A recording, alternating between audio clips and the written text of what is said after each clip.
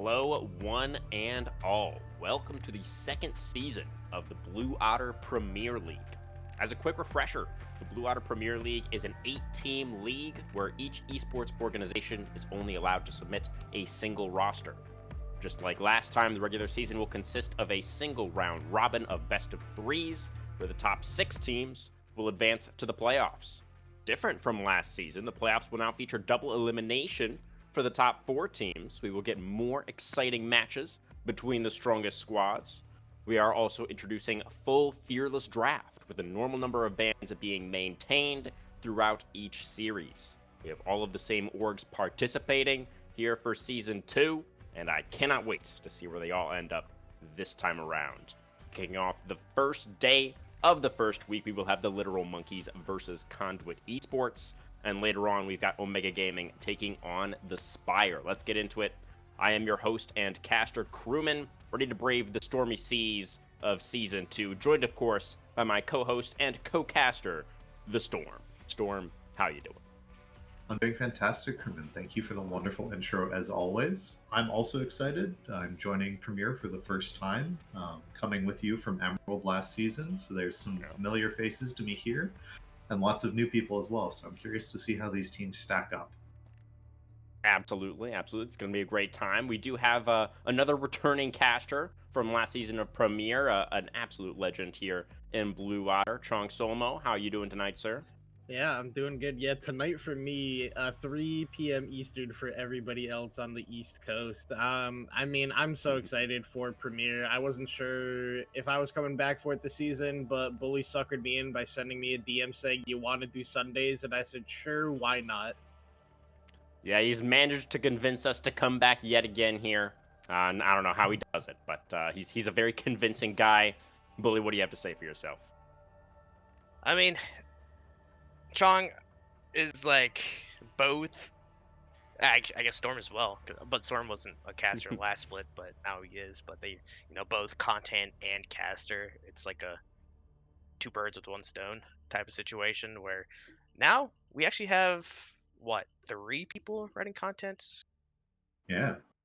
Hopefully, I know Chong and Storm will. But also T-Lane. I don't know if you guys ever seen his work, but he's gonna be doing like player rankings, and also I believe he's going to do his player rankings and then justify his rankings on stream. So that's gonna be Interesting. kind of interesting. Yeah, we've got a whole bunch of content coming for you guys this season. Absolutely fantastic.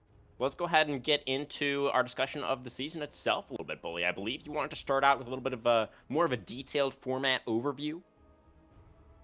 Yeah. So for the most part, it's the same. The only major differences are the fearless is actually going to just be full fearless, all bans for game 4 and 5. So we're not going to get that game 5 no ban situation where people are going to be playing their strongest. So it's going to be kind of interesting to see how deep some of these players can go into their pools during playoffs. The biggest thing, in my opinion, is going to be actually a double elimination format.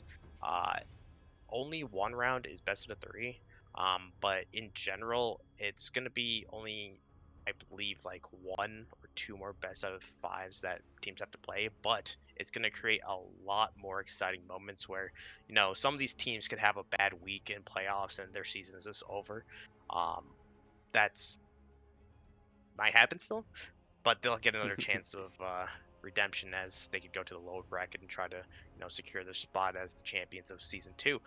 We do have Elysium that were crowned. I think they were the 4th seed in playoffs last split, and they were able to take home the trophy. So I know the last split was super close. I felt like there were many teams that could just pretty much win the entire thing, and this season I think that the same thing can be applied. That's the beauty of having like an 8-team league, is where you have a little bit close-knit situation where a lot of teams, players, and the overall skill level is more predictable rather than a very big league. Yeah, absolutely. I mean, we're going to get into a little bit more of a detailed roster discussion in just a moment here. But yeah, it's definitely exciting. I think that we do have that double elimination for part of the playoffs. Obviously, as you mentioned, Bully, that is going to mean that the season lasts a little bit longer overall, right? Not too much of an extension there, but definitely I think having that opportunity for the stronger teams, the teams that over the course of the season have demonstrated, that they are, the stronger teams in the league, do have that second life in the postseason. I do think feels really good. But Storm, anything you wanted to comment on in regards to the format for this season? Yeah, I think double elimination is always good. It just kind of lets you build up narrative more and things like that. So we'll be able to see, if teams are able to get their revenge type of thing and whatnot, which will be interesting to see. So I'm excited for that. I really like that we're moving to full fearless. It always felt kind of bad to me in certain games. They'd be like, "Oh, we could ban someone out," and then just game 5, it didn't matter anymore, and they just got to play stuff. As someone who's played in some of it, so it's going to be really interesting to see if teams are more willing to pick stuff away from other teams now. If that's going to become something that's more seen Yeah. if we get to playoffs, be interested to track that. But I'm really excited for this to start up. There's also just the logistical upside, right? Where before, with the weird, no bans being allowed system, we ended up just kind of sitting in the draft for 3 or 4 minutes or whatever, just waiting for the timer to run out while nothing is getting banned. That was always a little bit awkward as well, just from a logistical standpoint. But yeah, should be a great time for sure. Chong, anything about the format you would like to comment on there, sir? I mean, I definitely think it's gonna be interesting. I just remember last season, Elysium got that playoff run, and the best, or debatably the two best teams that we had going into playoffs, and Team Solo Invade and Omega Gaming both got knocked out in their first round of the playoffs. So maybe things would have been different if it was that double elimination. But I mean, who knows what this season playoff wise is going to look like, because a lot of these rosters have shaken up. So I think it's going to be interesting, especially with double elimination, to see the growth over a lot of these teams who do go into that lower bracket and try to make that run. Yeah, yeah, absolutely. Let's go ahead. I think that's a great transition. Let's go ahead and take a look at some of these new rosters. So coming up first here, Conduit Esports. They did make some changes. They do have Derizen coming back once again in the mid lane. But besides that, it is going to be an entirely new squad for this second season. Uh, yeah, we got the power rankings up there on the side as well. I'm not sure how exactly we want to go about this. If we want to, just examine the teams through the lens of our rankings, or if we want to look at the rosters first and then sort of discuss the rankings afterwards. What do you guys think? I feel like maybe we should start with kind of you and I have an agreement on Alicia and Omega, are the two teams that are our favorites. Maybe we should go over their rosters first, if Sure. possible. Yeah, sounds good. Elysium definitely looking really, really strong. They are the defending champions after last season. As far as returning members are concerned, they do have that same bot lane, Dillian Arrow. Everybody knows about that bot lane. Really, really strong here in Emerald. And they do have Guster Posey returning as the starting jungler as well. And then I think they made some pretty big upgrades in the solo lanes. They've got Watercat in mid and CZI now in the top lane. It definitely, in my opinion, looking like the strongest roster on paper this season by a lot. Yeah, I'd be in agreement. I think Watercat and CZI have just been around forever. They offer so much experience and things like that, and I think that's true on everyone on this roster. Guster, I've seen playing as long as I have been, basically. Dilly, I've definitely seen in plenty of other leagues. I've played against them in Aegis a couple of times as well. Arrow has been playing with Dilly, I'm also pretty sure, for a really long time. This is their Yeah. third or fourth split together. It's there's just so much synergy on this team, which is why I really have them highly rated. I mean, they also won last season, which doesn't hurt for saying that they're probably going to win again, right? Absolutely. Now, Chong, what are your thoughts? I mean, we brought up that the duo of Dilly and Arrow, but it's actually a trio on Elysium. Guster, Dilly, and Arrow have been playing together for I think as long as I have been in competitive league. I've seen these guys everywhere together. They always try to play together. They're all really good friends. But I know CZI and Watercat are you could say they're upgrades, but we got to shout out Yeecaw in that playoff run last season, and also Sure, Naysayer yeah. in that finals. I think like CZI is my goat. I love the man, but like he does have a different play style than Yee-Kaw, but Yee-Kaw was like that feast or famine top laner where like he'll go 11-1 and absolutely carry a game for you, or he goes 1-11 and then it's got to be like the Dilly and everybody else show. And I'm really curious to see how the team plays around a more cohesive play style and try instead of trying to go for that flip all the time. And I think with adding CZI and Aquafells or Watercat, I think that does help that team look a lot stronger and probably be a lot more consistent, unlike what we saw in the regular season last year out of the squad. So then do you have them as number one in your power rankings as well, Chong, or do you have a little bit of a different take here? I don't know. Everybody knows I'm Conduit biased, but Oh. yeah, it's hard to say between Elysium and Omega, who I would put for number one, because like you guys have Omega number two. It's like the same thing. They're coming back with 4 out of the 5 same players. The only difference on that squad is in the support role. So it's a pretty big role to be switching, considering how much impact they have on the game. So like I'm not hating on Elysium being the one, the like number one consensus best team over Omega. Okay. Yeah, I mean, I feel like even their bench is kind of stacked there for Elysium. They've got May behind Dilly there as the sub. So, yeah, I don't know, definitely looking pretty strong. Bully, what do you want to chime in here on the power rankings? What are your thoughts on this new Elysium roster? Well, if we're in general, I think the Elysium rosters, just like how Trunk said it, Guster and Era have been playing together for probably like almost 10 years, I think. I'm pretty sure they Yeah. would play together during like the Compete League era. I don't know if you guys remember what that was. Holy crap! Yeah, that is a throwback.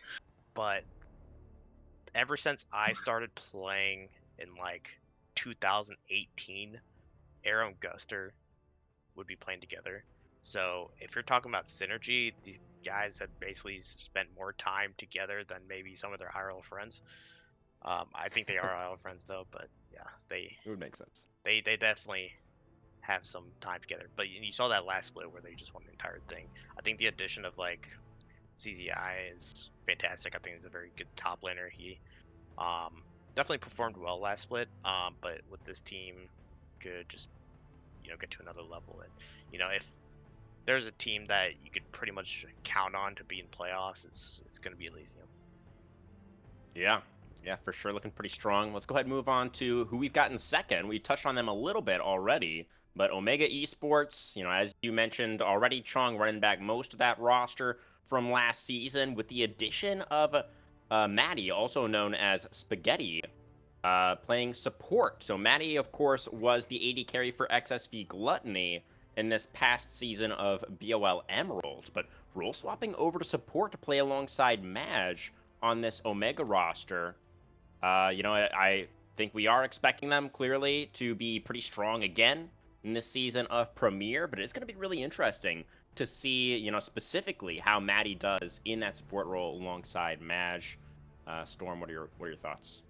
Yeah, so I looked through like some of the games just to see how some of these teams played last year, the ones that at least had like, similar rosters coming in. And Omega was one of those teams that I think drafted like very flexibly. Like they played a lot of like Sona Seraphine bot lane with like carry top lanes and stuff like that and things like that. So that's where I kind of worry about just slotting in someone.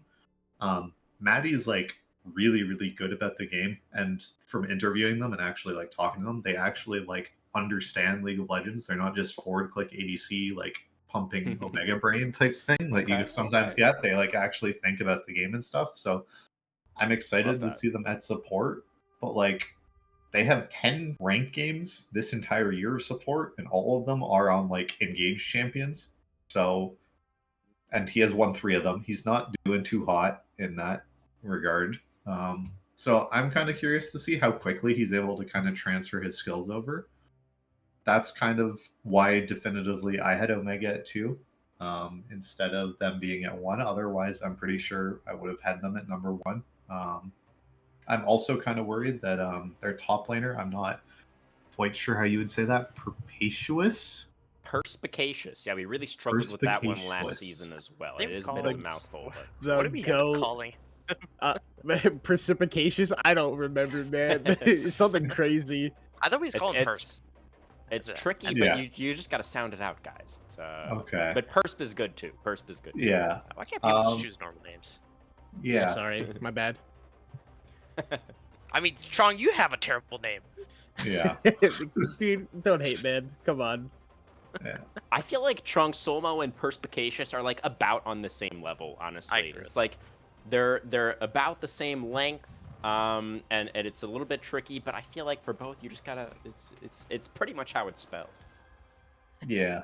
I was about to say, I just go by Storm instead of my actual in-game name because that shit's too long. But anyway, I noticed they are like basically an Alawi one trick when it comes to solo queue. Like, yeah, they've played lots of other stuff, but like they're an Alawi one trick. And Freak like shot that champion in the back. Like they got old Yeller, bro. So at least for like a couple weeks, I don't know if we're picking Alawi anymore. And if they are, good luck. I've seen that champion and they look terrible. Yeah.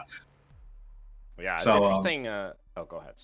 Sorry, I was just gonna say, yeah, that's like another like mark against them. And I've been seeing they're playing like less in solo queue. I know it's just like solo queue, but it's what I have to go off of when I'm like researching. That they're playing like less of like the Darius and other things, and it's just more and more and more Alawi. So hopefully they got other stuff that they've been practicing, and they make me look like an idiot for preaching on this. But play some other champs, bro. Yeah, it's interesting that you mentioned as well, Storm, that Spaghetti there in the support position has been playing mostly engaged champions, because a lot of those champs have been nerfed on this patch as well. So yeah, we'll have to see what happens there. But Chong, what's your read on Omega for this season? I mean, first of all, their coach, Lesser, that man does need a raise. He is really good at just having game knowledge and how to draft for this team.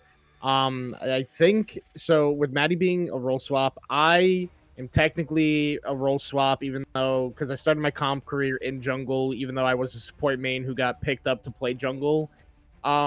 He's definitely gonna run it in like the first 3 weeks in one or two of the games. I can look, it's everybody says that support is a boosted role, and it is for ranked. But for competitive play, it is one of the most integral roles. Even if Maddie is very smart at the game, there are just situations that even like the best supports around, like in this scene in Emerald, still get caught out at bad times and get punished for it, and it can cost you team games. So there might be a few situations where that does happen, but I think he'll figure it out. He'll be perfectly fine in the support role, especially with how this team does like to play, especially with how like they're a weaker side bot lane on Omega with Madge. He played a lot of the scaling picks last year. Like we already touched on, like the Seraphine, Sonam lanes they played. They played a lot of Senna, Sivir, Jinx as well, and kind of just let Saren, Caxi, and Perspicacious do what they needed to do on the map to get them to that point. Mostly Perspicacious was like the focal point of the early game, so I think the team is still going to have that same identity and that same play style. It's just a question of how quickly is Maddie going to adapt into the support role and kind of like tell my PDL goat Saren to shut up and just let the game play out. I love Saren. I hear he can be a little bit toxic sometimes, but we'll see how quickly this team can mesh, because on paper, this, like we have it, it's a top 2, maybe even the best team in the league. They just have to get that support transition down quickly, and then this is a team to be feared once again this season. Yeah. Saren definitely.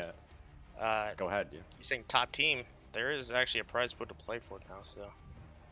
Oh, say, tell us more. It actually goes by this how much we get from the sponsors. So it's actually a percentage of the sponsorships that we collect. So first place is 10%. So if we make $1,000 in sponsorship, that's another $100. If we make 10,000, that's $1,000. So make sure you guys download Honkai Star Rail, because that's our first sponsorship for Premier this split. Very nice. Shout out Honkai Star Rail.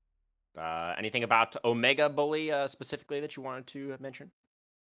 Yeah, the fact that they didn't change any of the roster besides one person is, I'm not gonna say like it's a great thing, But I was under the impression because I talked to Ivor quite a bit. I thought they were changing it quite a bit.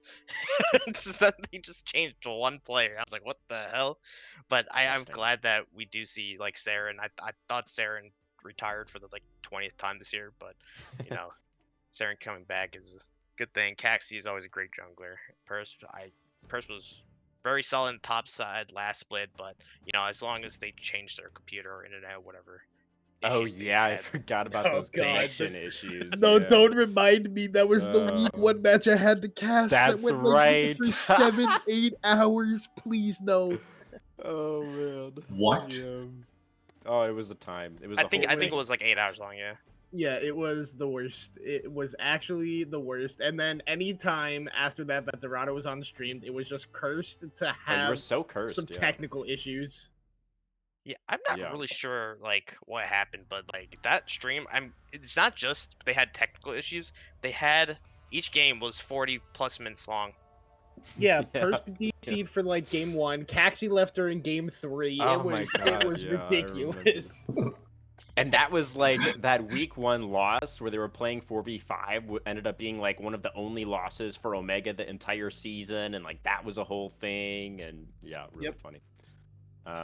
But definitely, it is cool to see Saren and Caxi come back. Those are both some pretty fun personalities. Saren in particular, a little bit of a yapper, but you know, I think he did have a pretty decent case for strongest mid laner in the league last season. So excited to see if he's able to continue that form. But let's go ahead and transition now to who you have over there in Third Storm Conduit Esports. We are already on this side of the spreadsheet, so just taking a quick look up above there. Briefly mentioned earlier on, Derizen, the only returning member on that Conduit roster. And actually, I wanted to take this opportunity as well to ask you, Bully. So how exactly does this work with the reserve players? So it's like, technically speaking, I think you're only supposed to submit a maximum of 2 substitutes per team, right? So how does that work with the reserves? So technically, it's still a 10-man roster. The Okay. idea of this is not just have 5 subs where you know you could just bring him in during the series, like whenever. It's kind of like throw off like the idea of fearless. So ideally, people bring every week a 7-man roster, but they can use the reserve players, but it does come at a cost of 1 ban loss. Okay. The first round, so no one seemed to abuse it last split when we had reserves. But you know, we do want to have the, we don't want to like strictly punish players where it's like, oh yeah, you just cannot use your reserve players because that doesn't make sense. But it's just so that people can scout a little bit better, and have an idea who's going to play. At the end of the day, it's supposed to be somewhat sportsmanlike, where um, you guys, they just don't like intentionally put all their starters in like the sub spots and mix their rosters around. But Sure. so Yeah, the reason I asked is because Conduit, they do have Panay, was their jungler last season. Really strong jungler here in Emerald. They do have him listed as a reserve right now. So, you know, I remember. well, yeah, he plays volleyball on the weekends. They also Yeah, don't want to have the D2 Smurf running around in our good old Emerald League, so they gave him the old yellow treatment. You can't make it too obvious, yeah. Don't want to draw attention. I Exactly. I thought he demoted to D4 again. I don't know. I think he'd still peaked to D2 though. He did. Well, that's the idea. Is like we want to see all these players climb and not play the minimum games. Just go full send it. I don't care. Call me out. Call me out, bully. Dude, you should. We honestly know be you're playing trying, full leagues. Chung. You're so bad at the game. He's trying his best, all right? I've tried my best to retire. It's what I'm trying my best to do. Oh, man. Hey, Well, we're running a promotion on Twitch right now. Next 7 hours, get 35% of the gifted subs to Blue Water, and these gifted subs do help go towards the revenue pool that we go make for Premiere, and eventually try to subsidize all these payments for Premiere, and hopefully it's a win-win situation for both the orgs and the league itself. absolutely. 35% Show off. some support, guys. If you're enjoying the show, if you're enjoying the stream, if you're enjoying the games, toss us a sub. It just helps out the teams, get a little bit more money for all of their hard work. that they are definitely all putting in to this season of Premier. So definitely a good shout there, Bully. But as far as Conduit is concerned, the semifinalists from last season, you have them in third there, Storm. I have them in fourth. Definitely Yep. expecting this to be a top half of the table team. Storm, what are your more detailed thoughts? Yeah, so I'm just kind of looking at this team and I'm like, all right, so this team like fits together to me. They don't have like players that I'm like, oh man, it's this person again. Like I remember So Easy's like kittens with mittens, and I think they were the chosen inters. What they turned themselves into last year. That's what they renamed themselves to. Sounds right. Desert, I definitely have covered them in another league before. Same with like its genetics, but like I feel like this team like fits together because they're all trying to play for Nacian. Not sure. Asian, I Nation. would Nation. say. Nation. Nation, sure. Nation. Nation. Okay. Nation. So that's how I'm kind of expecting this team to work together. Is that like Nation is like playing hard carries in the jungle, and it's like you have its genetics and Poodle are going to be playing like really hard push. I'm expecting stuff like Karma Ezreal type thing towards bot lane where they're like safe, have push powers so that they can invade and get deep vision towards bot side. And I'm expecting, Desert seems to play a lot of like options. There's, the AD mids they have, there's a lot of scaling, but there's also like control mages and like things that way. Like I see that there's lots of Lissandra and Ari, just like stuff that like your jungler is really happy to have on your team. So I'm expecting them to just be kind of playing for Nazian, and I feel like this team just fits together really well. So that's why I have them in third. Okay. I am worried about them as like games go on in general, like if they're going to be able to flex what they're doing. Because yeah, you can just keep picking like hard carry junglers. Like there's enough of them out there, and Nazian plays a lot of them, so like that isn't the issue. But it's like what things you have to pair with it. It's like in game 4, if you're picking Evelyn, it's like you have to have like an actual setup champion. You can't have like Victor or some other control mage, right? It's like you need to have that actual like setup tool. So that's why I have like them not in top 2, but I think they're a really solid looking roster. Yeah, I mean, it has been a while since we've been in like a true jungle carry meta. But definitely, if Conduit do have a cohesive style that they're able to consistently play towards, that could be a really big boon for them. Trong, what are your thoughts?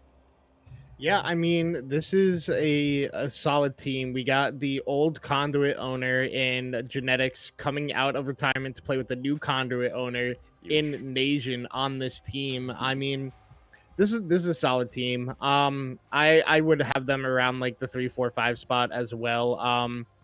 They're mostly going to be playing for Nation Derision 2v2 power with the champ pools that they do play. So Easy plays a lot of tanks. He does also play like the Rumbles, Nars, and stuff like this. While Genetics and Poodle are just kind of gonna sit bot lane, absorb a lot of waves on hyperscaling 80 carries, and then just look to carry in the late game. That fits both their play styles super well. So a very good bot lane to pair together. Kind of rolled me in the tryouts for this team actually. So ended up working out that shortly after Bully DMs me if I wanted to cast. So I was like, sure, it worked out perfectly. But I mean, this is gonna be a solid top half of the roster of the league team. I mean, there's a few issues I think with this team, just mostly a lot of people promoting up into the scene. Like Nation and Derision played in BOL last season in Emerald on a Monkeys team, but this is really his like only second time around. Poodle is moving up into Emerald as well. Genetics is like half moving up into Emerald because like the man has been retired for like 25 years because he's 68. So it's gonna be curious to see how they do against some of the more vetted players in and around the Emerald scene that we have here in the Premier League. Yeah, absolutely. Bully, anything you'd like to add? No. All right. Well, let's go ahead and move on to our next team. This team I'm actually quite excited to talk about. Team Solo Invade, the number 1 team in the round robin from last season. And they did make a whole bunch of changes to the roster. Their only returning members are the bot lane, I believe, is coming back. But the entire top side has been changed up here for TSI. Last season, their big thing was team fighting. They were just so consistent in the team fights, able to play around RJ and NBK, who was their mid laner last season. Were just carrying game after game after game. So it's going to be really interesting to see if they are going to be able to replicate that, or maybe they have a different style coming into this season. But, I am expecting RJ to be a really strong performer again alongside of Hacks down there in the bottom side. And they do still have NBK and Unleashed in the sub position, so we could still be seeing them at some point during the season as well. What are your expectations here? Um, this is like the one team like I'm really unsure about because from what I had seen of these players like playing in BOL Emerald, like just RJ was good, but he wasn't like amazing and he wasn't Yeah. spectacular like he really was when he was playing in Premier, right? Right. So my expectations of this team are like a little bit lower. I don't know if these are like these huge upgrades in their solo lane positions. Like, just looking at them, like, I don't think there's anything like really crazy that stands out to me of like, wow, this guy has like really impressive stats on this, other than for some reason their top laner has like 5 Smurf accounts, which is kind of interesting to see. But yeah, I don't have like a huge read on this team. I don't really know how they're going to be playing together or anything like that. Like other teams, I can kind of look at them and have some sort of idea in my head of, oh, this is the main carry and this is where their jungler is pathing this type of game. Right now, looking at TSI, I'm not sure how they fit together and who's, kind of the big deal. Like, RJ has been really good and has a lot of stuff going for them. So maybe it's just the, path bot lane thing, leave smoke to be up on top lane and playing towards these tanks. So I don't have as much of a read on this team. They finished top 4 last split. They still have their bot lane that was so dominant, so I had them in the top 4, but I'm really hesitant on them. I think they're really, really close to like not being a top 4 team. Yeah, fair enough. I think it is pretty hard to call. Chong, what are your thoughts? Do you think they're going to have a kind of a similar style to last season, or do you think it's going to look pretty different this time around? I mean, first of all, I just gotta say I'm sad that my number one hater is not starting the season in Unleashed. But I think the jungle change is definitely the most interesting with Haman coming in over Unleashed because of the drastic playstyle difference. Haman is a fiddlesticks main. That is his champion. He loves these AP hyper aggressive junglers. I've seen him on Brand, Zyra, stuff like this. And when having Unleashed in, he was playing more of these engage-oriented junglers and tanky frontliners to let just RJ be that sole carry. So with taking Unleashed out and putting Haman in, who is a great jungler in his own right, is going to really change up the dynamic of this team. And I don't know if that is what is going to help just RJ thrive the same way he did last season. So it's definitely going to be interesting. Also, not having NBK in the mid lane, who is super solid, and SK 509 up in the top lane, who is really good in his own right as well. Smoke and what is that mid laner's name? I keep wanting to saying Tatsugiri like the Pokemon because that's what my dyslexic brain says, but like I don't know. But these are two Shiguri, players. Maybe? Yeah, I'm just gonna call him Gory because those are the 4 letters, or Sure. Guri. Yeah, Guri, whatever. Works for me. It's Agri, isn't it? It's TSI. Then oh, like it's Space Augury. Ag Oh or my god, it's Augury. Augury. You're so smart, Yeah. Storm. Oh my god, thank God Brilliant. Storm is here to save us. Absolutely. But Augury and Smoke are like 2 players I'm not really too familiar with, so it's going to be interesting to see how this team plays out.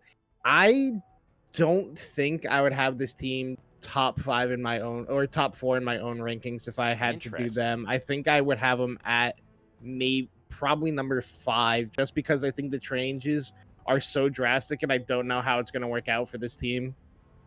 Yeah, fair enough. I mean, they definitely are some big changes, and the fact that it was really their consistency that was their greatest boon last season.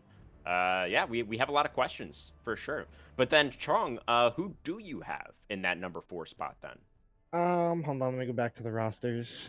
I probably, if I had to do a top 4, it'd be Elysium, Omega, Conduit, and then High Alert. All right. Well, that is who Storm and I have in 5th, so I think that is where we're headed next. High alert, they do have a little bit of a name change for Bear. That is the same player, is now known as Oso up there in the top side. And they do have, is it Verja or Verzia? I forget. It's a It's Versia. Versia. Verja. Okay, good, good. Yeah, but I do think that those were the two strongest members of the team last season, and those are the two members that are returning. I don't really know too much about the new additions, though, in these other roles. But, Trong, do you have a read on, do you know much about these newcomers here? Yeah, so Mist is going to be a familiar name to probably both of you because that's Trad. Mist is another Oh, one of his okay. accounts. So Oh, yeah, so okay. they got Trad. So Trad, Mist, really, really solid jungler. I Yeah. think that's going to help out the team a lot. I do think Ryu was good last season, but he was not super consistent at points, which really made the team suffer. We saw how good Bear was at points last season, basically trying to solo carry games on Yeah. Cassante, like Yeah. to his hardest. Hopefully Verja also, scheduling issues aren't a thing this time around because in the few games he did play, he did look very good, but like when he wasn't there was a struggle. They had like Will Show Them All, who's on the sub roster, sub in form at times, and then it just kind of felt like High Alert had what a lot of teams felt like they had last season for the Premier is like scheduling issues, so consistent rosters, so not being able to see the full potential of this team. But I think this team is super solid with the change they made. I think Reaped is going to be a pretty solid mid laner. Looking at solo key, plays a lot of the control mages, but I think that's kind of what you need in this meta right now with how like strong carry tops and junglers are currently. So I think having that stability in mid is going to help this team a lot as well. Yeah, absolutely. Storm, thoughts on High Alert? Yeah, so I just think this is like going to be the back to front like team that you always see. It's like, yeah, like he was talking about, we're going to see like Ari, Victor, and Oriana and Syndra like every game mid lane for Reaped. And like Oso is going to play like Cassante, or they're going to be playing like a counter pick top laner if they get that. Like they can bring out like Set or Yorick or something like that. And then yeah, I just feel like again, this team like makes sense together. Yeah, they are like way below the other teams when it comes to like ELO average. I think they're like a plat 3 average team when I was like totaling it out, which is like, almost a full division below most of the other teams when it comes to ELO. But like, I think they fit together really well, and they're playing like a style of the game that makes sense and is probably easier to execute than like other things. Like I think some of the other teams in this league are looking to play like really hard compositions a lot of the time, whereas I think High Alert's going to be like every game we're going to go in and go, okay, this is how the game's going to go for High Alert, and it's going to play generally towards that, right? So I think they're going to be like a solid playoff team. I have them in 6 because I think they're going to make it into playoffs. I think we're just going to have to see how well they actually like do at macro. That's the thing I've noticed definitely the most as leagues gotten more, more and more players playing more it. Objectives, more, yeah, it's more objectives and it's more everything about that. So that's the thing I've noticed that's the most different in between low elo and high low is just how much the macro works. So I'm curious to see if their macro is going to be able to kind of keep up with the rest of these Emerald teams. But I think they have like the bones of a house is really, really good for this team. They're like, they're the team I would invest in type of thing. Yeah, strong foundation for sure. Yeah. And as Trong just mentioned, he has them actually up in 4th. So potentially High Alert stocks rising. See if they can hork up a little bit harder this season. Would be great to see. Let's go ahead and talk now about the Spire. We have just above them here on the spreadsheet. I have the Spire down in 7th, but you have them actually up in 5th there, Storm. They have revamped the entire roster for this season of Premier. Nobody coming back from that season 1 Spire lineup. But Storm, what are your thoughts here? The reason I had the Spire high is Poop Socks Boss Man. Just name diff. That guy was in Emerald in season 12, I think it was, that I was cast like when I was doing that. And he was the highest rated player that entire season. He ended the season with a 7.3 KDA, and he was top 10 in DPM. Oh, dang. That guy was an insane AD carry. So that's why I recognize them, and that's why I had them higher. And Strawberry Frog, who's their support, is like now an enchanter specialist. So to me, it's like, all right, you have an insane bot lane. Like I think they have one of the stronger looking bot lanes in the league. The rest of this roster, I do not think is that good, but I think those two lift this roster really, really high up. Wow, interesting. So, Chung, what are your thoughts there? Are you in agreement? Looking like one of the stronger bot lanes in the league. What are your thoughts? Well, first, I'm gonna keep doing this. Shout out Strawberry Frog, another PDL player with me. Check out Pokemon Draft League. Plugging another league as I'm doing this. But I mean, I think I agree more with your ranking on them crewmen than I do with Storms. While I do think Mr. Bossman Poopsock McGillicuddy is really good and Strawberry Frog is going to be a good pairing with them, I think the rest of the roster is just too weak in comparison to what I see a lot of other teams fielding.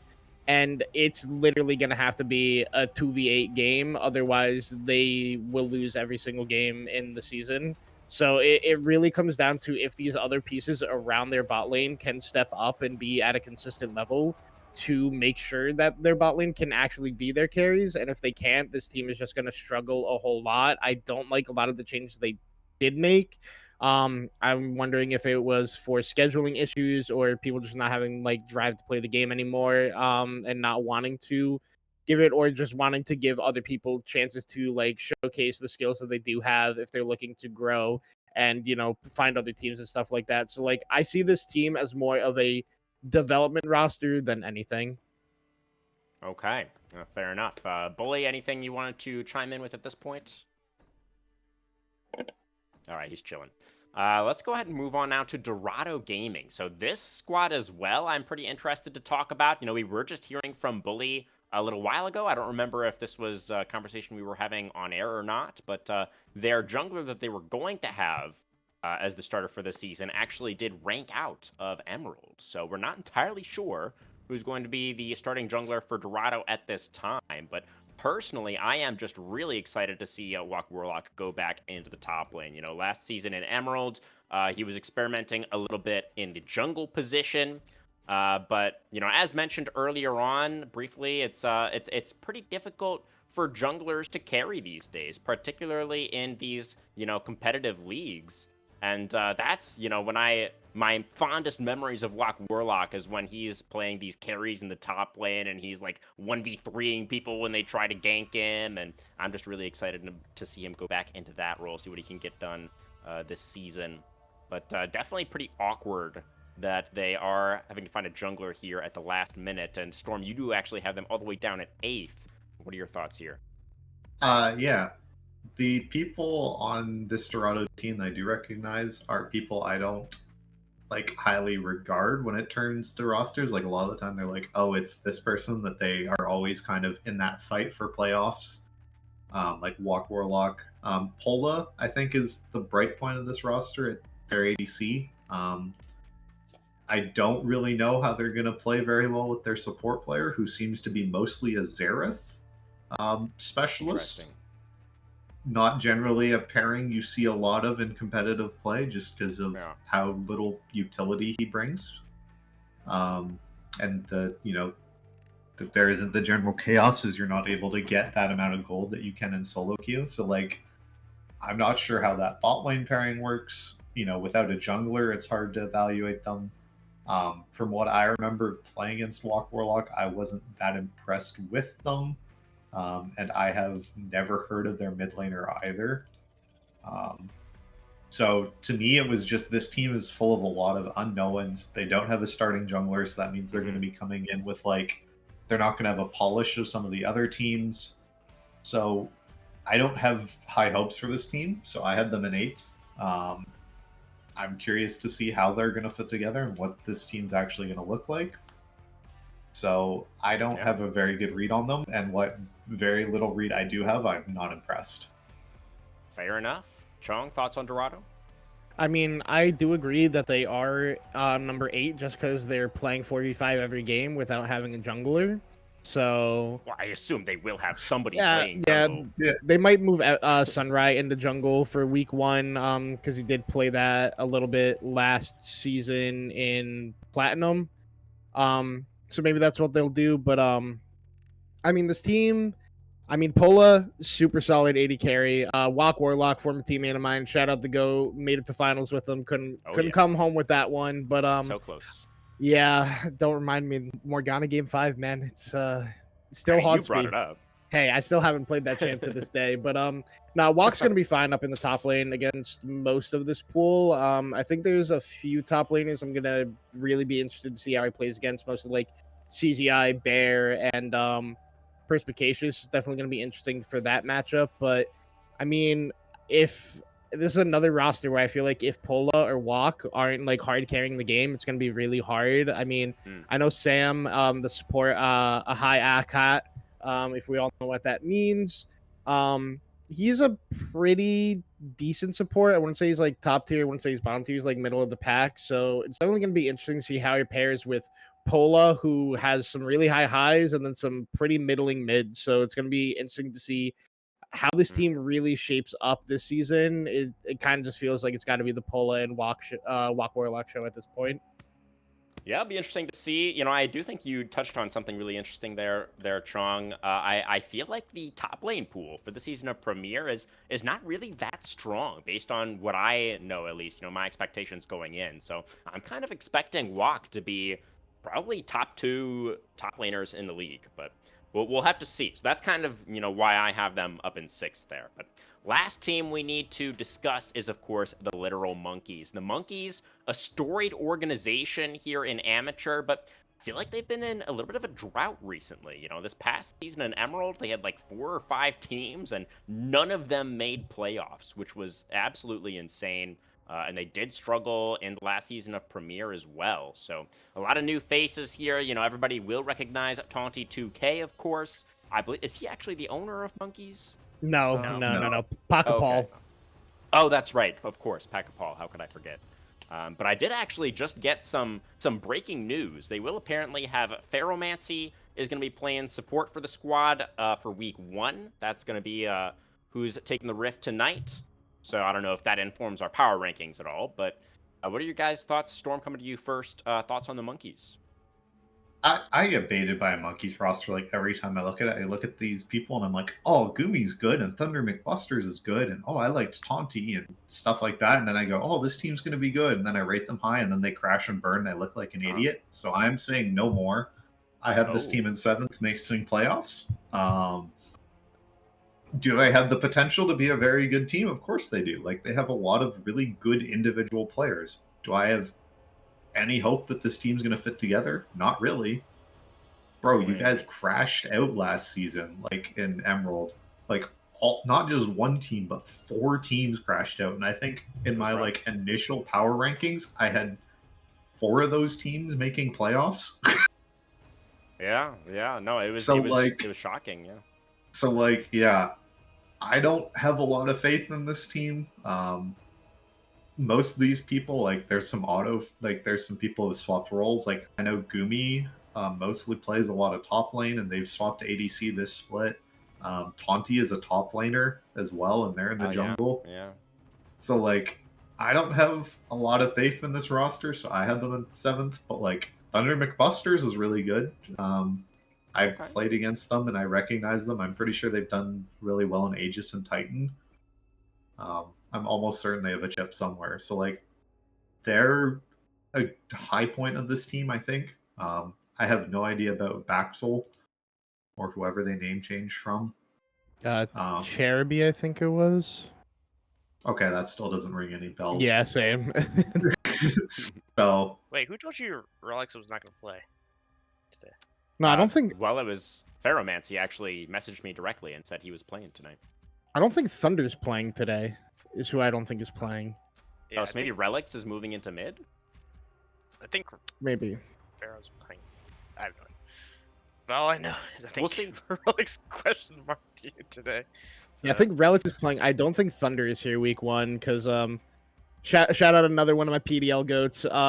He was talking with Saren over there because Saren made a joke. It was like, "Oh, Thunder's invading my league now," in reference to this, and then asked if he was playing week 1, and Thunder was like, "No, I'm not playing this week," because like apparently he confirmed that he could play for the team at like 2 a.m. like 2 days ago or something like that. I think Pac Paul said in the roster changes chat. But yeah, this team, I feel like this is another form of a team where it's like live or die by one carry, and that is Thunder McBusters himself. This man can hard carry teams and can hard carry games. He hard carried a lot of games for me when I did play with him. So he's gonna have a lot of weight on his shoulders. He is going to be Atlas. He will be holding up the literal Monkeys Worlds for all of BOL Premier.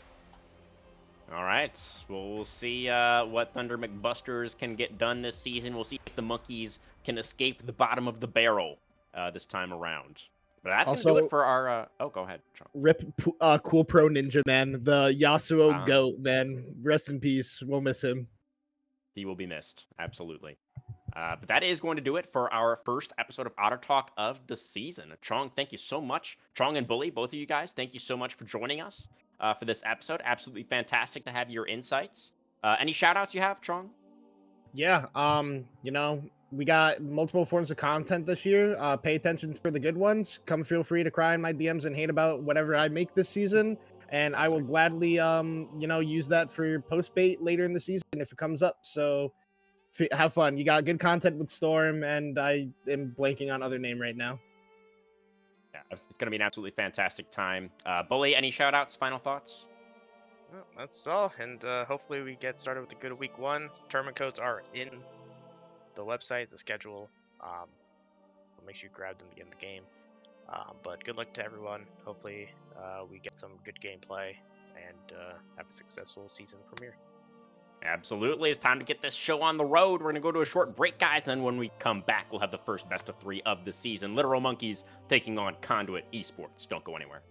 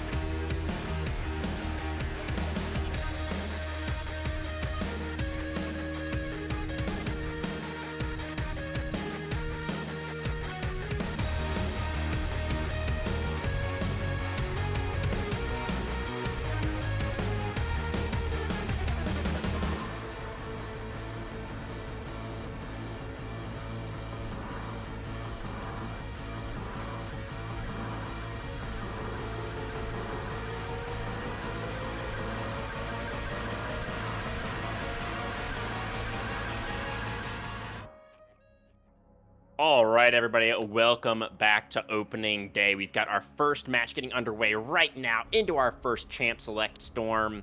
What are you expecting as far as priorities are concerned?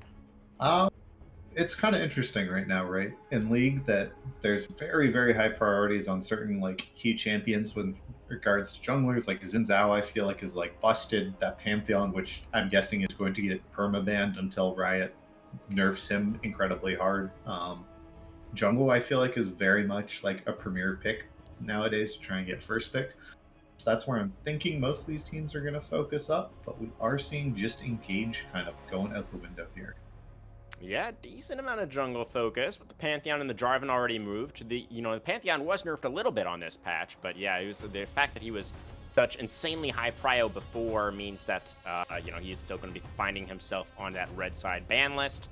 We should mention as well, Conduit are playing with Panay in the jungle, who is not one of their substitutes. He's one of the reserve players. So as per our discussion earlier on, anybody who is here for Otter Talk, you already know that does mean that Conduit are going to be losing one of their bans, so that third ban on the red side, that Yuumi ban, is actually just a missed ban. They just agreed to ban Yuumi just to speed things up. Literal monkeys, we're not going to be playing that one. So just to cover our bases there, and then the Zig's going to come through on B1. Really strong on this patch, right, Storm?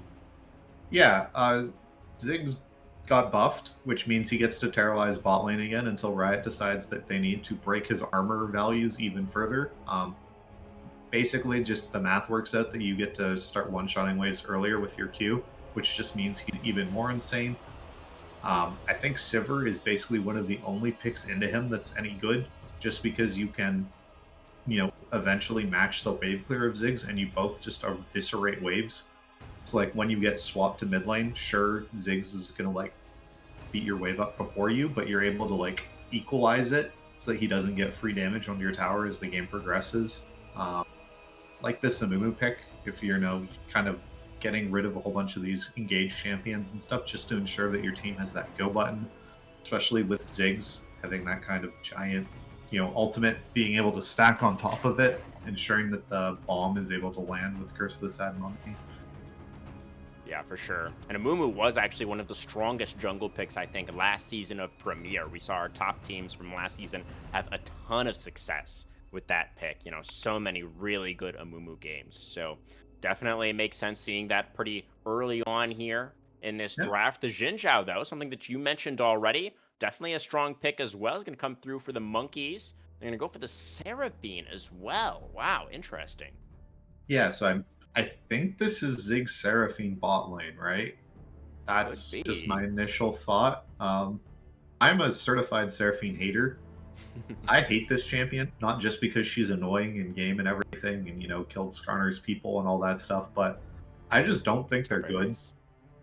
Unless you are specifically playing Sona Seraphine, because there you go, Braum exists, and now this champion is pretty much worthless because you get to block her ult, and it's the only good part of her kit.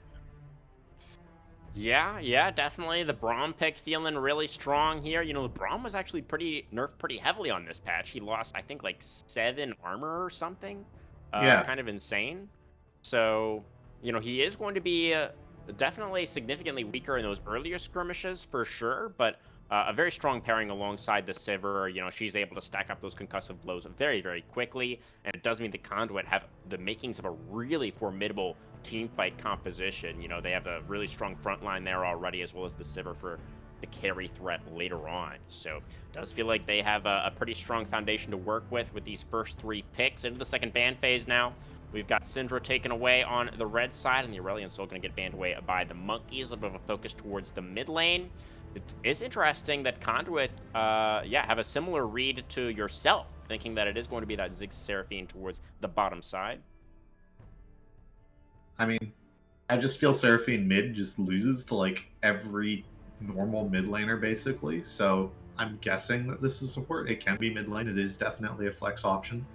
So is Ziggs technically, right? Sure. He does play mid lane. But I'm really doubting. I'm doubting we'll see either of them. I'm pretty sure those are locked in bot lane. As much as I love Xin Zhao and I think he's like amazingly strong, I think in this particular instance, I think against these Sivir comps, Xin Zhao's terrible. just because Silver Comps generally are playing like a rundown style, and there's going to be some sort of other heavy damage option, normally from top lane, especially when we have this Amumu pick, that I think we're going to see some sort of fighter picked this game. And Xin Zhao kind of excels when it's all range, right? And his ultimate literally just becomes your Gwen immune for like 5 seconds or something, right? So there's the Renekton. That's kind of what I'm thinking. I guess it hasn't been locked. There it goes, though. Yeah, interesting that Conduit are going to go for that Renekton on the R4, saving their R5 counter pick for the mid lane. We'll see what they can get done with that. The Renekton does feel like it coordinates with the rest of the team pretty nicely and is strong into the Xin Zhao, as you were just mentioning. But it does mean that the literal monkeys now have the opportunity to take something that would be strong into it. This is Baxel, the top laner for the monkeys, somebody that we don't really know too much about.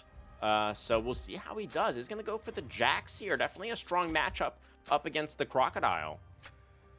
Yeah, this is kind of one of those interesting matchups because it's literally all the mind game. If Renekton is empowered W and you don't block it as Jax, you're trolling. But if you block it, you win that trade always, right? So it's all about kind of those mind games and those really minute kind of differences.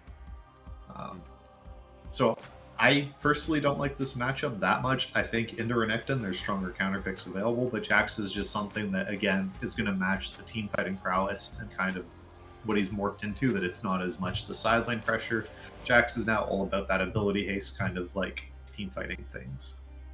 Yeah, I mean, it's definitely fair to say that he's not as... Oh, the Neferi R5. That is very spicy. We'll get to that in a second. I think it is definitely fair to say that the Jax is not as much about the sideline as maybe he used to be, but I think you are still going to outscale the Renekton eventually in terms of that 1v1 in the side lane, right? So it's not necessarily all about like dominating the lane with this counter pick. The thought process for the monkeys could be that they're really more trying to like split the map. They have the Ziggs as well, right? So if they're able to really pressure these towers really heavily on sides, that could be a potential avenue for them. But now this Neferi R5 pick looks like it is going to be, I assume, it has to be mid lane Neferi, which we haven't really seen as much recently. It feels very, very surprising that they would go for something like this. What are your thoughts? I think the major problem is there's no AP threat now for Conduit, right? Like, one of the best parts of Amumu, and the thing no one ever talks about, is Amumu reduces your MR whenever he hits you with an ability. That's his passive. It's what it does. It steals your MR. If you don't have any magic damage on your team, that basically means your champion doesn't have a passive. So that's something I don't like. And there's nothing that really combos with Amumu, like going in, right?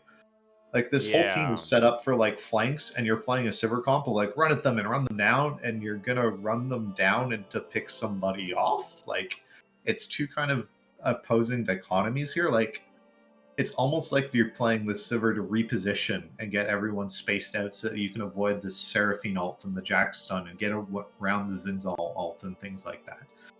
So I think these team fights are going to be really, really strange. I think this Victor pick also, by the way, was like so good for monkeys, for Thunder. It's like a super hard carry. It scales exceptionally well. It just, can he survive against Neferi mid, who, again, I haven't seen that champion in a very, very long time in the mid lane. They've been, jungle only. So I have no idea how this laning phase is going to work. Yeah, I think the draft was really making sense to me in the first phase, and then I definitely do feel like it kind of went off the rails a little bit here towards the very end. I feel like a control mage there for Conduit on the R5 would have really rounded things out for them very, very nicely, but they are going to be lacking that AP damage like you were just talking about, and they could just be lacking some damage overall if the Neferi doesn't get fed early on. It's, really just going to be all down to this Sivir once we get towards those later stages. So we'll have to see how that does go for Conduit, but our concern about the lack of magic damage might not end up being all that relevant, given the fact that the literal monkeys don't really have any true tanks on their side. Nobody's really going to be like stacking armor necessarily. I mean, Jax is going to get pretty tanky like eventually, but Jax just, when you're building AD, right? Jax all gives you armor. That's how it works, Yeah, like when you yeah, activate it, right? So I feel like that's just like a lot of bonus that he gets. for And you sure. know, he can build, you know, you just get to build ninja tabbies, right? Which are going to be so good versus this team. So Yeah. I feel like it's going to be an issue as the game gets later and later. But yeah, it's in the first 15 minutes. Does Neferi get 2 kills within 15? If not, this game's over. It's a wash. That's how I feel. Yeah. Yeah, I mean, I think that's a pretty fair assessment. But you know, for the side of the literal monkeys, you know, it's interesting. I'm actually more worried about their damage profile. I feel like they're really magic damage heavy with the Zig Seraphine bot lane and the Victor mid. You know, Jax is hybrid as well. It really feels like you're relying super heavily on this Xin Zhao to be, you know, your physical damage threat. And on the side of Conduit, they do have a bunch of really tanky characters here. So if there's some magic resist that gets stacked up on their side, then I could actually see this game getting pretty difficult for the monkeys. You know, maybe they're just gonna have so much damage later on with like Ziggs and Victor both scaling extremely well, where it just like doesn't matter. But that's kind of, you know, where I would look in terms of, you know, these damage profiles. I'm actually a little bit more concerned for their side. Okay. Well, Kerman, who's your thought? Who do you got winning this game one of this first game of this series? Oh, it's a tough one to call. It definitely is a tough one. And, you know, it's hard to know what to expect from both of these teams as well. You know, both teams made a bunch of changes to their rosters coming into this season. Um, I don't know. I think I believe in the Amumu. I think that the side of Conduit just have a draft that's going to be a little bit easier to execute on. Even with the R5 Neferi there, I think not really being a great choice. I actually think that they're still going to be able to make it work. How about you? Okay. If it was nameplates off, I had no idea who was on the other side. I'm taking the left side, the literal monkeys team every time. But because there's nameplates on, I'm in agreement. It's Conduit. All right. Well, we're going to go to a short break, guys. Then we'll be on to the Rift for our first game of the season. Don't miss it.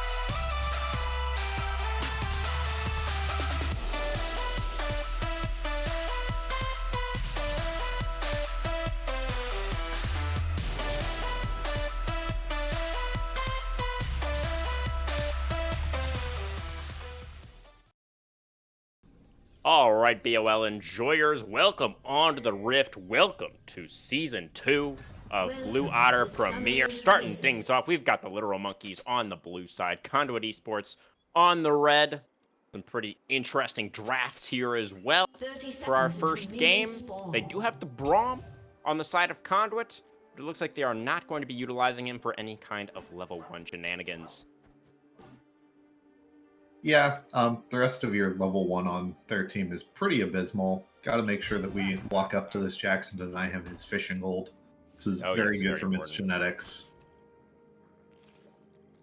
Daring him even in the chat. We have Genetics in the all chat typing "Go fish, I dare you." So Genetics, this is interesting actually. We were expecting Genetics to be playing AD carry. That is what he is listed as on the sheet. But Genetics is actually piloting this Renekton in the top lane, so that's a little bit, unexpected. Yeah, definitely. Just this week 1, you have a couple of people swapping in and out. DL is the mid laner here now for the side of the Literal Monkeys instead of Thunder Clusters. Other than that, and Ferromancy, who's their support, is playing jungle, I believe.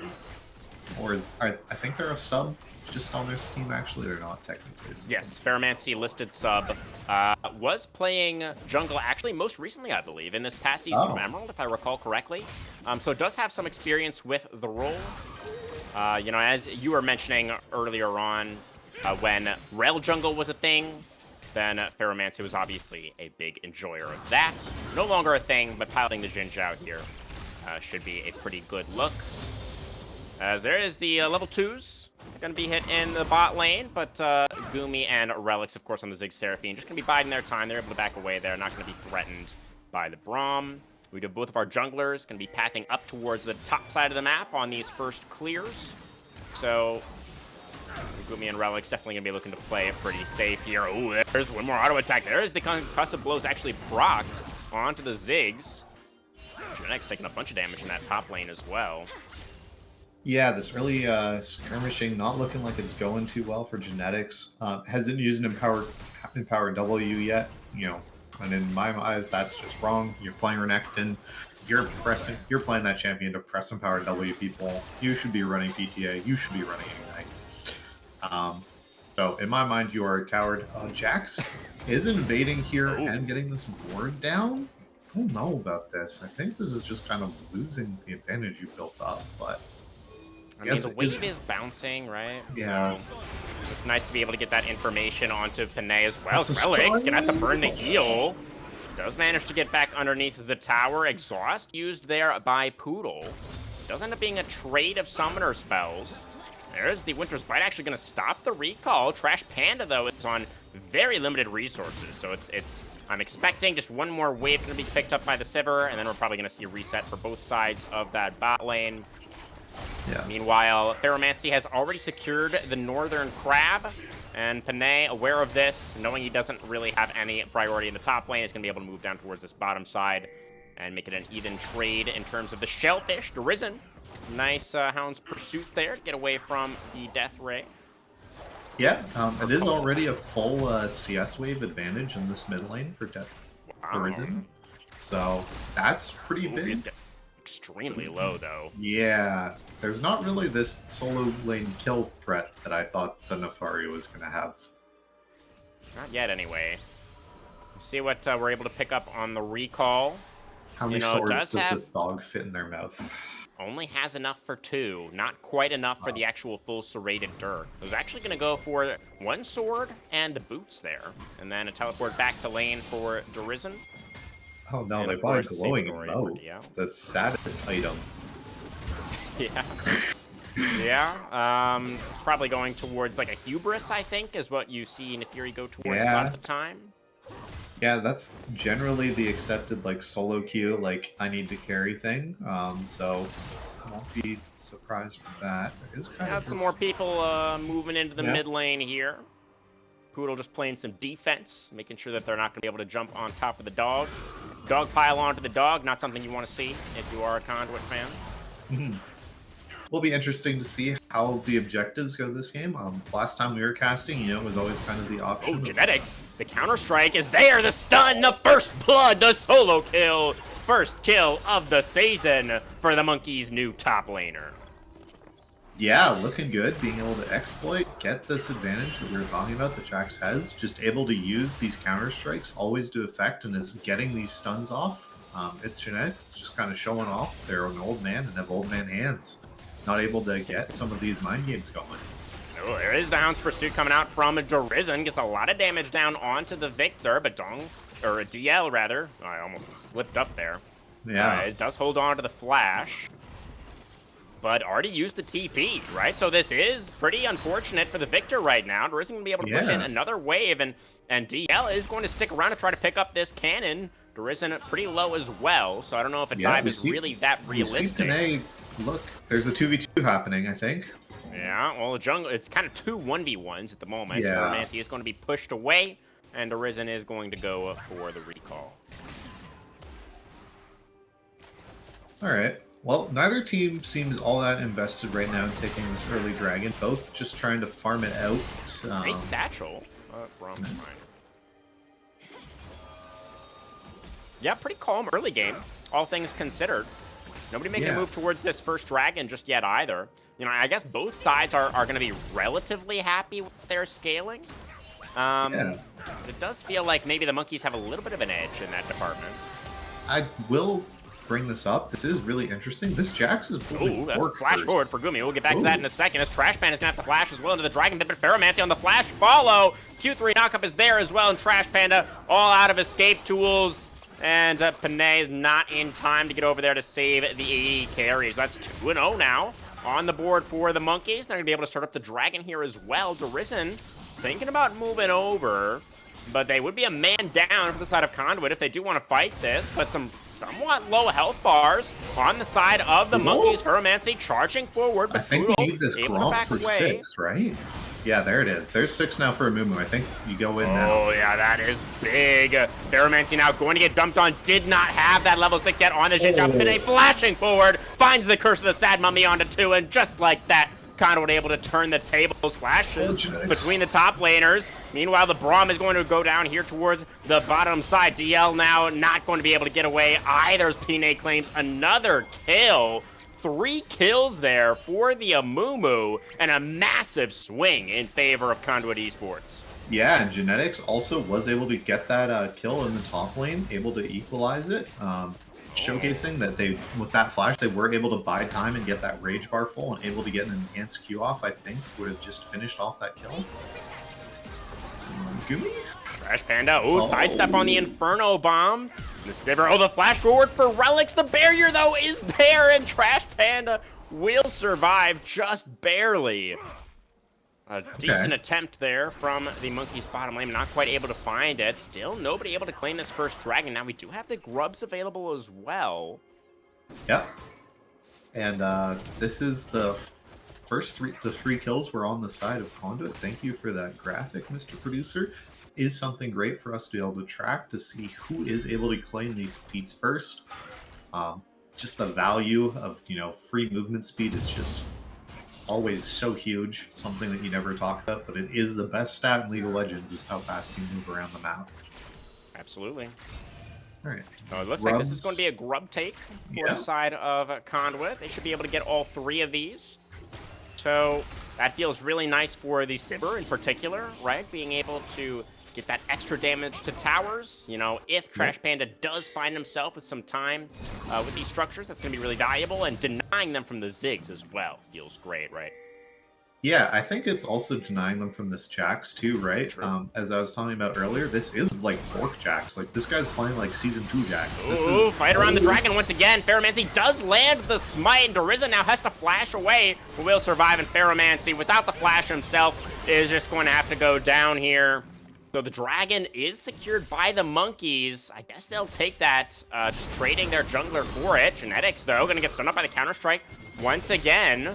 It's been one solo kill each between these top laners. Baxel now looking for another one, but the Dominus popped for Genetics. Baxel undeterred, jumping back forward, but the Dominus just barely enough HP to keep the Crocodile on his 4 legs. Well, I guess Renekton really does have just the 2 legs. Yeah. But either way, he is going to survive.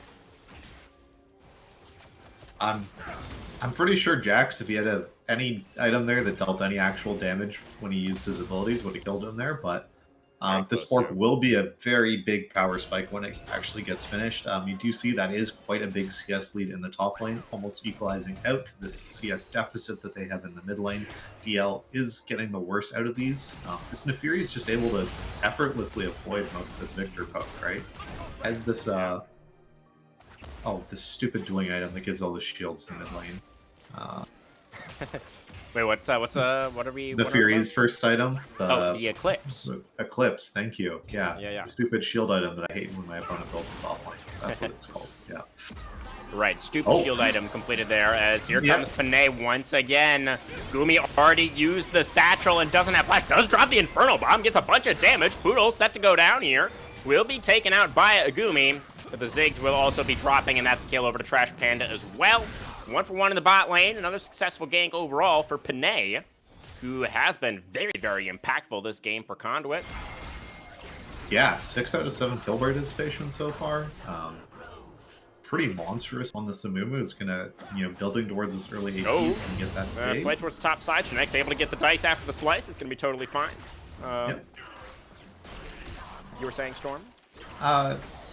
Yeah, just getting ahead is going to give this team some of that AP damage that I was really worried about them lacking, which is really huge for them. Probably just going to build full tank from this point on, but who knows? Maybe we see the full AP one-shot of Mumu. Be pretty spicy. And they do have, a decent amount of frontline even without the Mumu, right? With the Renekton as well as the Braum. So it'll be interesting to see what Panay does decide to go towards. So we do have a little while still until this next dragon. We still do have some other items being completed now. The Essence Reaver done for Trash Panda, as well as that Sundered Sky for the Jin Zhao. Baxo looking once again. It's a trade of ultimates between the top laners. Fnatic, though, about to get the flash. Doesn't have it quite yet. Baxo's just going to whack him down with a lamppost. Another solo kill for the Jax. That is 7-5 up now for Conduit. Yeah, and this is the kind of top lane woes. If you're behind, you're gonna keep being behind. It's not like AD carry where you can just sit there and be like, oh, we'll just farm and handshake on it. No, you're fighting to the death, my man, whether you want to or not. So hopefully this Genetics is able to find some sort of shutdown, is able to get into a team fight with Panay and is able to use his empowered stun to really walk down a target for his team, because this side lane is going to get uglier and uglier, especially now that Jax has officially finished the Bork, has the boots done. I think this is going to be a really big mismatch from now on. It is starting to feel like Baxel is clearly the strong point for the Monkeys in this game, right? It feels like they're kind of going to have to play around him if they are going to come back in this one. Down about 2,500 gold right now. It's a pretty monstrous difference in that mid lane in particular. The Nefiri up about 1,500 going in now onto DL.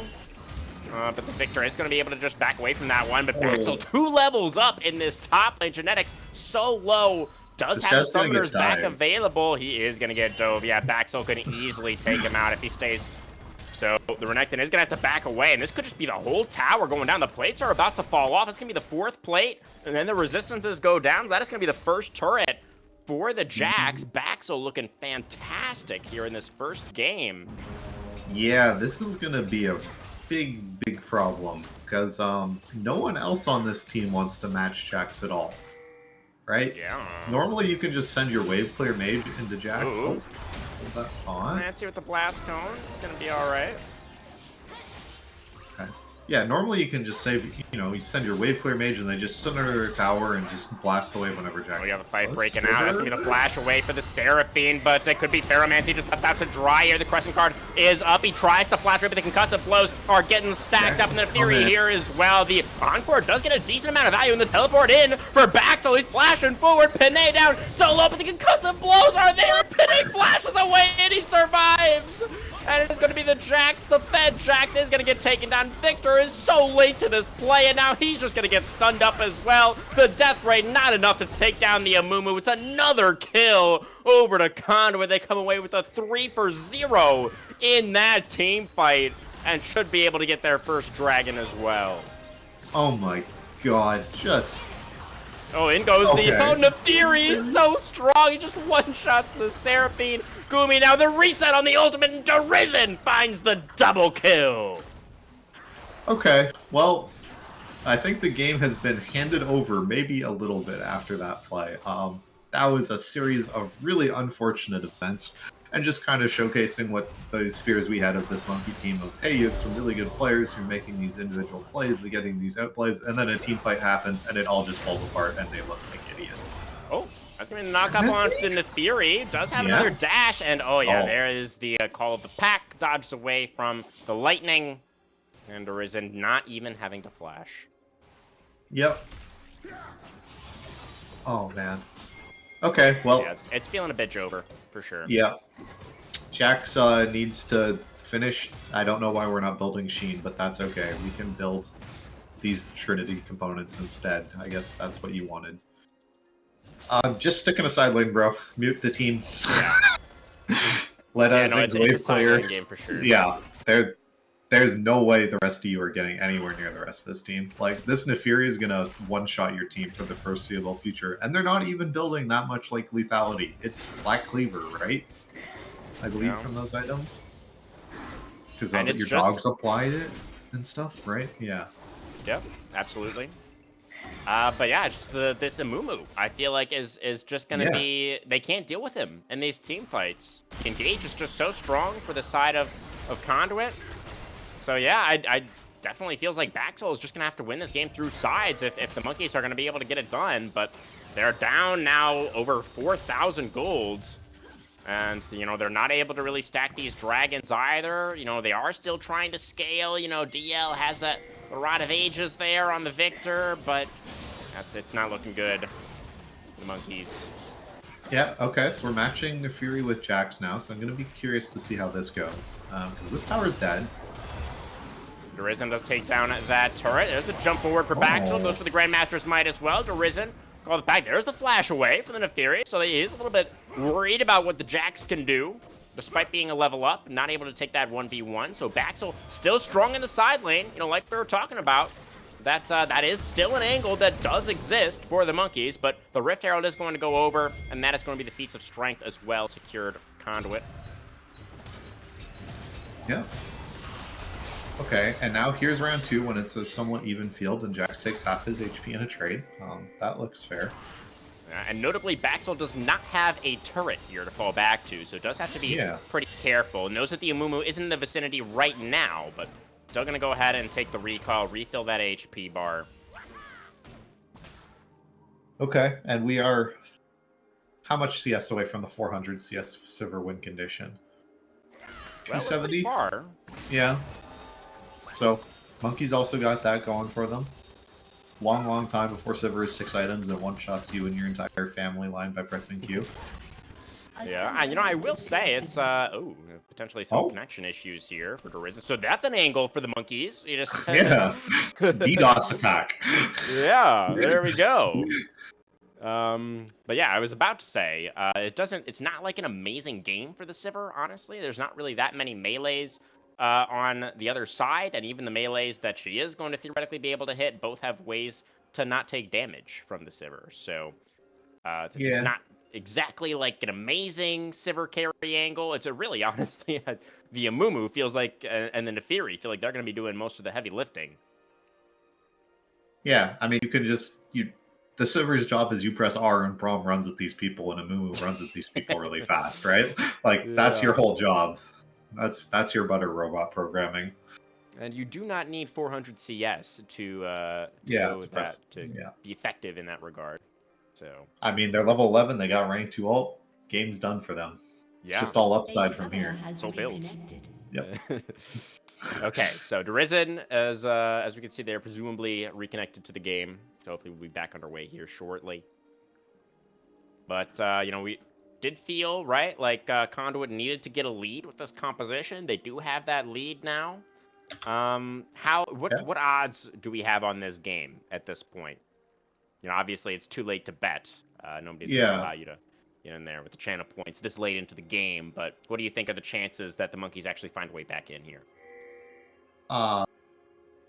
Like less than 10%. I think Wow, it's you're pretty thinking bad. really, really unlikely. Yeah, fair enough. Yeah. I mean, it's all just like, can they get the miracle play, right? There's the potential of if you Seraphine and Zigzalt and it doesn't get caught by something and it just eviscerates your entire team, like that's it. But it's like Jax is so far away from being able to like be in the sideline and be able to just win the game by themselves. And that's what I really feel is like the only way this game actually gets won is it's going to be like really late and Jax is going to be like start wailing on some side lane when the enemy team groups for an objective, because the Baron damage for this team isn't the greatest, right? That's what I think. Yeah. That's the miracle way I see back into this game. The game gets stalled for 10 or 15 minutes. You know, Baron is started, and your Jax just wails away and gets 2 tier 2 towers, and suddenly is very, very rich and can start one-shotting this Neferi on the sideline, or play against them at least. Because, like, yeah, this is just how the sidelane's going to go. Jax is going to jump in, and Really going to go in there. yeah. Onto the Jax gets the ult out from Baxel in response.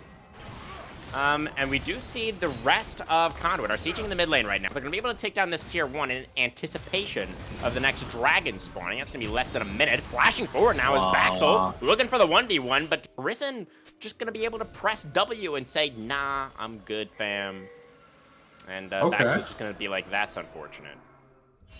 Yeah, and that's a pretty important flash to lose, especially with Dragon spawning in 30 seconds, which... Oh, no, I mean, we're not I think, going to that. Yeah. The monkeys were going to fight for it anyway, I assume. So Yes. seems fine. But I will say, you know, I feel like Conduit's composition, they could struggle to close things out, right? They don't have a great siege comp. They don't have very much range. As Risen going to be going down here. Let's take a look. Does he stun us from the counter-strike? There is the call of the pack. Does have the hop to get back over the wall. Theromancy on the flash. Follow is going to be able to finish off the doggo. And that is a nice shutdown over to the Jin Zhao. The Otacon actually going to be the focus right now for Conduit Esports. Mega Inferno Bomb a little bit too late to get the steal. And Panay should be able to lock this one away with the smite. Do they get the dragon as well, is my question. They're losing the... mid-tier 1 here, potentially. They are going to go for the dragon. But it is only their second dragon. So this is still good, I think, for Conduit overall, despite the fact that they did lose their mid lane. I know it was Drezen's first death of the game. They're going to actually be able to defend this mid-tier 1, as well as get both of those big neutral objectives. So it feels really good for Conduit, I think. Yeah, I mean, it's still... To me, this is just like the show of, it's the Jax show, right? Jax, like, look at the CS in this game. It's him, and it's Derizen, right? So, yeah, if they're able to just sit there and neutralize each other, I mean, that's probably good for the side of monkeys, because that means there isn't, like, a major damage that can really threaten your Ziggs and stuff, but I just don't see how DL is going to, like, meaningfully contribute to this game. He seems so far away from being, like, in this game. Yeah, definitely the case. It's not been an amazing time for the Victor.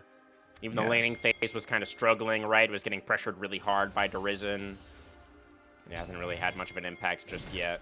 All right, Baxel has built his Sheen officially. This is a big moment. Yeah, that is big.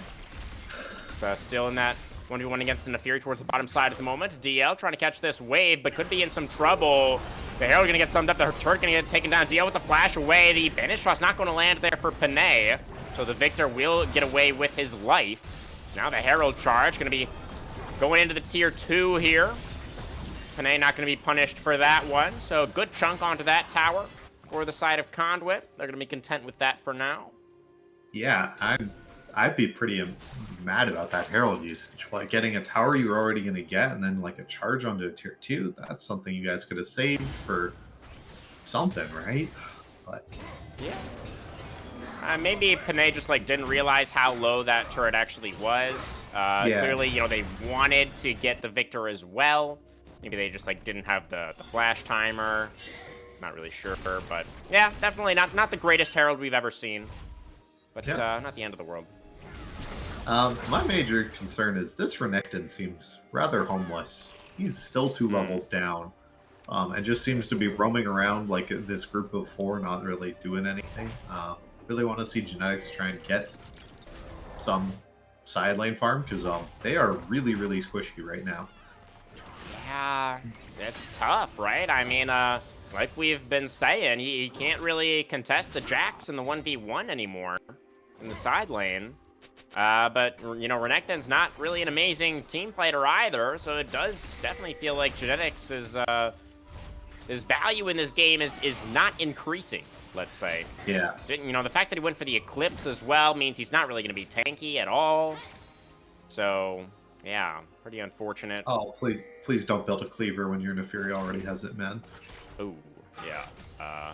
That does not stack, so Yeah. definitely not. League of Cleavers will really never happen choice again. there. We all remember that. Probably would have I'm liked sure. to see. Honestly, what if he just went like a pure tank item here? What if Yeah. we saw like Kanik Rookern second for the Renekton here, or like Spirit Visage or something? Yeah, I think both of those are pretty good here, to be honest with you. I feel like that would have been better. I mean, you can either go Maw, still be good. Trying to But, put like, pressure yeah. actually onto DL here, but the Renekton is not winning this one at all. The Victor did not take any damage, and Genetics lost about half of his health bar. Teleport in now for Baxel. They want a new pair of boots. And Renekton. Oh, is it the old man just randomly? No. Yeah, he's just going to be trying to flash away. The Counter-Strike does not land. I don't know if it's going to matter. The Dominus for the little bit of extra HP, but Baxel's going to have another couple of rotations here in just a moment. There goes the Counter-Strike. Does get it back. 2 turret shots, though, and the Jax just takes 2 turret shots and dies. Oh, dear. And that feels like potentially the backbreaker for the Monkeys, unfortunately. There's Yeah, going to be the Baron start. That's your most important member going down. That's Baron. You needed that guy to be alive so that they can't just take this for free. You had to have him alive so that there was some sort of trade on the map. I mean, you can guess I march down mid lane here and like press W on this tower maybe. Gumi just randomly throwing an ult at it. I don't even, just to see how low it was. We're not even able to like walk forward and press Ziggs W on this tower to get that. Oh, it's Jover. Yeah, yeah. I think it's time to start thinking about game 2 for the Monkeys. Yeah, this draft was just a little bit weird. Ultimately, I don't know if it was really about the draft. Ferromancy almost able to get the punish there onto Genetics, but the Crocodile just barely able to complete that recall. You know, the Dragon given over. Yeah. Okay, so at least, you know, bright side for the Monkeys. Yeah. You know, I do think that Baxel had a relatively good game here on the Jax. You know, that, it was pretty unfortunate just dying to the turret a minute ago. But up until that point, you'd been looking quite good. yeah, I mean, I hope you would be able to beat up on an AD carry main in the top lane, but let's see if we can get anything done against this Neferi, maybe. Level 16 now is Derizen. Yeah. There's on the hunt as that's going to be Trash Panda doing his job, pressing the R button for Derizen, but they're not able to dive into all of those Monkey members. And now with the Baron buff, they're going to lay siege to this bot tier 2. Now, I don't know if the Monkeys are really going to be able to defend Conduit. We're going to press the advantage. Minion wave is going to be mostly cleared out, but Conduit still have this cannon minion just going to be able to continue chipping away, and they've got Genetics in the top lane right now unanswered as well. Going to be able to pressure that top tier 2 simultaneously. We do see Jax is here now. Baxel is ready to get on top of Genetics. Slowly, Derizen loving this angle for the Neferi. He's going to be able to dash away. They can't engage on the Neferi, so the tier 2 does go down. Good value there from the Baron buff collected by Conduit Genetics into the Dominus. Baxel having to back away from this one. He's going to be able to hop back underneath the inhibitor tower. Genetics, though, is going to be able to slice away from the Counter-Strike. And now this tier 2 in mid. And they're looking for all the tier 2s. In goes Derizen with the Hound's Pursuit, going very deep here, but still has the call of the pack. to drop the aggro, but now where's he gonna go? Does have to flash to get away from the Chaos Storm. The Encore is blocked beautifully by Poodle, who does also have to flash away to make sure he doesn't get CC'd. And now, the dash forward for Ferromancer. Genetics able to slice away. Now the Baron, about 30 seconds left. Looks like Conduit are going to be sounding the retreat for now. I mean, in some ways, this is almost a good scenario. You guys didn't lose an inhib tower or anything like that, or had an inhib go down. I mean, you did lose all of your outer turrets. The gold lead has just absolutely ballooned, but here's a chance. Like, Panay is too far out, right? Greeting a bit there for the red buff, not able to get it. Does have to flash to get away from the gravity well. Quite greedy there from Panay, but is able to live to tell the tale. Okay, so this is kind of the option. I don't think it gets better after this. Is Amumu doesn't have flash, you know, Derizen doesn't have flash. So you know who you can focus on this fight, and you know your carries can be safe because they can just flash away from Amumu. So that's the game plan, I think. I wonder Probably if they're going to agree with me. I think just you just a Hail send Mary it. around this next dragon, right?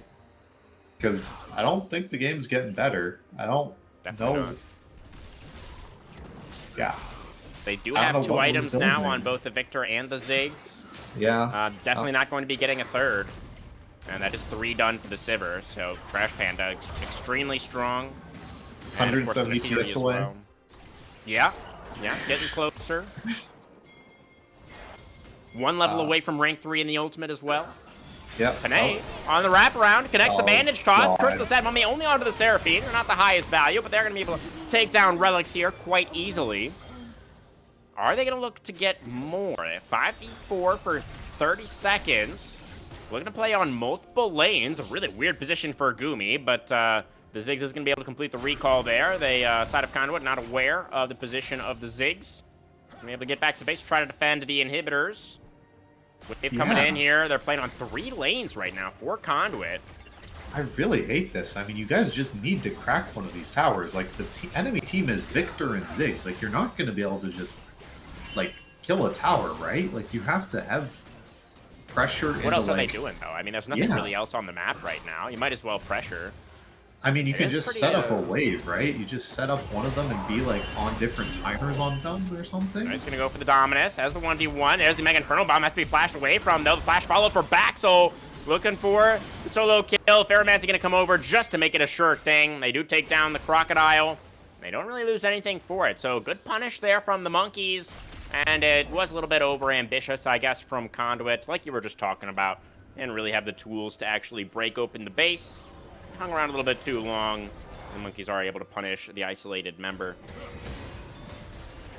Yeah, you just need to be able to set your waves up, right? This is all it is you just make sure that you have one wave pushing out and had them hit the tower at the same time. I'm sure you've noticed, but they're just ping-ponging back and forth on these waves, right? They're not all coming in at once. So you're able to have Gumi and, you know, DL are just able to rotate from one tower to the next and just press their wave clear buttons. Absolutely. Let's see now about this team fight. Genetics about to respawn with the teleport, and the dragon spawning in just 5 seconds. So mid has to be pushed out first by the Monkeys. Yeah, there's no way the Monkeys are looking to fight this, right? You're just giving this and you're trying to get like this top tier 2 and get this bounty or something. They just can't get in. They can't get towards the objective at all. They have no vision. So the Ocean Soul is just going to be given over. And Baxel. That Baxel. means Renekton wins in the side lane now, doesn't he? That last 1v1 was so close. It was. That's true. And Genetics does now have level 16 as well. Yeah, and there's no anti-heal for Jax, and he's building a... They're looking to chase down Baxel here. Okay. They don't have vision of him at the moment, though. So the Jax is going to be able to back away in time. But the Baron cannot run away, Storm. And that is going to be where Conduit turn their attention next. It is going to be the Monkeys trying to force their way in here. They're not willing to just give over the Baron like they did with the Ocean Soul. I think that's probably correct. I don't think you can withstand the Baron siege. Panay, Yeah, looking for the engage. The On the Hunt already used. Banish Toss going to connect onto Baxel. The Jaxo with the counter-strike, able to stay alive for now, but in goes the Neferia on the other side of the fight. Inferno Bomb comes out, not really getting that much done. All of the monkeys trying to run away, but another Banish Toss going to land for Panay. They take down the Ziggs. And it looks like it's just going to be a rout. The Ocean Soul giving so much value over to Conduit. Theramancy trying to dive on top of this Sivir, actually almost able to take down Trash Panda, but not quite able to get it done. Meanwhile, Derision is just ripping apart that backline. Baxel does find the stun, but the Neferi with the Ocean Soul just is not going down.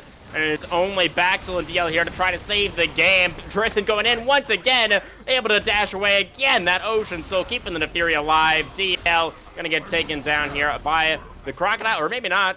Genetic's not quite able to find that kill onto the Vicar, but it's not going to matter.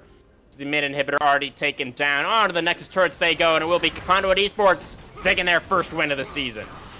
Yeah, I mean, they took it. Should this game have ended a lot sooner? I would say yes. Please tell me we end here. Okay, Silver's hitting Nexus. That's cool. Yeah, it's over. It's over. Yeah. Yeah. A solid win, but it's a win that, yeah, I would argue you should have ended that game a lot sooner. How long was it that the enemy team seemed to be on, like, objectives of we are super far behind mode, right? Like, Yeah. that game just felt like a slog. Like, it should have ended, it should have been over, and it just kept getting... We just kept seeing people just being not where they should be. You know, Genetics would be in these side lanes and kept giving over shutdowns. I mean, Ferromancy got, I would say probably of his 11K, I think like 800, 900 of that was just shutdown money collected from killing people. You can just look at like the damage numbers, right? Like no one was hitting each other this game. Yeah, definitely some pretty low damage numbers. It actually was Baxel's Jax that did the most damage in the game, 27.5K.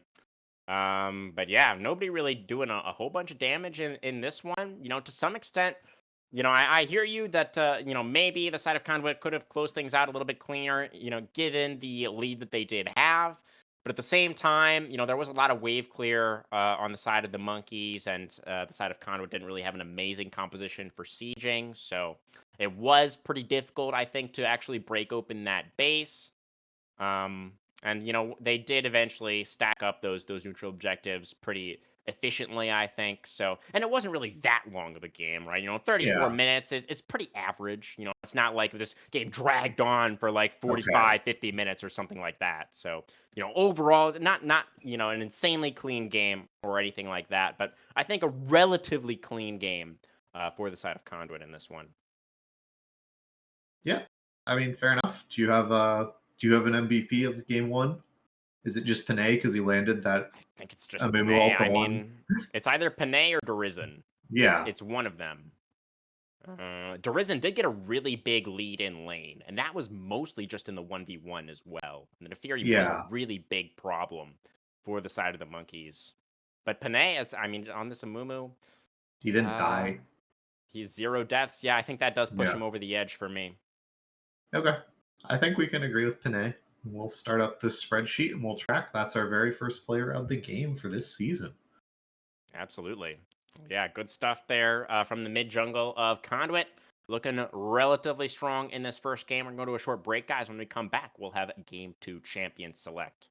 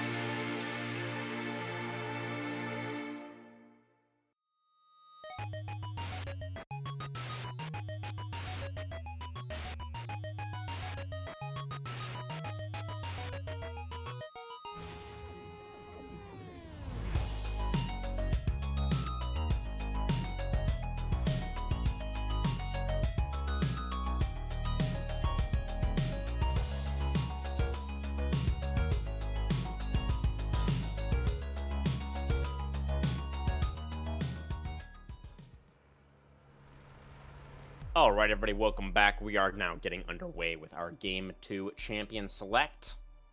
And the side of the Monkeys, they did have side selection after losing game number 1. They are choosing to move over to the red side. What are your thoughts, Storm? Yeah, I mean, top lane was their thought process last game of how they were going to win it. We were all talking that Baxter was the win condition. Makes sense to give your top laner counter pick to try and make sure that they're able to get something like that again. For the side of Conduit, it was like you picked Renekton, which is basically one of the very few blind pick top laners that exists. So I'll be interested to see what their genetics is going to move towards now. There is kind of these similar bands going through. I think these are the same as they were in game 1. It was the Wei, the Jarvan, and the Ahri for the Monkeys. Yes, we'll see if the Jarvan comes through there on 3. I guess Conduit get their ban back. Is that... Or no, it was the... Yeah, it was Conduit. We're missing a ban for that first games. Okay, so they only missed the ban for that one game. One game, yeah, interesting. First game. Okay. So they are going to ban away the Syndra and... through. Okay. Yeah. So that is a big pick, you know, for Conduit. And, you know, Panay had a great game on that Amumu, was honestly carrying on the tank. So now that he has an actual champion that does more damage, then that is pretty scary for the Monkeys. Yeah. Hope you guys have a really good counter pick ready for this, because I think this champion's disgusting. Ooh. Ivern. Interesting. Okay, they're locking it in. Alrighty. Right, is this the fabled Ivern top? Oh God, no. No, I think that was who was destroying everybody with the Ivern top again? The last year finalist, whoever that guy was. Yes, I can't remember his. I don't even remember what team that was. I'm totally drawing a blank right now. The team I hated on all season.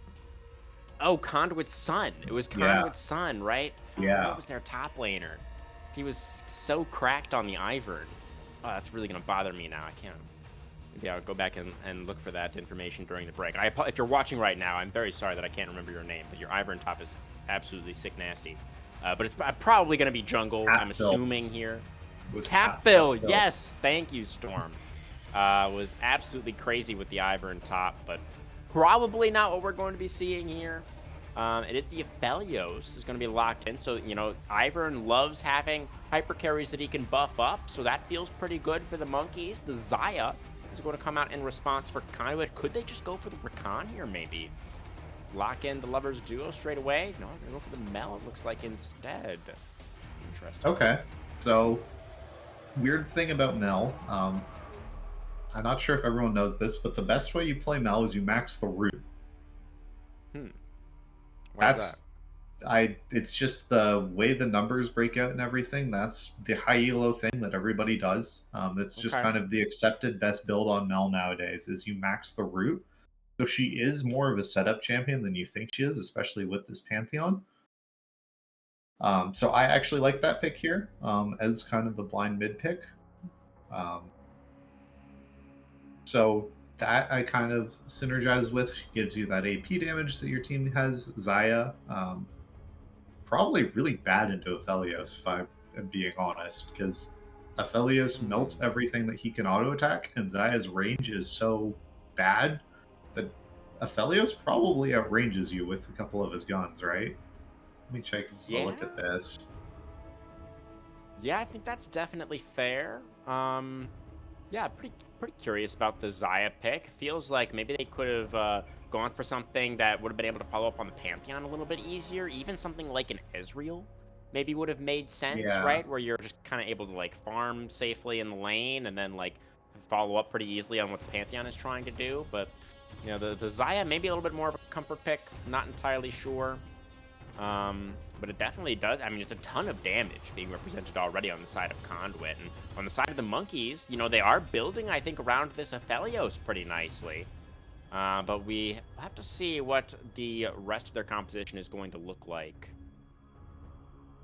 Through the second ban phase here, the Rel is going to get banned away. Ferromancy kind of banning away his own champion there. Feels a little bit bad, but he's obviously playing the Ivern in this game. So not wanting to see Conduit take it. And then the Aatrox going to get banned away as well. Then a couple of mid lane picks that would be good into the Mel. Going to be taken away by Conduit in the Aurora and the Xerath. And we have the Galio locked in there on the R4. So, of course, as we were expecting, saving that R5 pick for Baxel. And still building around that Aphelios, you know, pretty well. They've got a lot of setup now. A lot of good front line on the side of the Monkeys. That's a Nami getting hovered. Okay, I'm just going to ignore it until it actually gets locked in. But, there's no way you take that here. Not a fan of the Nami, huh? No, it's... Oh, that got locked, didn't it? It did, yes. They have locked the Okay. Nami. Why are we not a fan of it? Because you're not winning the 2v2, because Xayah... So I did look at this. Xayah's range is lower than Aphelios's. So you're not winning the 2v2, and that's the reason to pick Nami, right? Is she's all about lane pressure and building on leads. And you don't have lane pressure, and you probably won't have a lead. Especially when, you know, Aphelios starts the game with that huge long-range Q. Like, sorry, just the gun that gives you all the range. I can't remember the name. Calibrum, I believe. Yeah, that sounds probably right. But yeah, I don't see how this pick's gonna really like work out. I mean, it's great with the rest of the team, like in mind, right? Like in isolation, I think it's bad, but overall, it makes a lot of sense. I think this Cassante makes also a ton of sense that your team needs just a tank, right? You need some frontline. We'll say Cassante is probably not the easiest champion to be piloting. Have to have a lot of practice on him to be any good with him, especially with the changes that they've made. That, you know, your whole kit damage is basically locked to one ability now, which is your W. And this Ambessa is generally really good into him just because she is so ridiculously mobile. So I like that. But again, it's, you know, the whole nameplates off thing, I'd be taking Monkeys every time, but with nameplates on, I'm leaning towards Conduit. I feel like there's a lot of potential this whole game that you have pick after pick, right? If it's all, can you burst Aphelios, right? That's all this game is. Does Aphelios die to our Pantheon combo with Nami on top of him and Mel and Xayah pumping damage into him? If the Iron Shield and the, you know, Galio being able to ult on top of him is enough to deter this, the game's won. If the numbers aren't there and your Aphelios dies, your whole team has 0 damage and you lose so ridiculously bad. Yeah, definitely. But that's the thing, is Pantheon has one target, right? If he's not ulting and Wing Aphelios, like if he's trying to kill Ivern and Ivern is shooting his team in reserve, like, you know, if the junglers take each other out and stuff, and it's just like the 80 carries DPS testing, like Aphelios is going to absolutely like annihilate this team. Sure, he doesn't have like a Lulu or something with him, but Ivern gives you all of that. Like he builds Moonstone and all this stuff. So I really like what the Monkeys have done. I'm going to be honest, I don't know a lot about Ambessa's matchups. I see that champion in my game and go, wow, you sure dash a lot and die really quickly. So it'll be interesting to see if Baxter's, you know, able to dodge all this Cassante damage and really be able to prove that he's got this outplay potential, because I think that's going to matter a lot. If there's no side lane threat, this Monkeys comp is absolutely doomed. But I'm going to give them the advantage. I think they're going to win this game, to be honest with you. I think this is going to a third game. Yeah, I mean, I do think their draft is pretty solid for the side of the Monkeys. The Ambessa feels like kind of a nice middle ground, right? Where it's like, it's pretty strong into the Cassante, like you mentioned. You know, you're going to have that sustain, so you can have some pressure in the side lane. The Ambessa can be really effective in the team fights as well, and that feels like the main thing the Monkeys are kind of wanting to play towards with this draft. You know, like you also mentioned, just playing around with this Aphelios really, really heavily is kind of going to be their main win condition. So it does feel like the Ambessa can kind of be flexible in how she wants to play things out, depending on how the game is going. And it is going to be really, really interesting to see who's going to be able to play around this better, because it is really telegraphed for the side of Conduit, right? Where, like you said, you know, they just need to kill this Aphelios. If they can kill the Aphelios, they win. But the Monkeys obviously are going to be expecting that and have a lot of really great tools to try to keep the Aphelios alive. So I think I'm in agreement with you. It does feel like they have the stronger draft, but it is going to require some pretty effective coordination, right? They need to be able to play around one another, play around this Aphelios really, really effectively to actually make it work. And Panay on this Pantheon is definitely pretty scary to be going up against. Any other thoughts, Storm, before we go to another quick break? Yeah, I don't really have anything else on this. I literally think game is going to get decided like at the first dragon fight, where we're going to see Pantheon ult in on Aphelios, and if Aphelios dies within like 2 seconds of that ult, the game's over and Conduit's going to win. Like if this game gets into a snowball thing, like the amount of damage they're able to pump out is just absolutely insane, right? So Absolutely.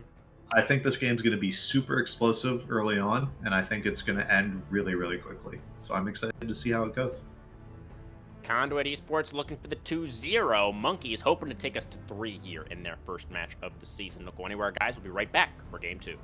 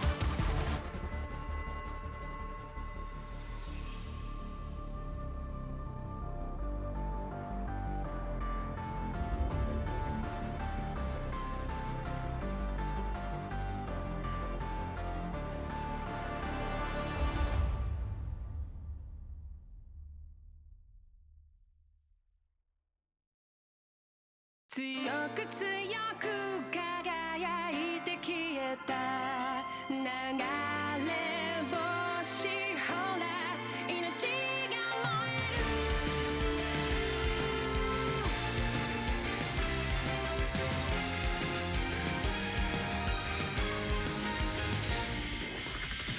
何かに怯え走り続けたその虚しさのしじまに何を見て何を探してき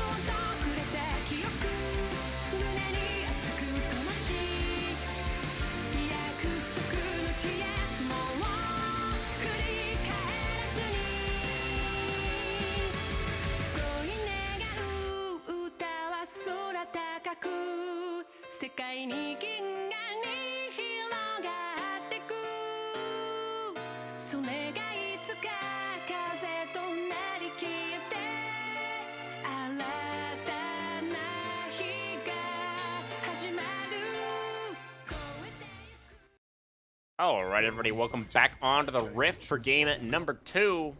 We have got Conduit on the blue side this time around, and the Monkeys on red. Conduit, they do have their starting top laner back in the lineup here, so is going to be playing the Cassante, and Genetics moving into the jungle. Going to be the one piloting that Pantheon, so Panay is actually back onto the reserve list, and that is actually, I guess, why they got all their bans back for the side of Conduit, which completely makes sense. I'm just a little bit behind here, but we're caught up now. Yep, does make sense.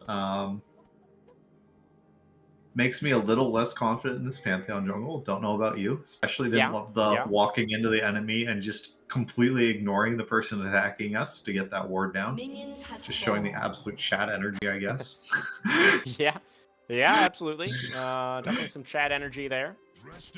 You know, ultimately, got the ward down. Not really punished in any kind of meaningful way, so been pretty good. You know, it is pretty impossible to invade Ivern early on, because he does just take all of the camps so quickly. So don't really know if that ward is going to get a ton of value, but be interested to see how fast Ferromancy clears his jungle. I don't know why, but Ivern has like ridiculous clear time rates. If you look at like the fastest clears and stuff, Ivern's always at the top of those lists. He is one of the fastest clearers in the game. Is a very unique jungler in terms of how you clear, of course. So you do need the reps on the champion to really understand what you need to do. But it does look like Ferromancy knows what's up here. So normally, you're going to be marking, the wolves and the Gromp. Then you smite away the blue buff. And then you're able to just kind of hang around. Your marks on the wolves and the Gromp are going to come through here, and then you can just kind of reverse clear back up towards the top side. He is actually doubling back before the wolves and the Gromp are quite ready yet. Yeah, I think these ones are ready, and then he grabs these, and then by the time these are grabbed, he smites these, the Krug's top lane here. Go for the Krug smite, and then you go back, and then the rest of your other ones are all ready, and you're done. Wait, how is he only level 2 still? Didn't he get 3 camps? Wait, what just happened? Yeah, Ivern doesn't get full Ivern doesn't get full CS from killing Krugs because Riot hates him. Wow, I literally never knew that. Yep. There is really, I just learn something every day with this game. But all right, we got a little bit of a fight breaking out here in the bottom lane. As both AD carries are gonna get chunked down to about 50%. Arisen is looking a little bit low on health here in mid. DL just is punching forward, but I guess didn't have the taunt quite available, but does connect a little bit on that. Winds of War flashing in, finds the taunt and the ignite to Arisen. Flashing away, but I think he might still be dead to that ignite. One more tick, it's not quite enough. Oh, but please don't stay around. He's gonna have another Q. The Galio will. Oh, but the root on the Trash Panda in this bottom lane. The Xayah barely able to get away. Poodle trying to flash away. That is gonna be the first blood, though, over to Goomy. Does secure that kill. Now the flashing forward for Genetics, but DL, well-timed Justice Punch. Okay. Oh, but he just sticks around and just gets speared. Oh, man. So, Genetics, an effective gank there in the mid lane. Well done. Yeah.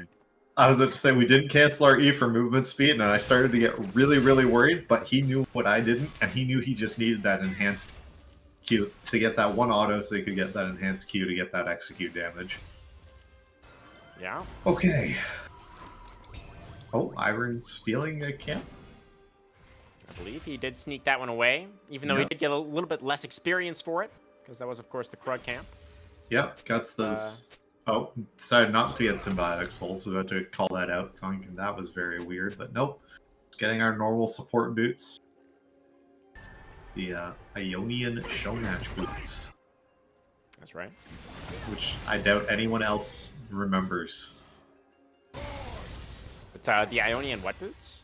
The Ionian Showmatch. So those boots got added to League in a show match where they invited streamers, and they had Ionia versus Noxus. And they were all playing those champions, and the winners of the match got to pick an item that got added to League. So they had the choice between these. There was a fourth Doran's item.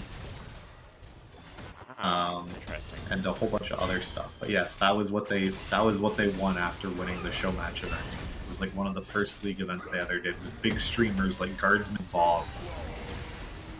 Wow, what a time. I Yeah. was not aware of that lore, actually. Yeah, the pre-season 1 lore for all the old heads out there. Dang, you really are old. As Yep. Gumi, some damage here. Ephelio still holding on to the barrier. That is actually the only summoner spell that is currently available in this bot lane. Yep. And Aphelios is one of the few AD carries where I say that you are allowed to build Collector because he gets extra lethality in his kit, so it isn't actually trolling. So good job, Gumi. Very nice. We do have a little bit of an interesting position for genetics right now in the red side jungle, but not really going to be able to find anything. The Aphelios and the Leona are pretty close to their own turret. It could actually be finding something here on DL. But the Galio is going to be able to Justice Punch back towards his tower. Totally fine. The not using our E to get movement speed is just kind of funny to me. Just walking at him really slowly. I think, doesn't Pantheon only get movement speed from the Empowered E? Oh, is that it only? I thought it was just if you that's, canceled your E, it gave you movement speed. I'm not 100% sure, but I think it's only the Empowered version that gives you the movement speed. Okay. This is very possible. Yeah. Just clearing away the camps. Nobody making a move towards this first dragon just yet. It's just a Chemtech, so, you know, not only is the buff not as great, but it's also, like, the most threatening dragon to actually fight early on. It does a lot of damage, so... Yeah. Well, Genetics is going to start it up now. Does have the bot prio. Derizen is extremely low on that melon. Now a root on a Poodle. Oh, nice Aqua Prison, though, and the Blade Caller as well. Going to get the root onto all three there for Trash Panda. And that is going to dissuade the monkeys from moving in to try and contest. The first neutral of the game over to Conduit. Yep. We see Baxel's getting another big CS advantage again this game. Yeah. There's the all-out going to come through from Soiz. Turret shot onto the Ambessa as well. Flashing forward now. Here's the Cassante. And the flash not available for the Ambessa. Tries to go for the ultimate, but Soiz just cuts him down with the Cassante. Oh, a little bit of a caster curse there, Storm. You got to be more careful. Yeah, I thought that Ambessa was just going to use her movement abilities and just get away. But yeah, the flash forward from So Easy or Soaz and just able to really get that down. Kind of alleviating all of that pressure, which is huge. You know, did die for the plate, so as Baxley, you can type worth in all chat. That is an option to you. There you go. Yeah. Really hate that we bought a Sheen instead of just buying armor. But whatever. I mean, I assume he's going towards the Frostborn Gauntlet. Yeah. Iceborn Gauntlet, yeah. Flash forward again for DL. That's going to get the flash out from Derizen. Galio does take a turret shot there. Just gonna Justice Punch for the Q. Oh my goodness, DL! Holy, he's looking much better this game on the Galio. A solo kill for the Monkeys mid laner. We're all tied up. I do not. I was like, man, this doesn't seem all that close. But yeah, just guts that wins the war out and it just executes them off. And Grubs have spawned. We are gonna see hopefully movement towards this, or no, nobody's interested in them, it seems. It makes sense that DL would want the reset, and he doesn't have teleport, so... Yeah. Ivern is also really bad at taking grubs, just in general. But the fact that Conduit did get the first dragon is going to feel pretty bad for the Monkeys if that other neutral does end up going over as well. They were looking for a play towards this bot lane, but Trash Panda and Poodle saw that one coming a mile away. Were able to back off with plenty of time, and now it looks like these grubs are just going to be given over. Yeah, I mean, I guess this Cassante has pressure early on right now. Oh, Solar Flare going to completely whiff. The Zenith Blade not going to come through either. Flash forward looking for the stun, but Trash Panda, good reaction there on the Feather Storm.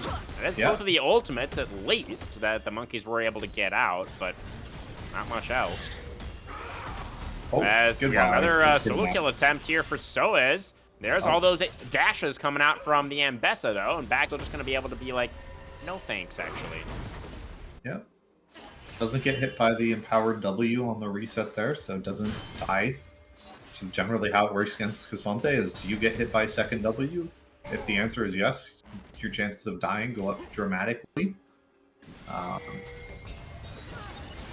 still think that champion is an abomination. I will stand by that. I don't Yeah. think anybody would argue about that one. As so as we teleport back to lane. There is the connection on the W, and there's the Q3. Oh, beautiful call there, Storm. Yep. Excellently highlighted by Soaz. And Cassante now 2-0.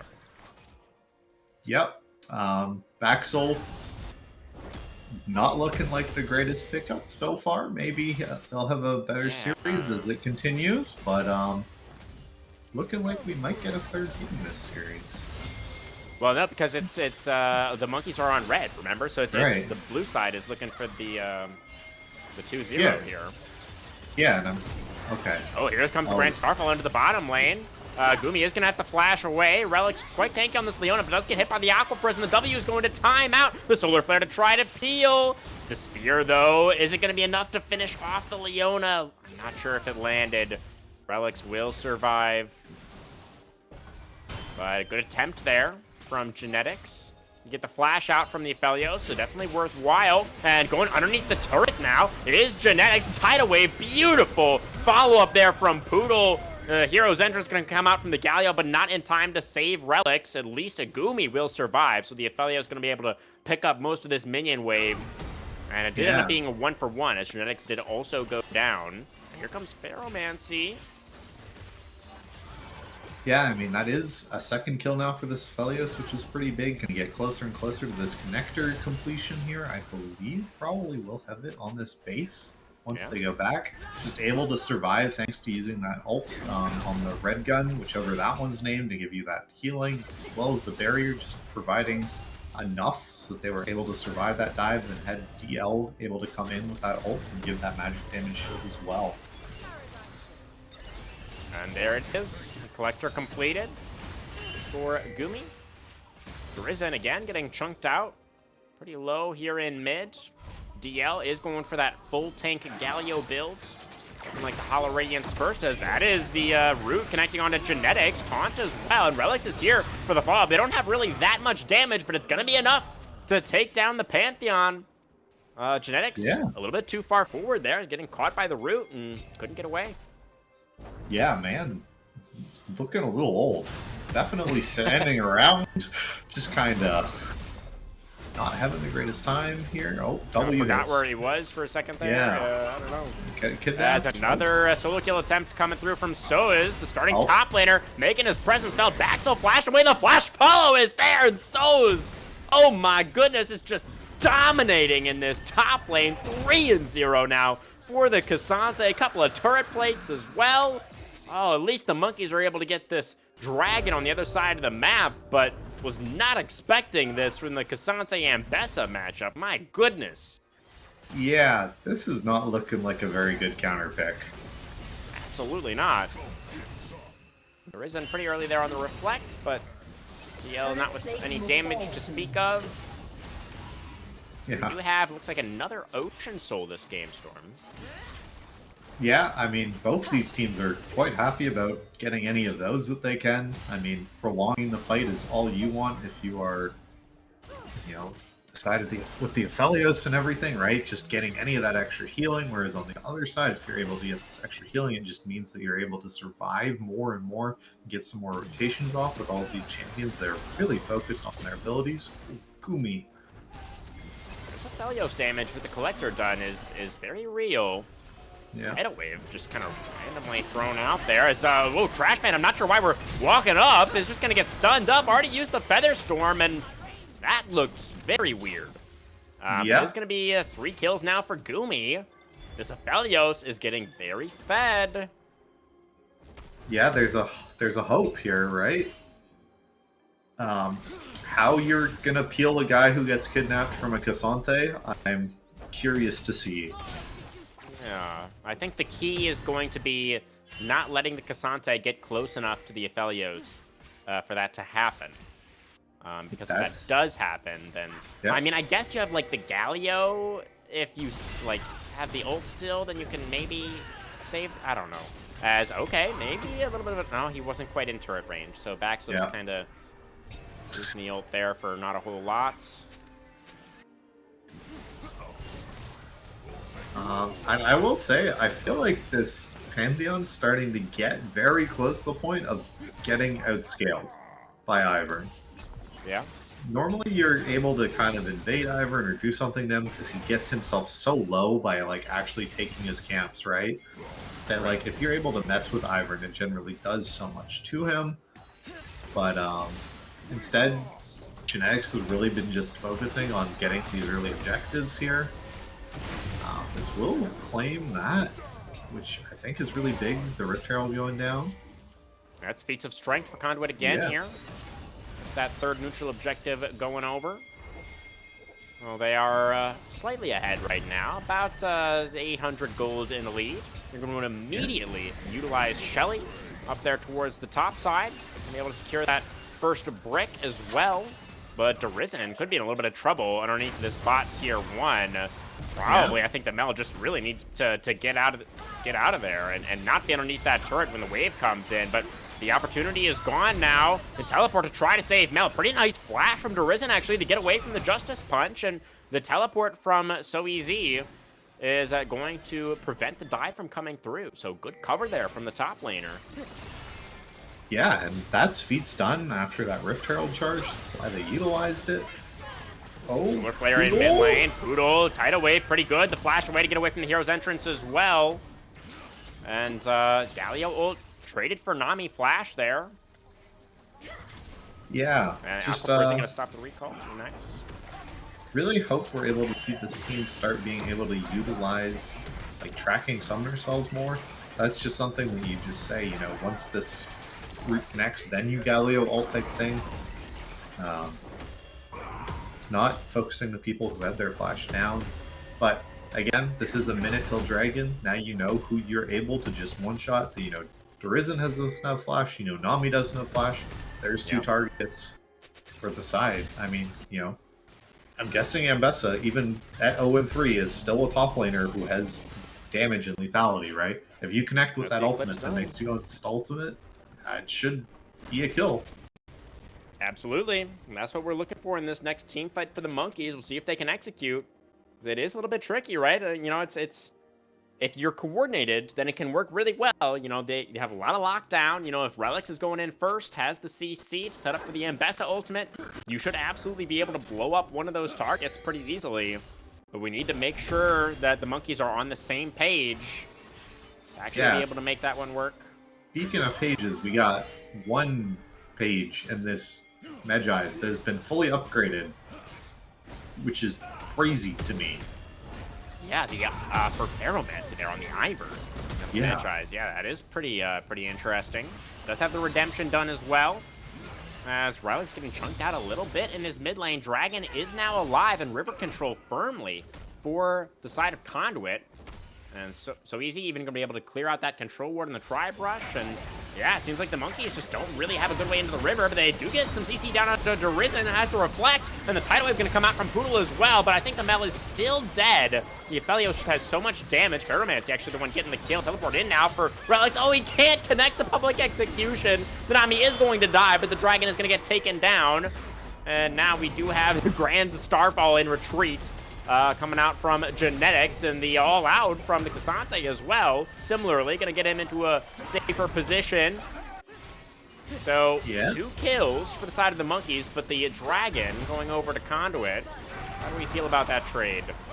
I think you're pretty happy getting the Dragon for that side. Well, let's see how the rest of this fight goes. So Easy is very tanky on this Cassante. He's going to be able to survive that attempt. Has Genetics here now for the backup. Teleport coming in from Derizen, and that is going to be the retreat now. Called for the Monkeys, but the shield vault from Genetics trying to keep them interested.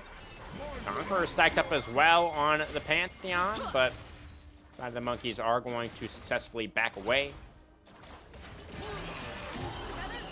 Nice reaction there in the mid lane. Yeah, I think that would have been a kill too. Probably. Yeah, we're very close to our IE now for the side of Gumi here. Oh, Derizen walking pretty far forward. Gonna get taunted up by the Galio, but they have no damage here. It's like the 3 supports in the bottom lane right now. So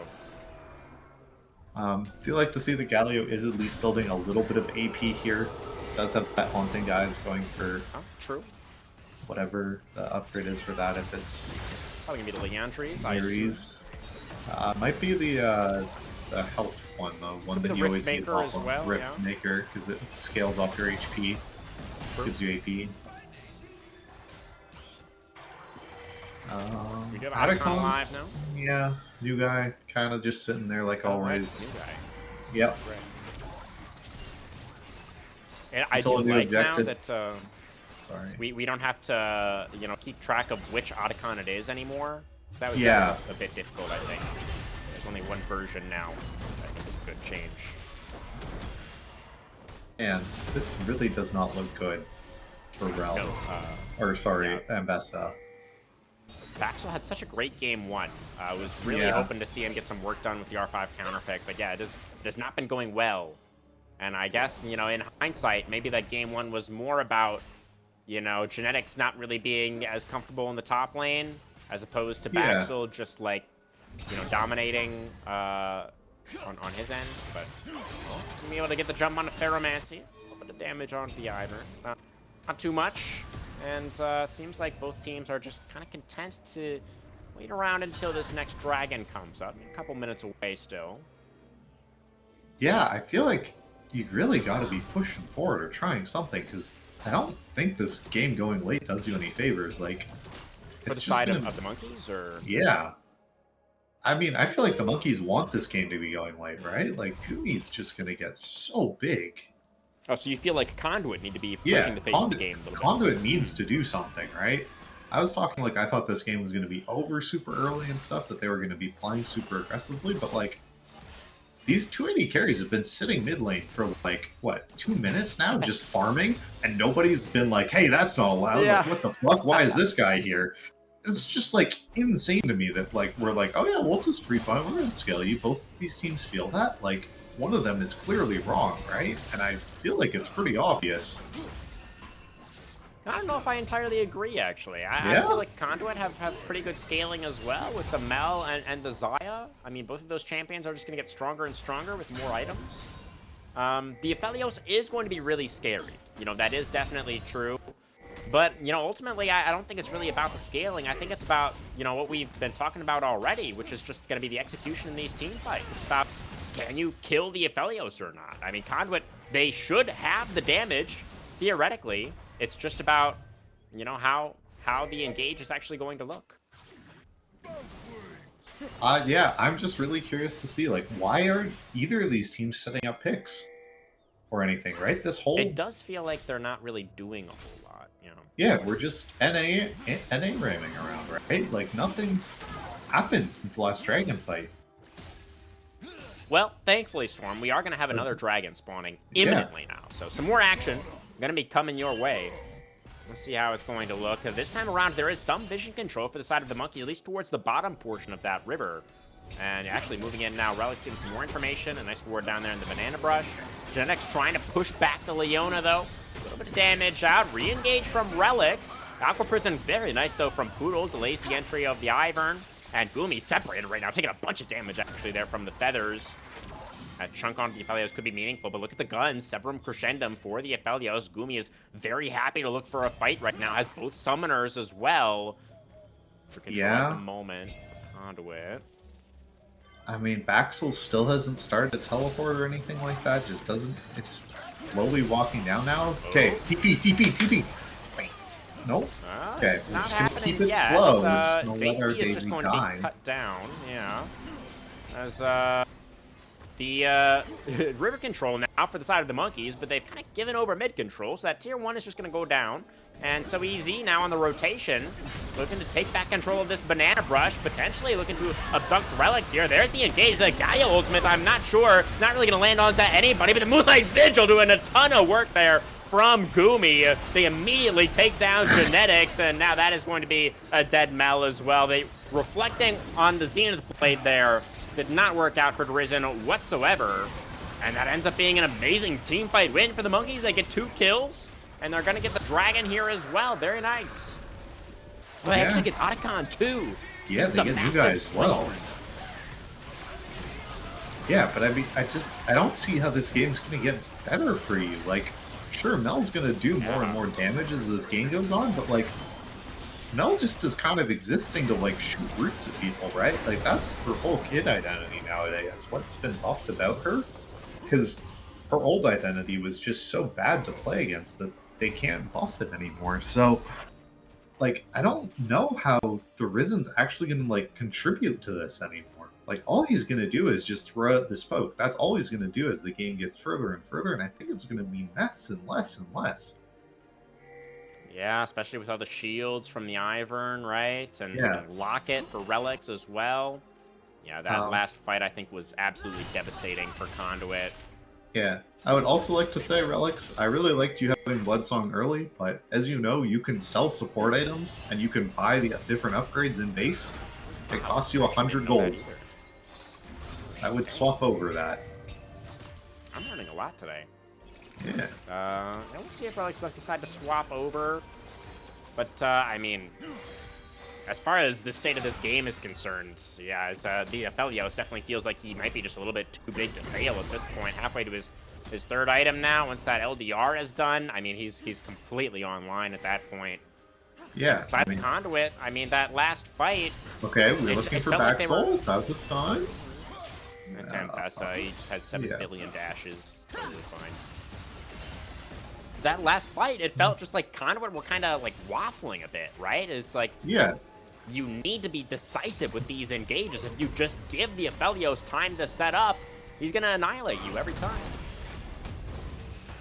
And these two tanks are gonna hit each other for a really long time, and I don't think anything's gonna come of it. So certainly not. But yeah, so like, yeah, I just feel like you're just gonna stall this game out now for like another 10 minutes. Okay. There's a flash away for Gumi and Arisen on the... Oh, no, he reflected the Zenith Blade again! Oh, the Moonlight Vigil, though, is going to go wide this time around. The Hero's Entrance doesn't find very much joy either. The Tidal Wave is beautiful, but there's so much CC. Genetics with the flash will be able to get away.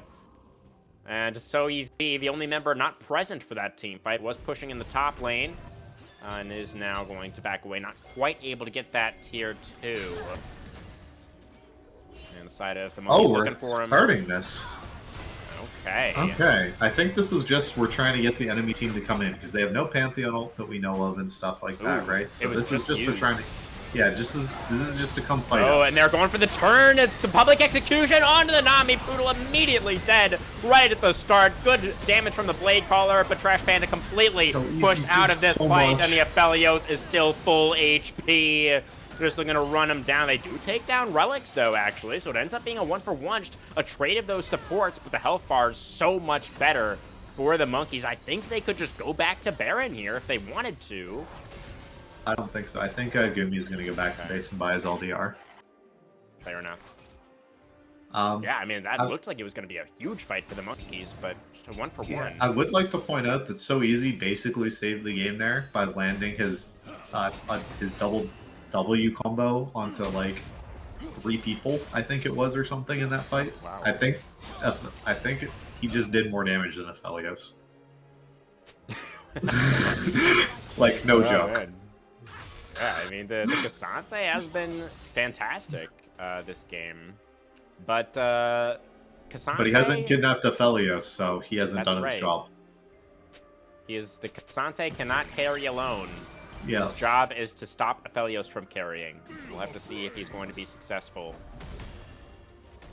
I mean, he almost has his Jack Show done, and I guess once you have that done, then you're just forever in these fights. I don't really know what other, like, tank items you need. I don't also know why we got the Grievous Wounds version, but I don't know if it matters anymore, because I'm pretty sure they're basically the same in terms of stats.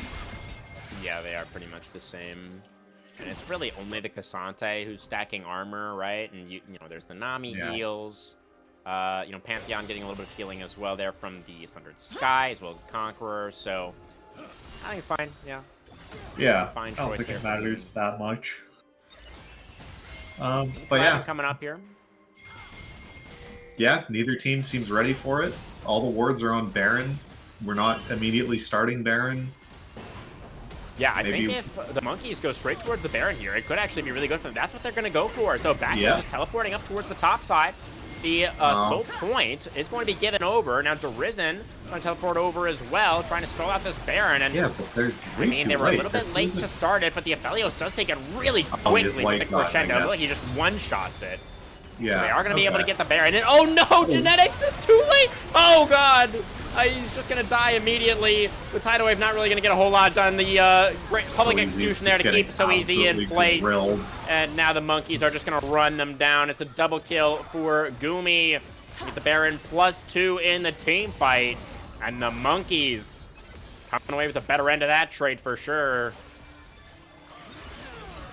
Yikes. Is all I gotta say. Yeah. I don't know about that Starfall from Genetics. You know, Yeah. obviously you want to try to get in there to steal away the Baron, but with no vision, it was just too risky, I think, to go for that, and was heavily punished. Yeah, and Ferromancy knew something we don't, because they're at 17 stacks of this Medjai's, still haven't There you died, go. proving us wrong. They got the The Dawn Core, now. yeah, Huge. which is like Rabadons for supports, for those who do not know. Like, Yep. scales you based on your...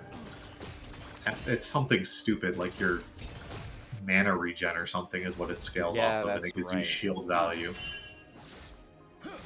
Those shields are going to be ridiculous. Gumi now level 16 as well on this Aphelios. Monkeys are looking poised to pick up the win here in the second game. Let's see if they're going to be able to close it out. There was about 34 minutes for Conduit last game. They were able to win. We're approaching that mark now. Baron on for just over a minute. They haven't really gotten very much, have the Monkeys with this Baron buff. They've do gotten have- pretty much nothing. I mean, I just want them to walk at them here. I don't feel like there's anything stopping you. Like, why is Desert Drizzt able to just step up here? Very hesitant. Yeah. Yeah, Relics, I feel like, should just be walking forward. I'm not sure why the Leona is so far back here, and Wave is going to get cleared out. Baxel is trying to get some work done towards this top side. You know, they do have the Ambessa off in the 4-1. So maybe they'll at least get that tier 2 in the top lane. Yeah, they will. Yeah, they but have that's one it more with Baron this wave Baron? to work with, but yeah, pretty underwhelming Baron. Man. Okay, well, let's see. We have 2 minutes till the next dragon comes up, so there's nothing to play for that. Zai's got her Infinity Edge done, so she's like still a full item behind, but Zai at least now does damage instead of just building things to give her mana. Okay. Maxwell's going to find Genetics in the jungle here. And it's 2 levels up, obviously, on the Pantheon. And they're collapsing as well. Genetics is just kind of sticking around for way too long. Does try to flash away, but then is going to be executed. And now that's a flash forward for Baxel. And now the Ambessa in some trouble, but does have the Hero's Entrance. Going over the top, but the Mel ultimate actually, she executes the old mom there. Trash Panda, just gets one shot by the Aphelios. GG. Gumi just wins those. Just flashed into the base, took the game into his own hands. And that is going to be it. So easy. No, he can't do it alone.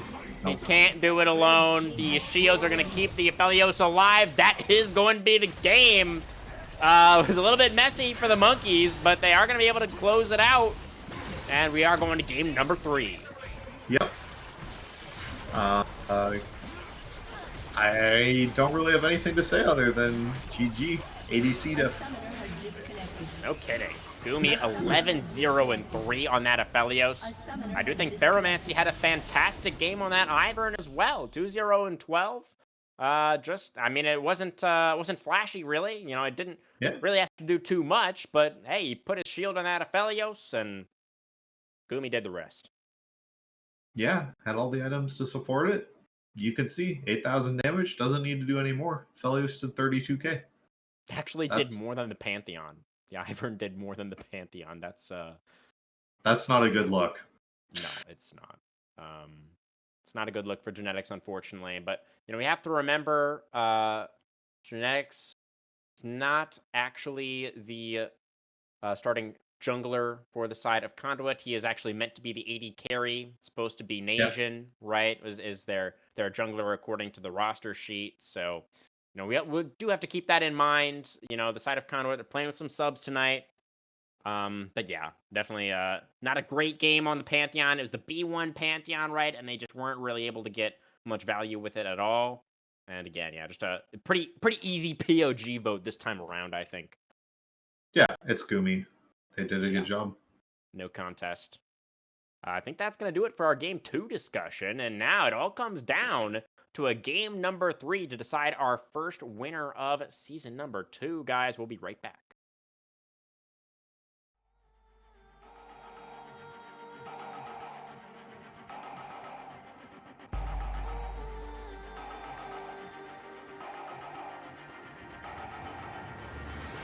Do we fight to hold our heads up high and beat the drum to what we love?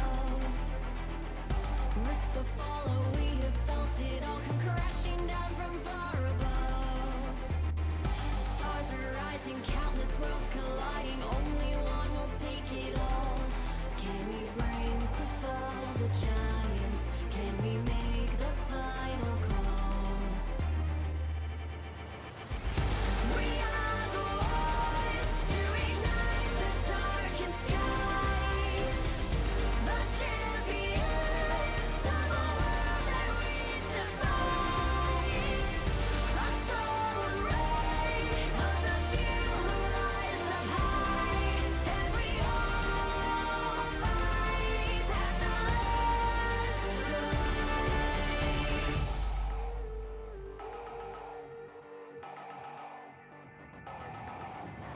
Hearing voices from afar, join the madness when the curtain falls. Risk it all, hold nothing back. Seize the day, we must attack. Stars are rising, countless worlds colliding. Only one will take it all. Can we bring to fall the giants? Can we make the final call? We are the ones to ignite the darkened skies, the champions of a world that we defy. A soul ray of the few who rise up high, and we all fight at the last light.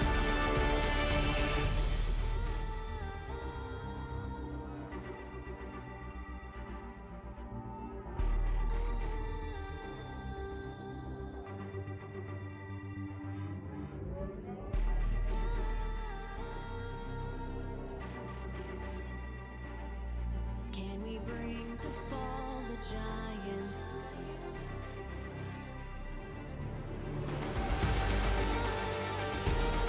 Can we bring to fall the giants? Can we bring to fall the giants? Can we bring to fall the giants?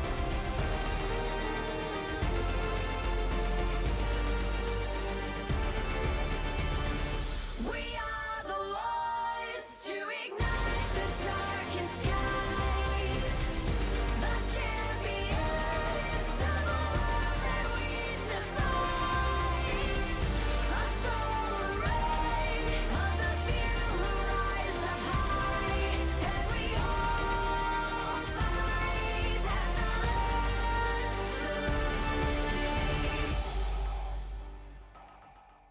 All right, folks, welcome back. It's time for game number 3, the decider between the Monkeys and Conduit. See who's going to be picking up their first win of the season here in week number 1. Conduit able to take a pretty convincing victory in that first game, but then literal Monkeys, Gumi on the Aphelios doing so much work in that game number 2 to tie us up. And now Conduit back over to the red side. Let's see what they're going to be able to get done. Yeah. As far as fearless kind of bans go, kind of major thing is like support's starting to get a little pinched. Leona's gone, who's kind of the premier engage, and we've been seeing this Nautilus ban happen the whole way through, so I'm doubting that's gonna change anytime soon. Braum is gone, but I feel like most of the good 80 carries are still kind of up and alive. There's the Jinx and Misfortune and everything like that. Lucian's available, although he doesn't have Nami. Senna with all of those combinations is Yeah, still Senna's available. very strong. Varus as well. Yeah, Varus, Yunara, the newest champion, is enabled in Premier. She is. She is. Yeah. Kaisa as well. So lots of champions available at ADC. I think there's a couple of supports gone, but there's still lots of different options. You know, you can take Alistair for Engage or Maokai or, you know, what have you, if Nautilus is banned as he continues to be. Top lane, I don't really think anything important's gone. You know, Renekton's gone, which I guess is somewhat important. And Cassante's gone. So, like, the blind pickable top laners are probably gone, I think is fair to say. You still have, like, other stuff, like you can just pick Ornn or some other tank like that if you want to. As far as jungle pool, there's still quite a bit of stuff. Wukong, Jarvan, you know, kind of the premier fighter champions are there. There's all Vi the as tank well. junglers. Yeah. Every tank jungler's up. Yeah. Trundle as yeah. well. We've been seeing a lot of Trundle recently in Pro. Some teams Yeah. have been blind picking him. Yeah, I think that champion's super strong. You just flash Q someone, and they're forced to flash away, and you pillar them, and then they die. That's how you win as Trundle. It's pretty easy. Pro tips for sure. for anyone out there. A little bit of a delay here, I guess, getting into the draft. I assume we'll be getting into it pretty shortly. So, Yeah. I'm particularly interested, actually, to see what So Easy is going to go for up in that top lane. You know, does have the option of getting the counter pick himself now. The lane was definitely looking pretty easy last game for him on the Cassante. So Yeah. I'm interested to see. And Baxel as well. You know, it was a rough game for him after a strong game number 1. So, you know, very curious about the performance of the top laners we're going to see in this third game. They are on a different draft. I don't know if that. Okay, it has started. Yeah. Okay. I'm just gonna grab that. Yeah, I just DM'd it to you so we can see it here, and it is up on stream here. So it is these still same bands coming through as they have throughout the entire series. Oh, the Trundle band does come through. Just as Yeah, we were he was talking actually about. banned last game as well. Oh, Trundle okay. was. So the monkey's gonna take him off the table once again here. It does mean that the Jarvan is left open. Yeah. Maybe Conduit will decide to take that away with their last ban. Last time around, they banned the Cho'Gath here in this slot, and they are going to do so once again. Okay. Taking Jinx. Just saying, you know, Gumi on Felios was the carry for us and was able to win the game. We'll just do that again. Makes sense, honestly.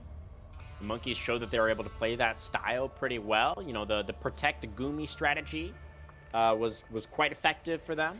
Yeah. And Conduit, what are they going to go for? Do they want to try and find a hyper carry for themselves? Yes, they do. The Smolder. would be the option. Boo. Yeah, the Smolder was like, there was obviously when he was first released, as often happens with new champions, was like Omega Zeta tier broken. And then they like nerfed him really heavily, and then he was like really trash tier for a while. And now I feel like he's actually reached a relatively balanced state where he's like reasonably strong, but definitely not overpowered. I do think it's a pretty good answer, honestly, into the Jinx, as much as, you know, I also have a general distaste for the Smolder. I do feel like it's a pretty decent pick here. Yeah. I kind of agree with you. He's good into Jinx.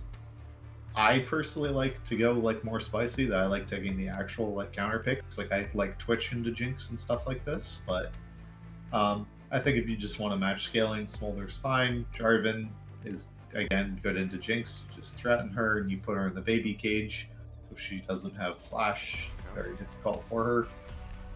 I still think Sejuani is one of the strongest junglers in the game. I love this champion. It just means you need to pick like one melee solo lane and you have like the best ganks ever always. So you know, you don't even have to pick something now, but there's like a plethora of like good melee mid laners that exist in League nowadays. It's not just like, you know, Yasuo exists or whatever, or Yone. There's also Sylas. There's Diana is really strong nowadays. Echo is still like a niche option who's there. All right, Thresh going to come through as the support for the Monkeys here. So yeah, it's definitely looking like another play around Goomy strategy, which I think is Yep. absolutely the correct call for them. So loving this draft for the Monkeys so far. Conduit presumably going to go for a support here on the R3. And it's going to be the Nico. Okay, so interesting. Okay, Thoughts? so Nico is broken because her clone is broken, and it just gives you Uh-huh. free vision, right? That's the Yeah. only reason Nico is good. The rest of her kit is all bonuses. It's all about Nico clone. Is it possible that this is Nico mid and we're going to see actual damage come from this champion? Maybe. I hope so. I don't think so, but maybe. I mean, I think the ultimate is pretty strong as well. I don't know if it's entirely Yeah. fair to say that the clone is like the only good part of the kit. And I you know, mean, you do have.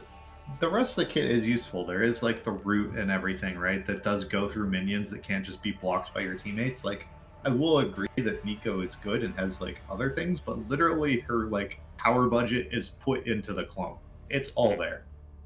All of her Yeah, I numbers mean, have just gotten so reduced so that that ability still exists, which I think has gotten changed since MSI, right? They made it so that the the support items no longer work on the clones, so the Nico clones are not forever tanks because they all have celestial opposition and on them anymore. oh, I missed that, but you know, I absolutely, yeah, that could be the Okay. case. I could definitely see that being a it would be it sounds like a good change that I hope they Yeah. did make.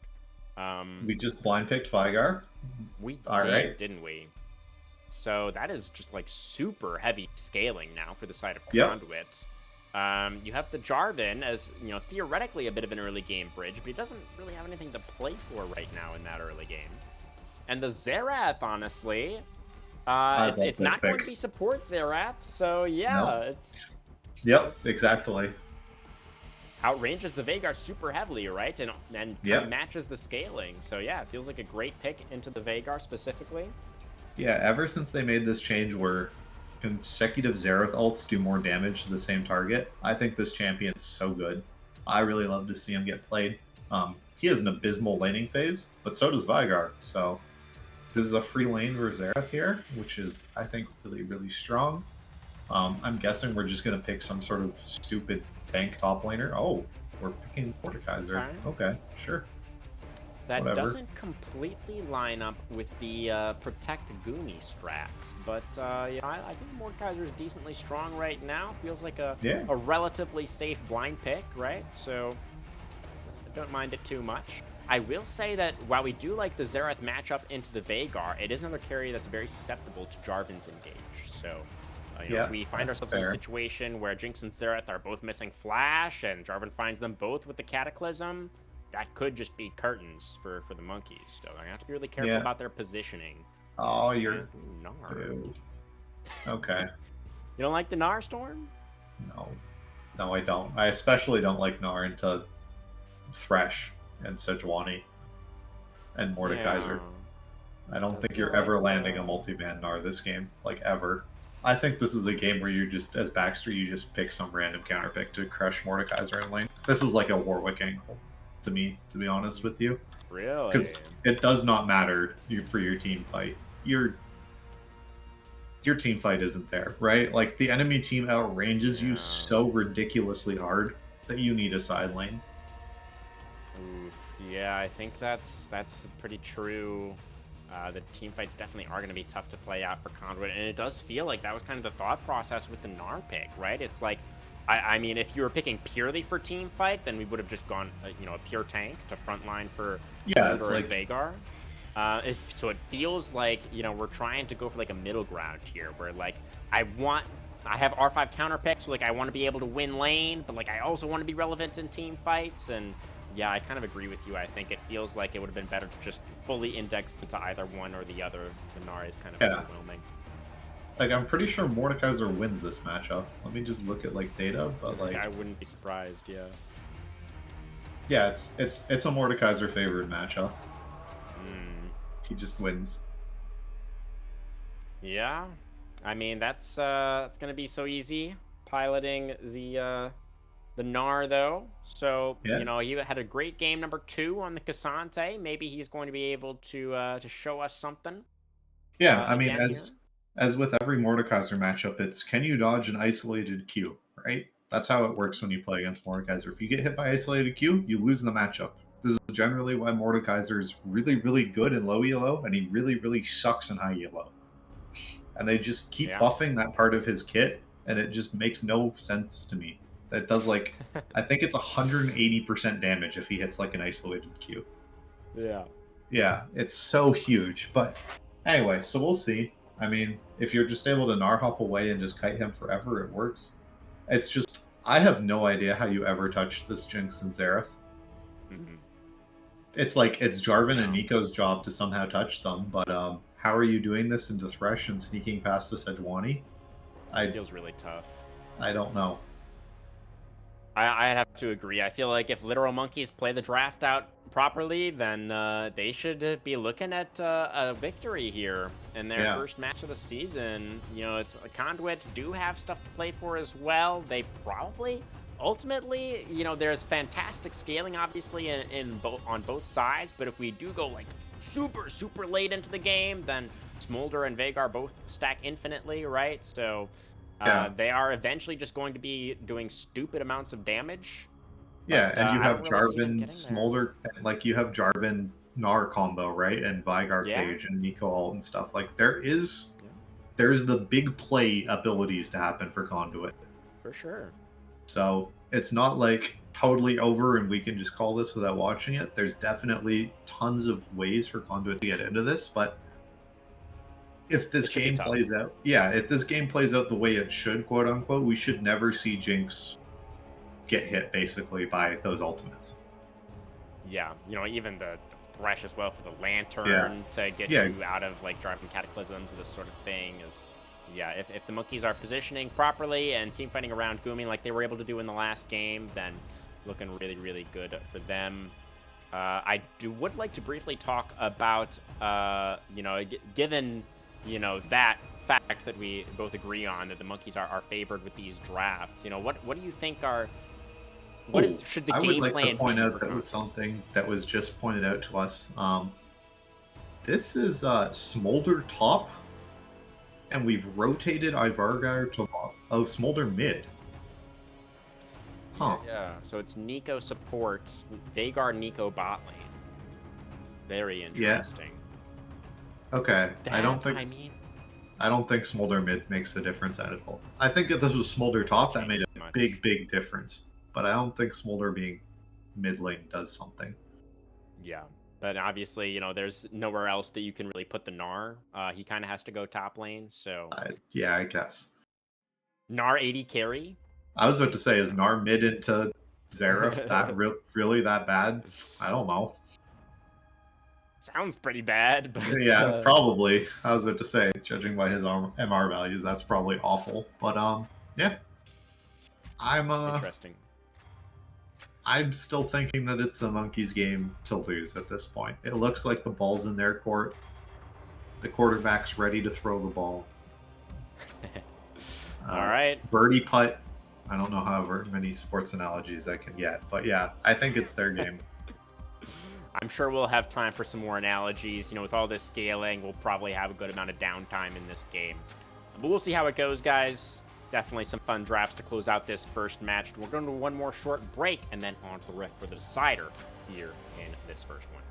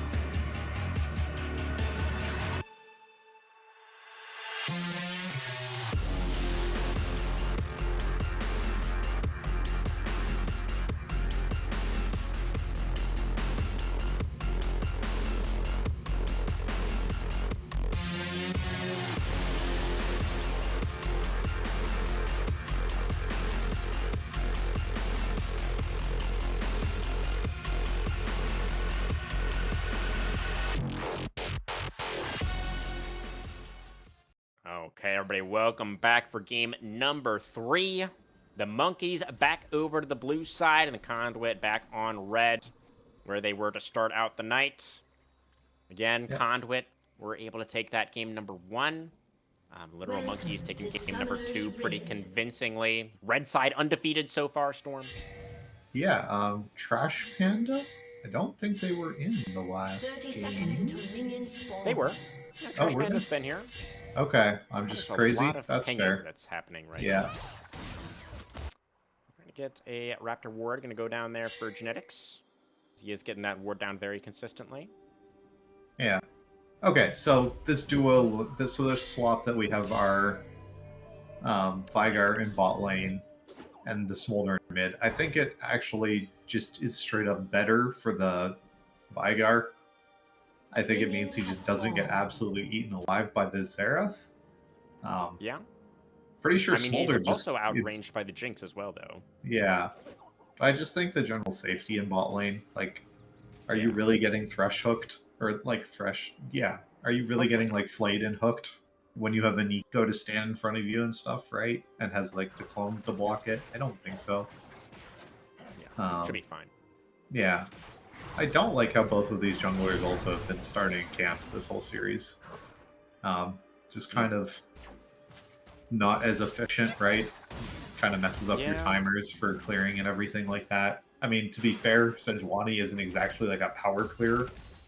But Jarvan, I definitely feel like should have been starting on like Wolves or something. Yeah, definitely. It's like the old school jungle pathing.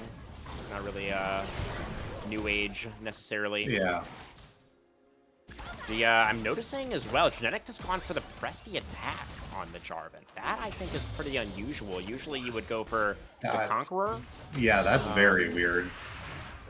Yeah, not really entirely sure what the thought process is there. Yeah, because Jarvan, you generally don't get a lot of chances to auto people, right? It's all about just like Right. casting spells, which is why Conquer is so good with them. Yep, there's Nar dodging around, tickling Mordekaiser with those little boomerangs. Let's get the wave pushed in here, so...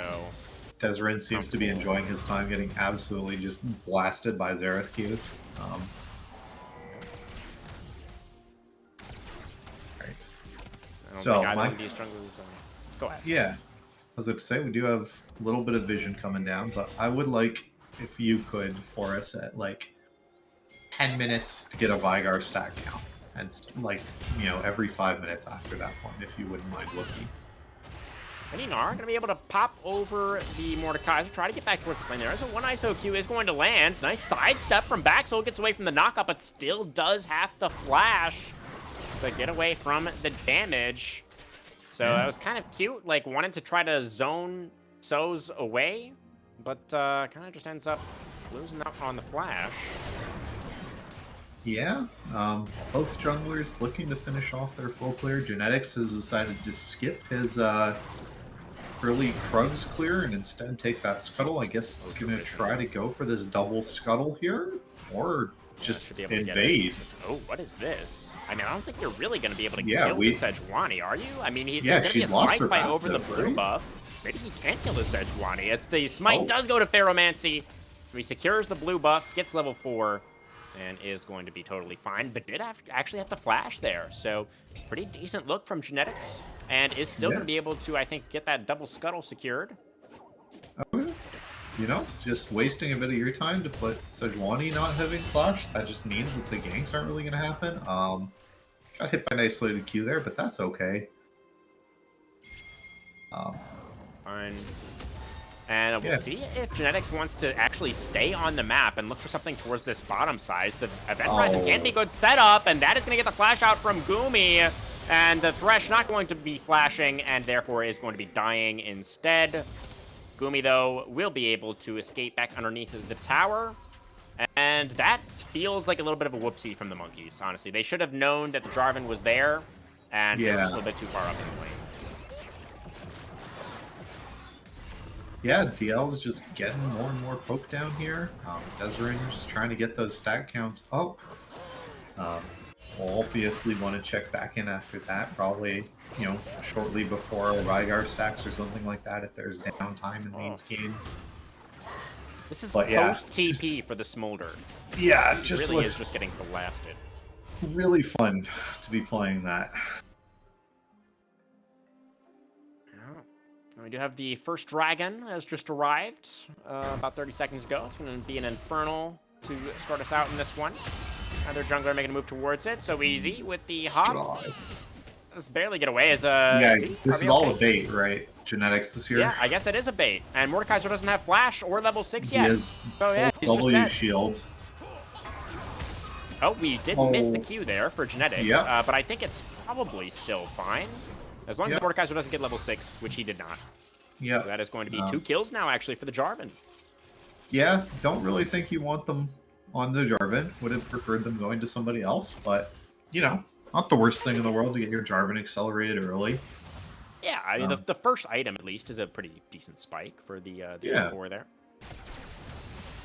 Looks like Sejuani is deciding that they are building Hearthsteel or something equivalent to that first item here. Yeah. Don't love it here, the Heartsteel. Not really anybody besides the Jarvan that you can realistically stack it on.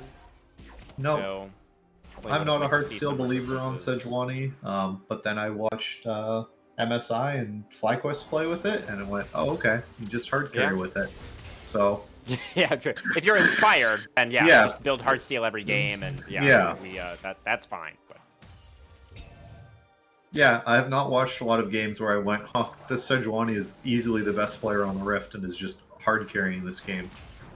I don't But, see that too often. yeah, have to see if Ferromancy can live up to my lofty expectations of them.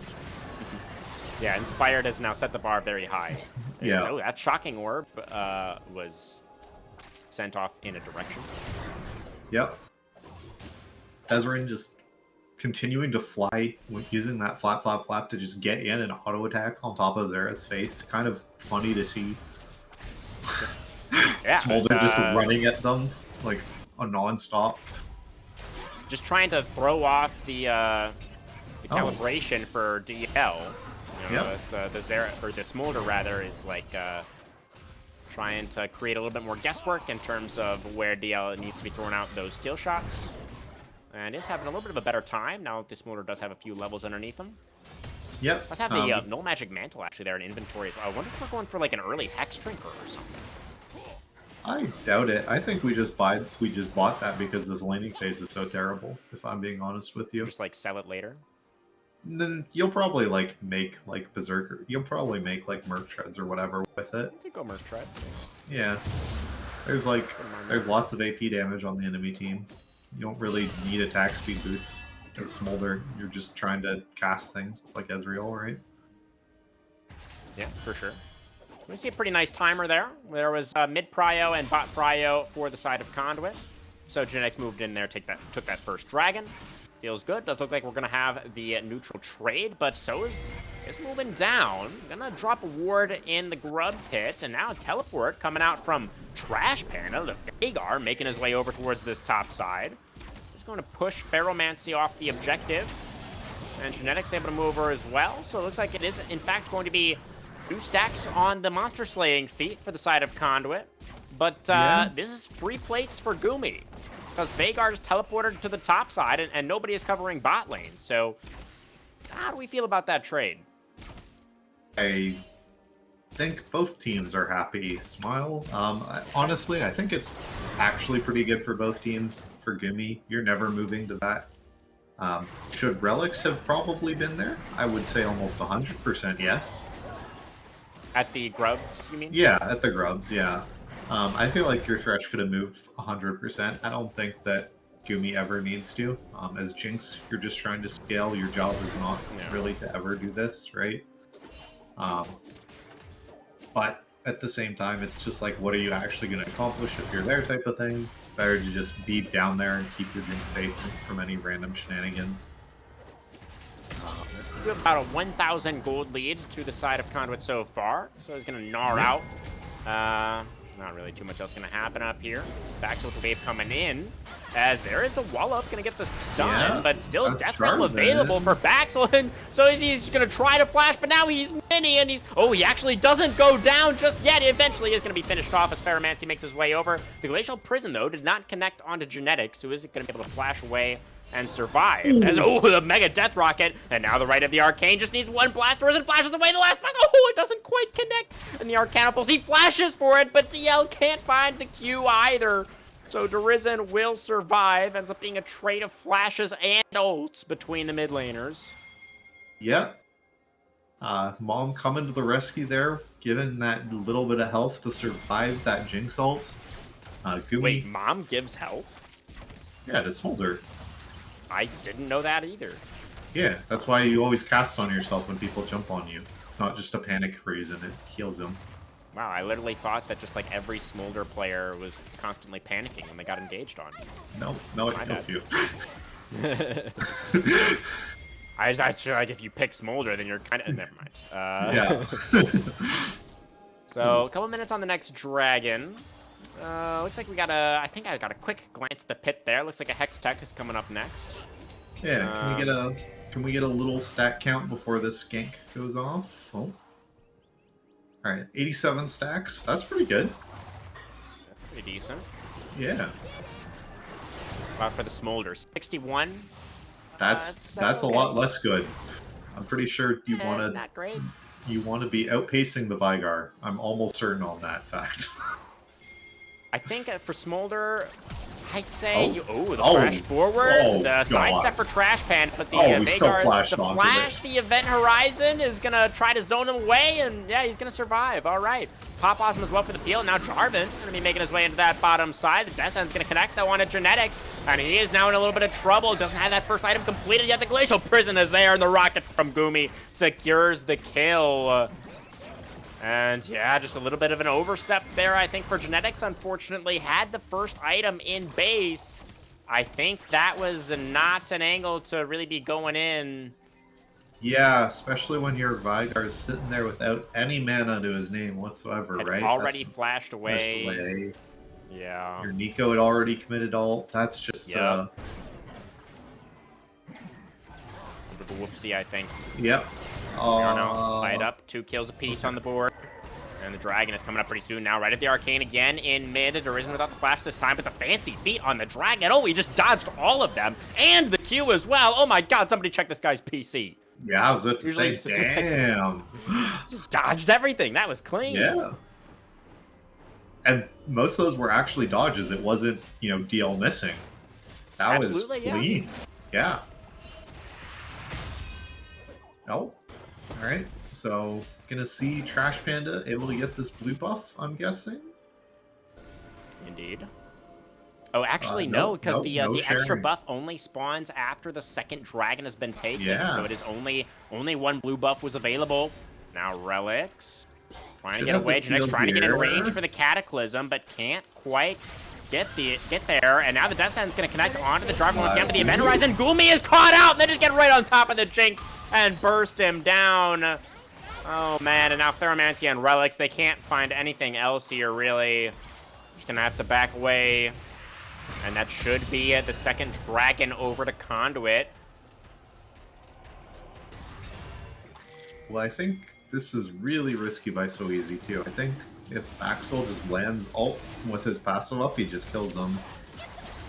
I don't like this contest from the monkeys. Yeah. Jinx is not Oh. here. Oh, never mind, actually. Okay, they just burst down the Vagar. The Pop Blossom only connecting onto the front line, and now another hook. Death Sentence going to land on the Poodle. They take down the Nico as Reson's well. gonna get The another smite hook, isn't he? is good from Ferromancy. Secures the dragon, and I take it all back. What an amazing contest from the monkeys. Genetics with the EQ barely gets away from that Death Sentence and will survive. But that is going to be a really nice turn for the monkeys. Yeah, I mean, that's a huge win for them. I mean, because this Vigar is going to start taking over this game if he gets to keep just stacking like he is. This is solo kill here. This is See with the rank 2 Mega, Gnar. doesn't Oh, quite we get the missed. Gnar into the wall, and yeah, misses the house as well. I think it's a house with the skin, right? What is that? Yeah. Yeah, Dino Gnar throws a house at people, like from Rampage. It's an on-fire hospital. Yeah. But I'm so surprised that that last fight went in favor of the monkeys, man. I really thought that that Conduit were going to be able to come out on top there. What do you think went wrong for them? I think no one stepped in front of that Sejuani and let them full combo their Rygar. Would be my biggest criticism. I'm pretty sure we could have thrown our Nico in front of that to tank it. Yeah.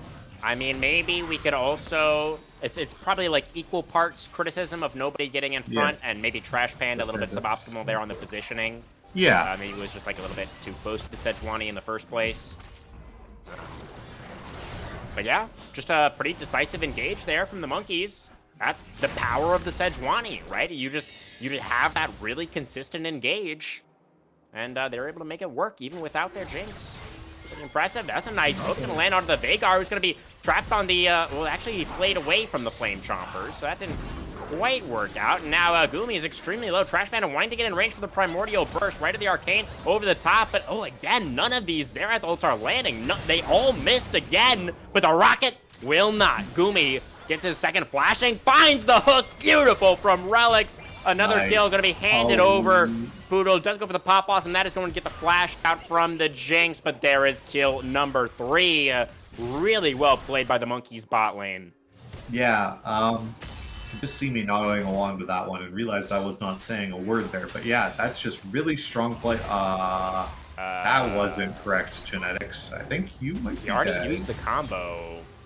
We're taking a look at the top lane for right now. Yeah. Well, Baxel is, they're both actually getting pretty low up there as well, and Genetics is just going to be able to walk it off. It's just chaos, bro.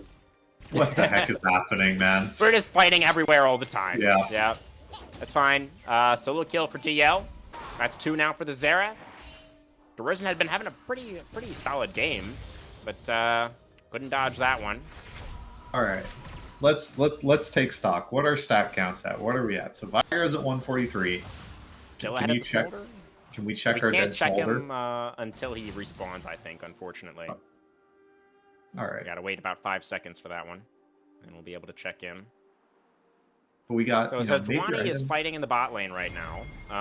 So I'm not sure what's gonna happen here. Riz is gonna teleport over there. Not.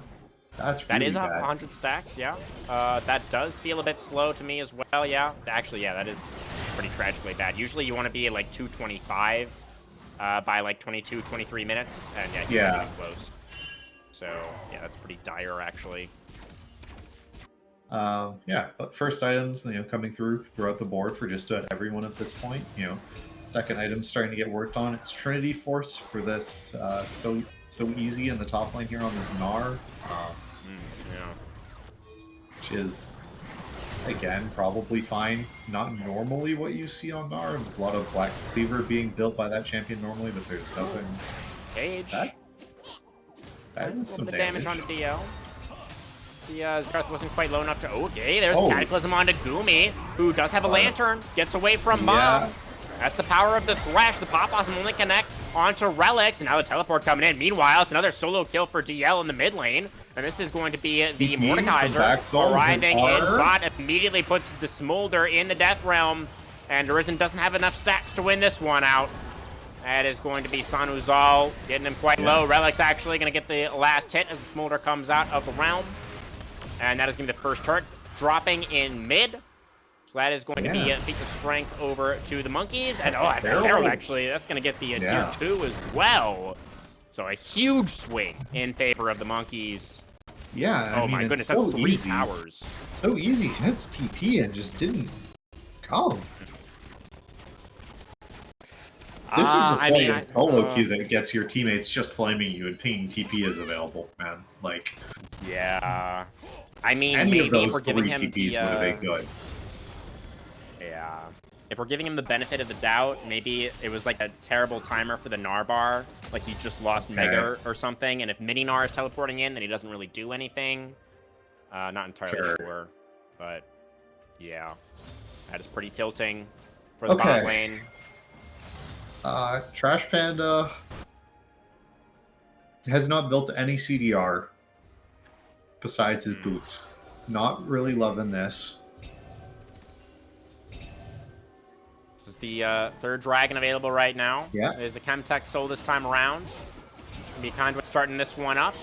And the side of the Monkeys are a little bit split at the moment. They're looking to catch off Risen on the side, though. They're trying to burst him down, but he will survive that initial engagement. Now DL has to flash away. Oh, Jinx. Yeah. Is in this game. And the Dragon now is just going to go over. So that is actually going to be the feat of monster slaying over to Conduit. And that is actually their feats of strength, because it's very funny because it's 9-3 on the board in favor of the Monkeys. Yeah. But those 3 kills for Conduit actually came first, so they get the feats of strength as Poodle is dead here. Genetics might also be dead here. The Event Horizon tried to save him, but it doesn't CC rockets. And so that is going to be able to take down the J4, 11-3 now on the board. And new guy, I think? Going to Atacon? Should be. Yeah, jungler down for Conduit. Be a free new guy. Over to the Monkeys, augment their 5,500 gold lead. And yeah, I'm starting to think, Storm, that our read on these drafts was pretty on the money. Conduit have great scaling. I don't think they're going to get there. Yeah. I just don't see how you ever have a front line available to you to actually just contest anything, right? That's my major concern. And that's, again, Atacon going over. So this now purifies all the flowers on the map, makes every flower you take better, gives you kills on every flower. You know, gives your team generally about 10 or 11 adaptive force just for taking it, which is, you know, worth a ton of value. Yeah, I think it's randomly worth about 1,500 gold generally for your team. Sounds right. Yeah. So really, it's more like a 7,000 gold lead around there, functionally. Yeah, we see the bounties of shame have appeared. They sure have. Supporting this. That's a real one. That's not an eco clone. Real Jarvan. Real life Jarvan spotted in the wilds. And he's taking a whole bunch of damage. Yeah, Genetics. Trying to bait. He's going to go in with the combo on a DL who doesn't have flash. And so is, in fact, just going to die. The Jarvan is going to be traded, though. So I think you take that all the time.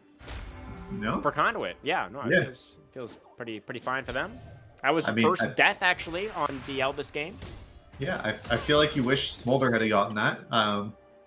Yeah. We have seen Genetics get a lot of shutdown kills this series. I think this is his 3rd or 4th one, because in game 1 he got 2 of them. Yeah, it feels especially bad when you have Smolder and Vhagar, who both really want gold. Yeah. They want stacks more, I guess, but they also really want gold. Yeah, that's the tick over there from Vhagar. Going to level 13. That's the Rod of Ages finished. You guys gonna have death cap soon as well, but still gonna have the problem of being outranged and the problem of not having a front line as well, which are pretty big problems to have. Yeah. Genetics finished the Sundered Sky here.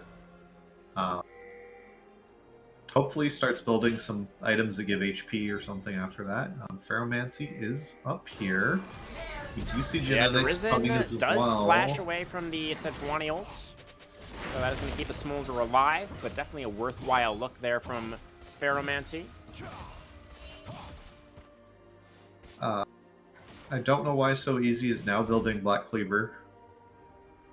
I feel like if you're going to build Trinity, you just want to be in the side lane against this guy, you should just build an item that's good in the side lane versus this guy. What would you have liked to have seen Wit's End or something. Interesting, yeah. Yeah, the Wit's End could have been good. Doesn't give health, though. Gnar does really like health.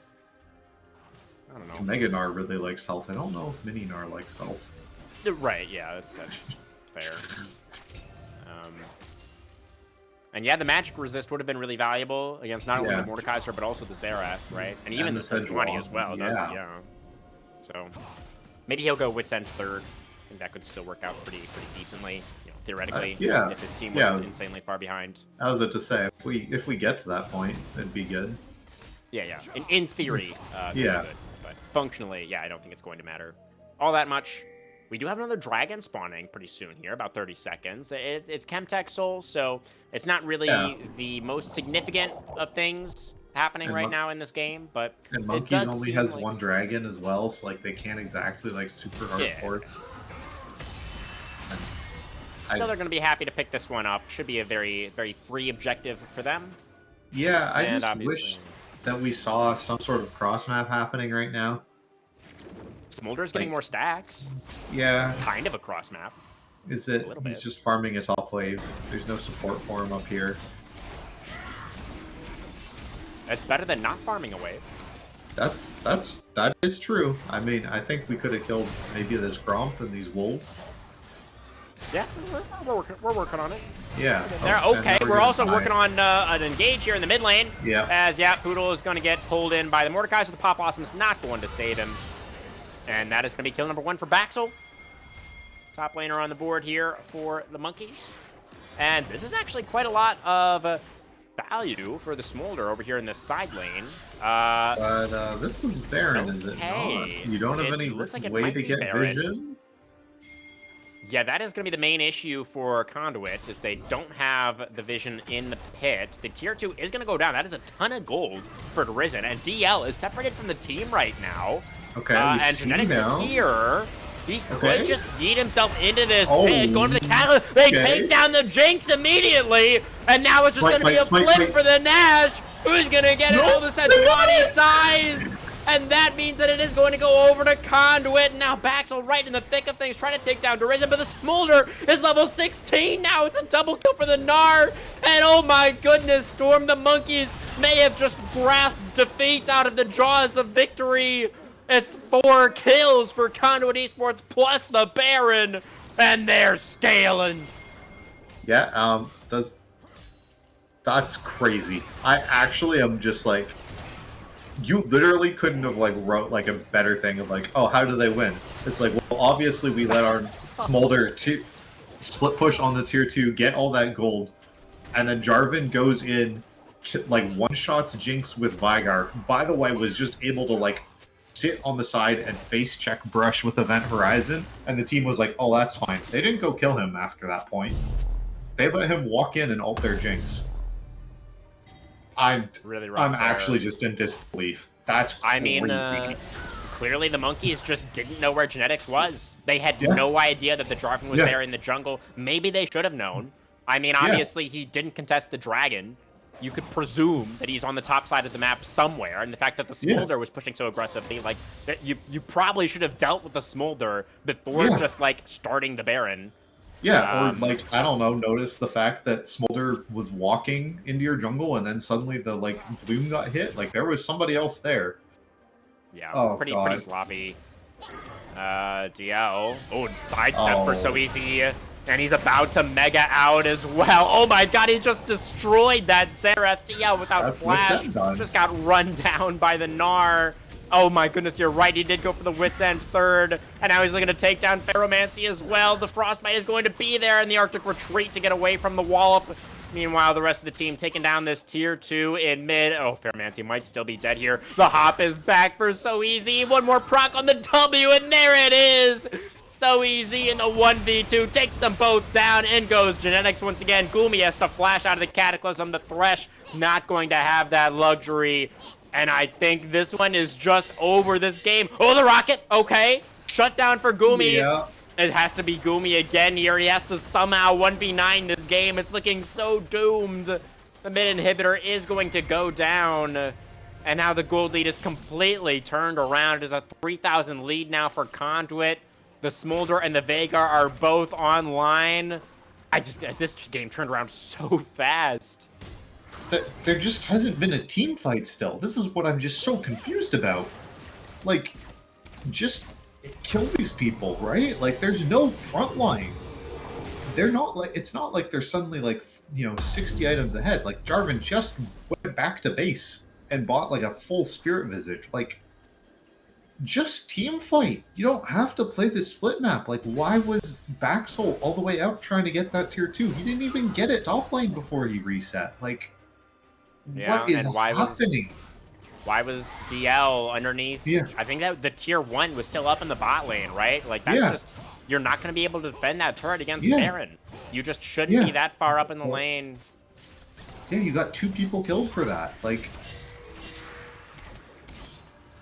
Now Dragon Soul Point going to be available for Conduit. yeah. Gonna look to lock this one down. We get another stack check on the Smolder. He probably has 225. Oh, actually, never mind. We got an engage coming out from Genex once again. Gumi doesn't have flash this time, and there's no hope. Oh, they're looking to turn it around under Risen, so the Smolder does also go down. The Ready Arcane getting some decent value there, and Trash Panda gonna get taken down. That's both carries down on the side of Conduit. It's only Genetics and EZ left.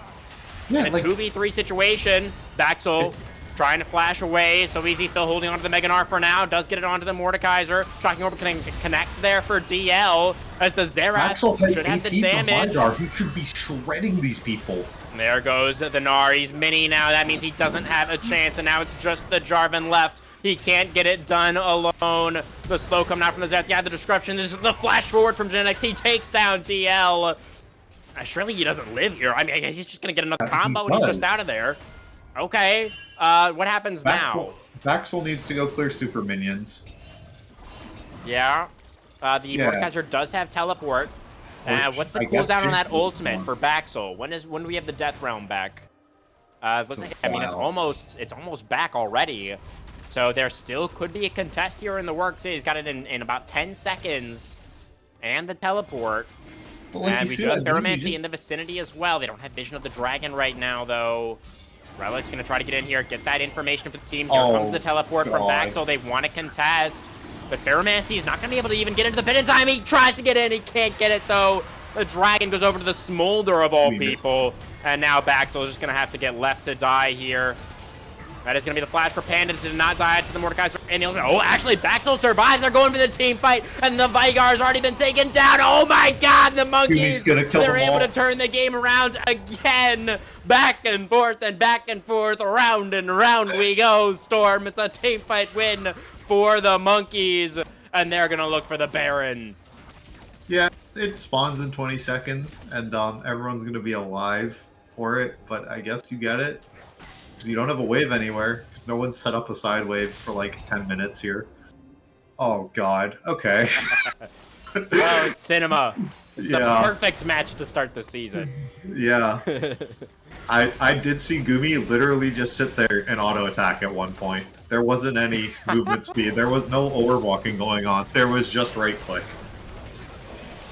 Yeah, I mean, Conduit, they just like were tunneling, it seemed like, on trying to kill Mordekaiser as he was coming out of the Death Realm.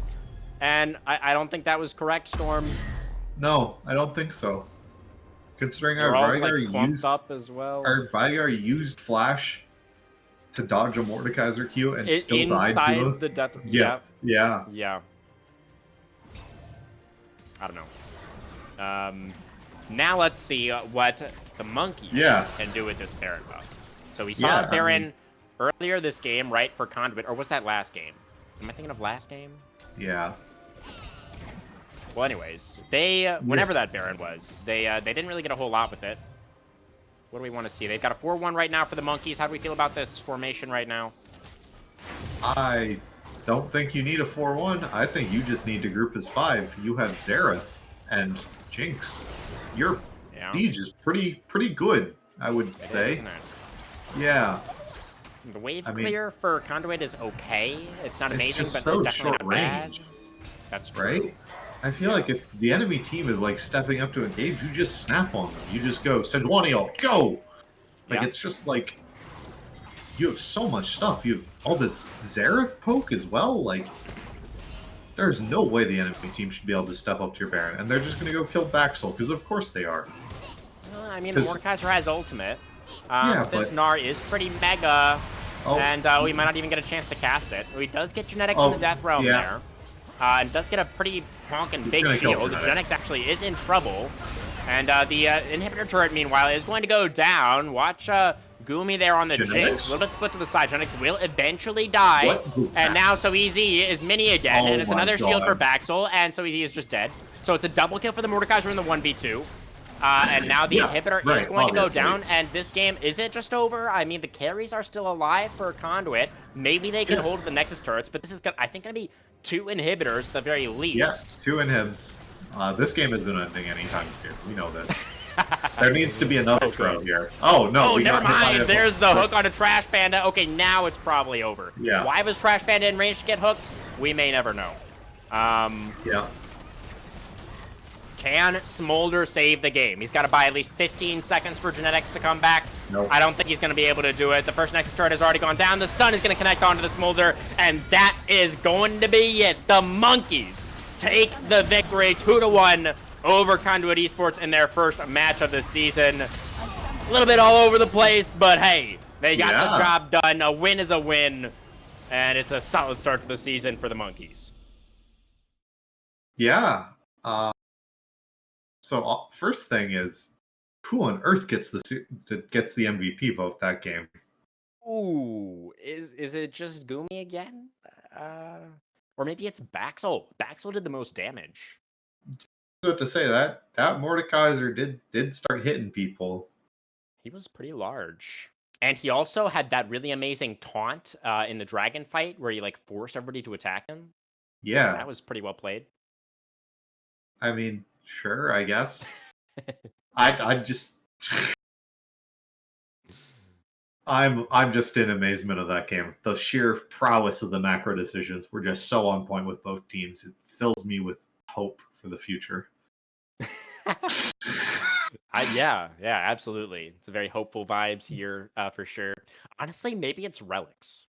I feel like the Thresh was actually pretty clean. Yeah, there was a lot of hooks getting hit that I thought were never going to get hit. So I'm down to give it to Relics. There was some really good flays.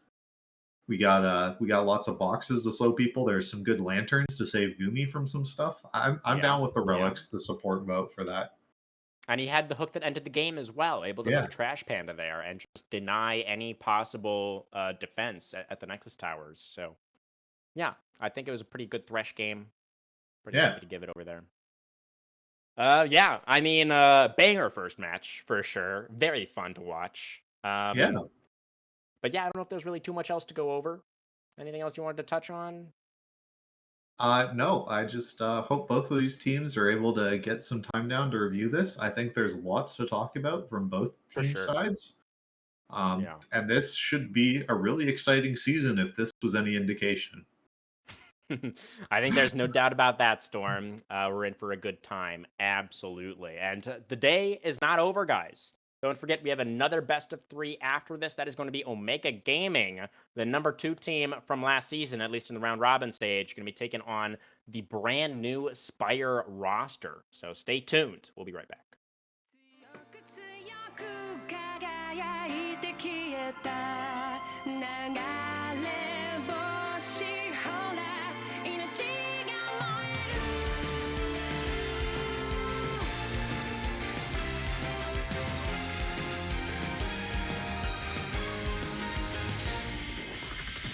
何かに怯え走り続けたその虚しさのしじまに何を見て何を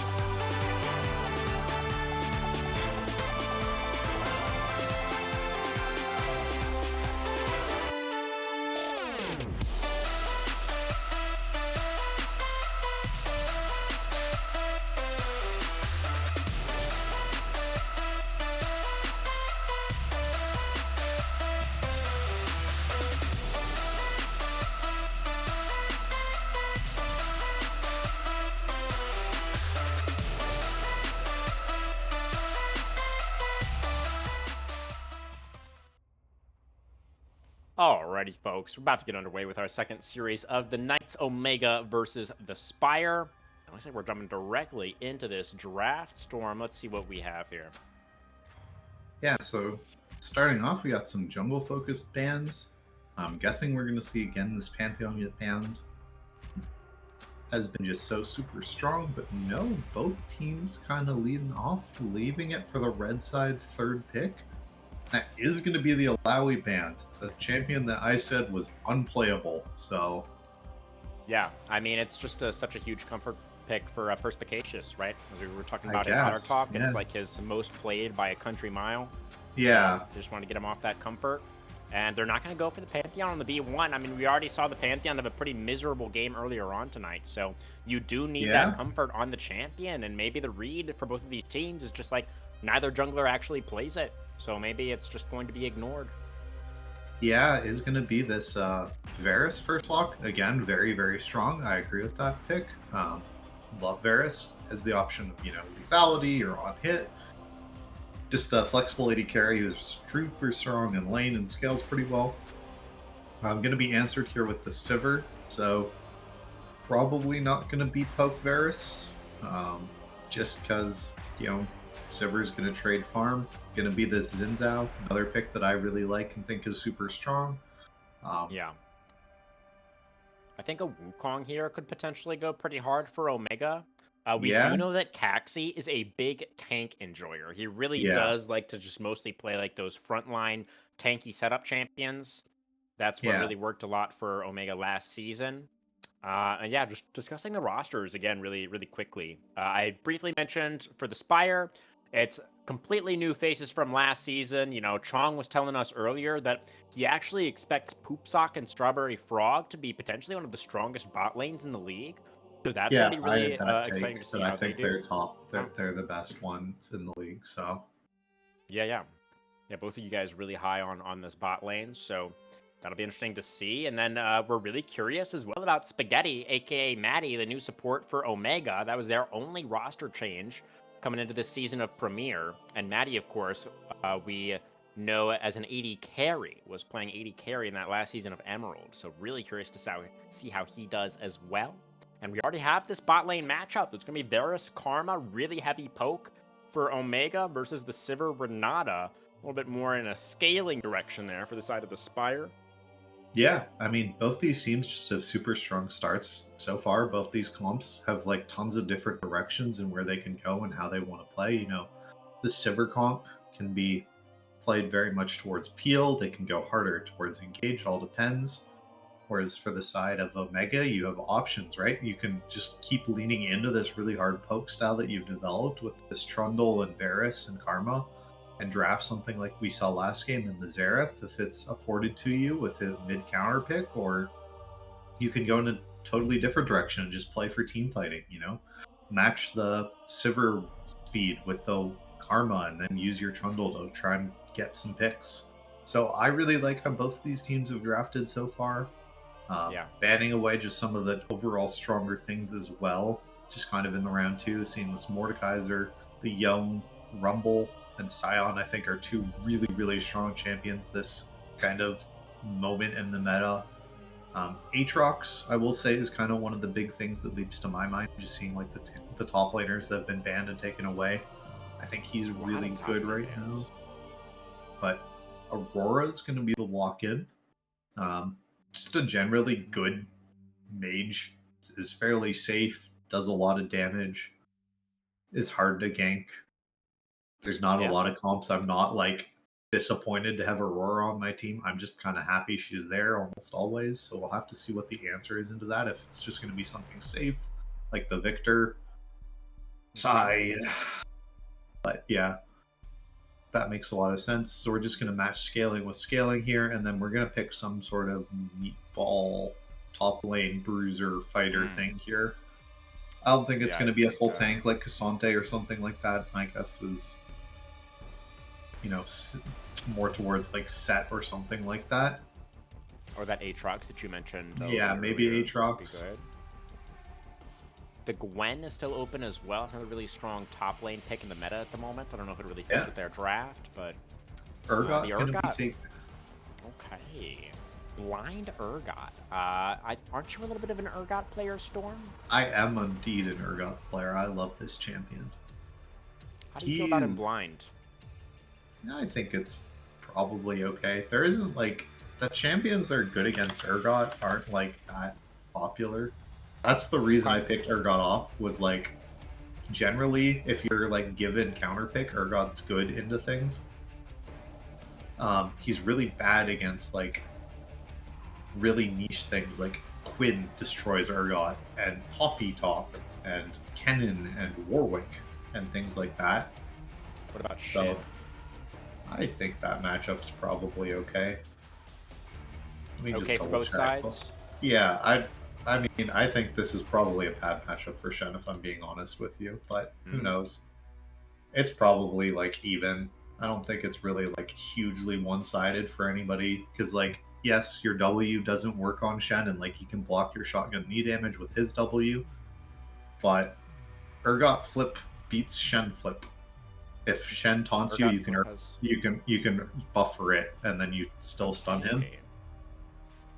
So it's a skill matchup. I don't think it's like really crazy.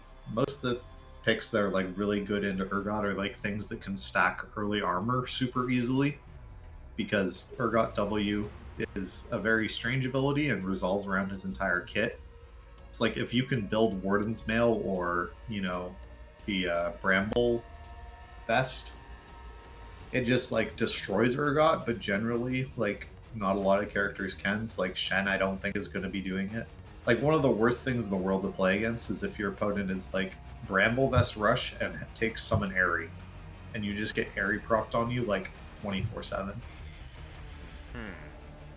But anyway, I think overall, yeah, I think overall both these comps make a lot of sense. I'm not really sure why the Shen is here. I think that champion got overbuffed and is still stupid good, so yeah, I'm happy to see more people playing him.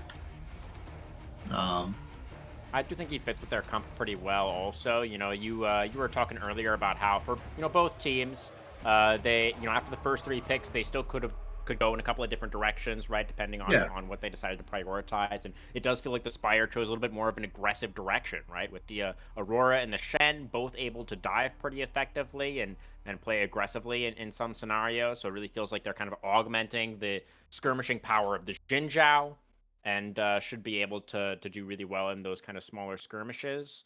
But definitely for the side of Omega, again, we have a situation here where one team significantly outranges, with the Varus damage and the Victor as well. It feels like if these fights are played out a little bit slower, Omega should probably have the edge.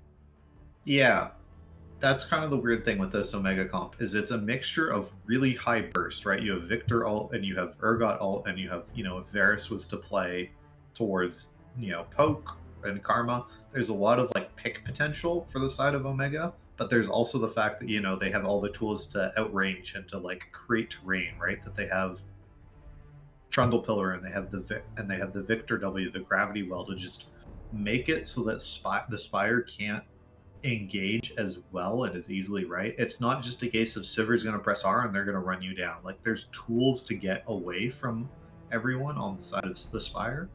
I think Omega has a better comp, but it's going to be interesting to see. I don't know how much value this Aurora is actually going to be able to bring this game. The circle or whatever her ult is called, that's so annoying, is going to like provide worlds, I believe. Between Worlds, that sounds right. It's going to provide like slowing field that's going to let this team get on top of them.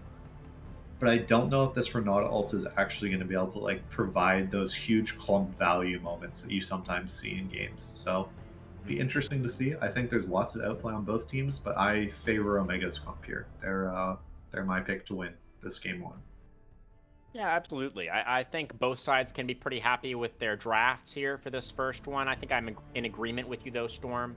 I do give a little bit of preference to Omega's side. And, based on performances from last season as well, we're expecting Omega to be really strong again this season, given the fact that they didn't make very many roster changes and they were really strong before. It just kind of makes sense to have pretty high expectations for this team. So I think we can have faith in them to play out this comp well. I think Would you say it's fair to say that Omega's draft is a little bit harder to play in theory?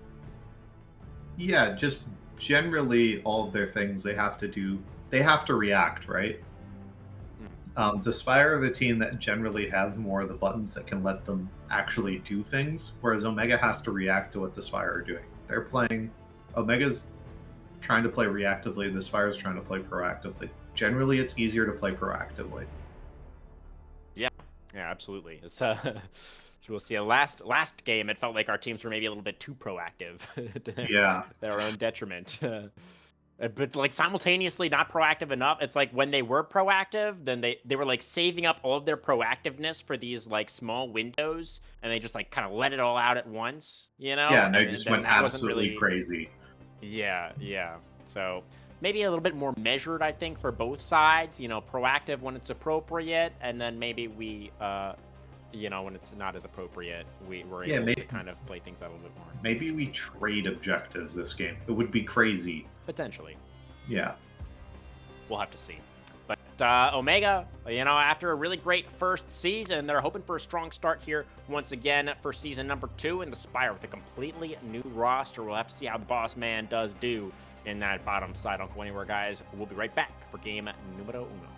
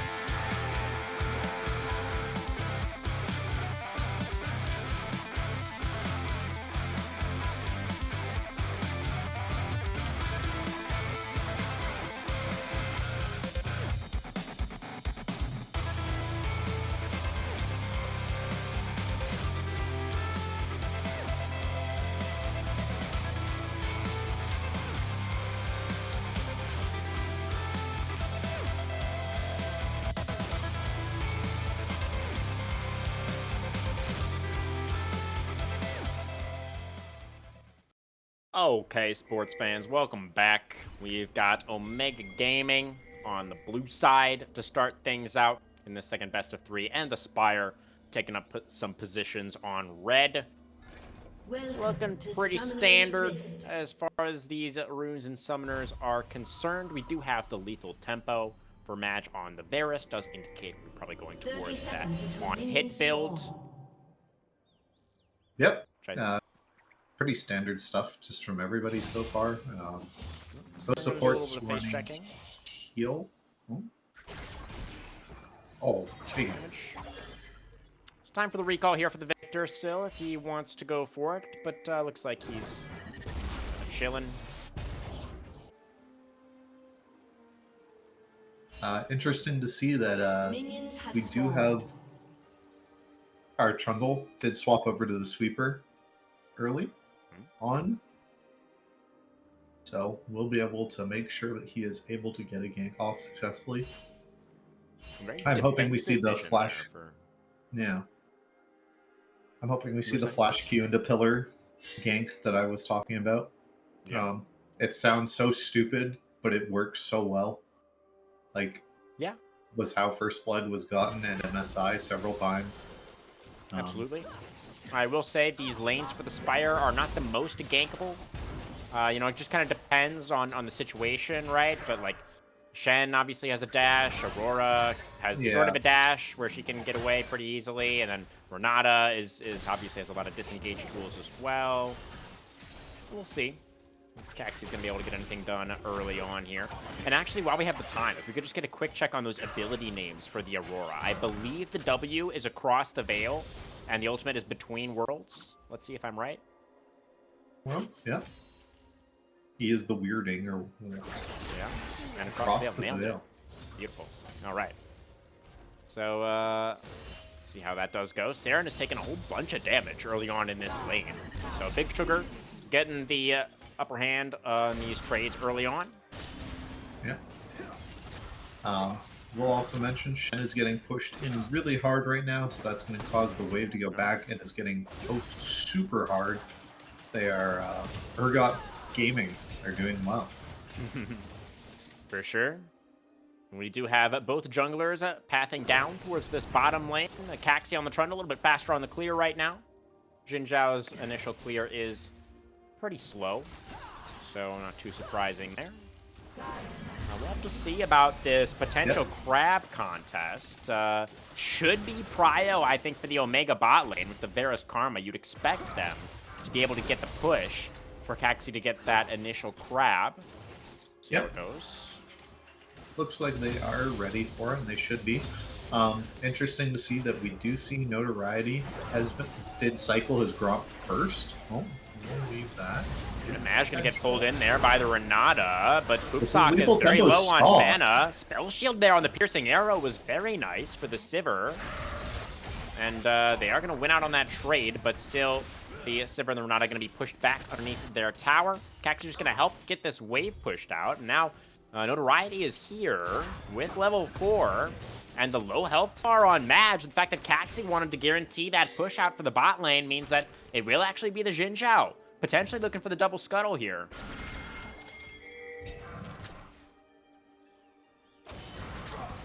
Well, good job by Poopsock Boss Man and Strawberry Frog. Another spell shield there from Poopsock, able to immune that damage from the Mantra and Spire. Or the Inner Flame. Yes, Inner Flame. There it is. Yeah, Ooh, a potential angle towards Perspicacious here. Notoriety not gotten off a base just yet. There's the early flash from the Urgot.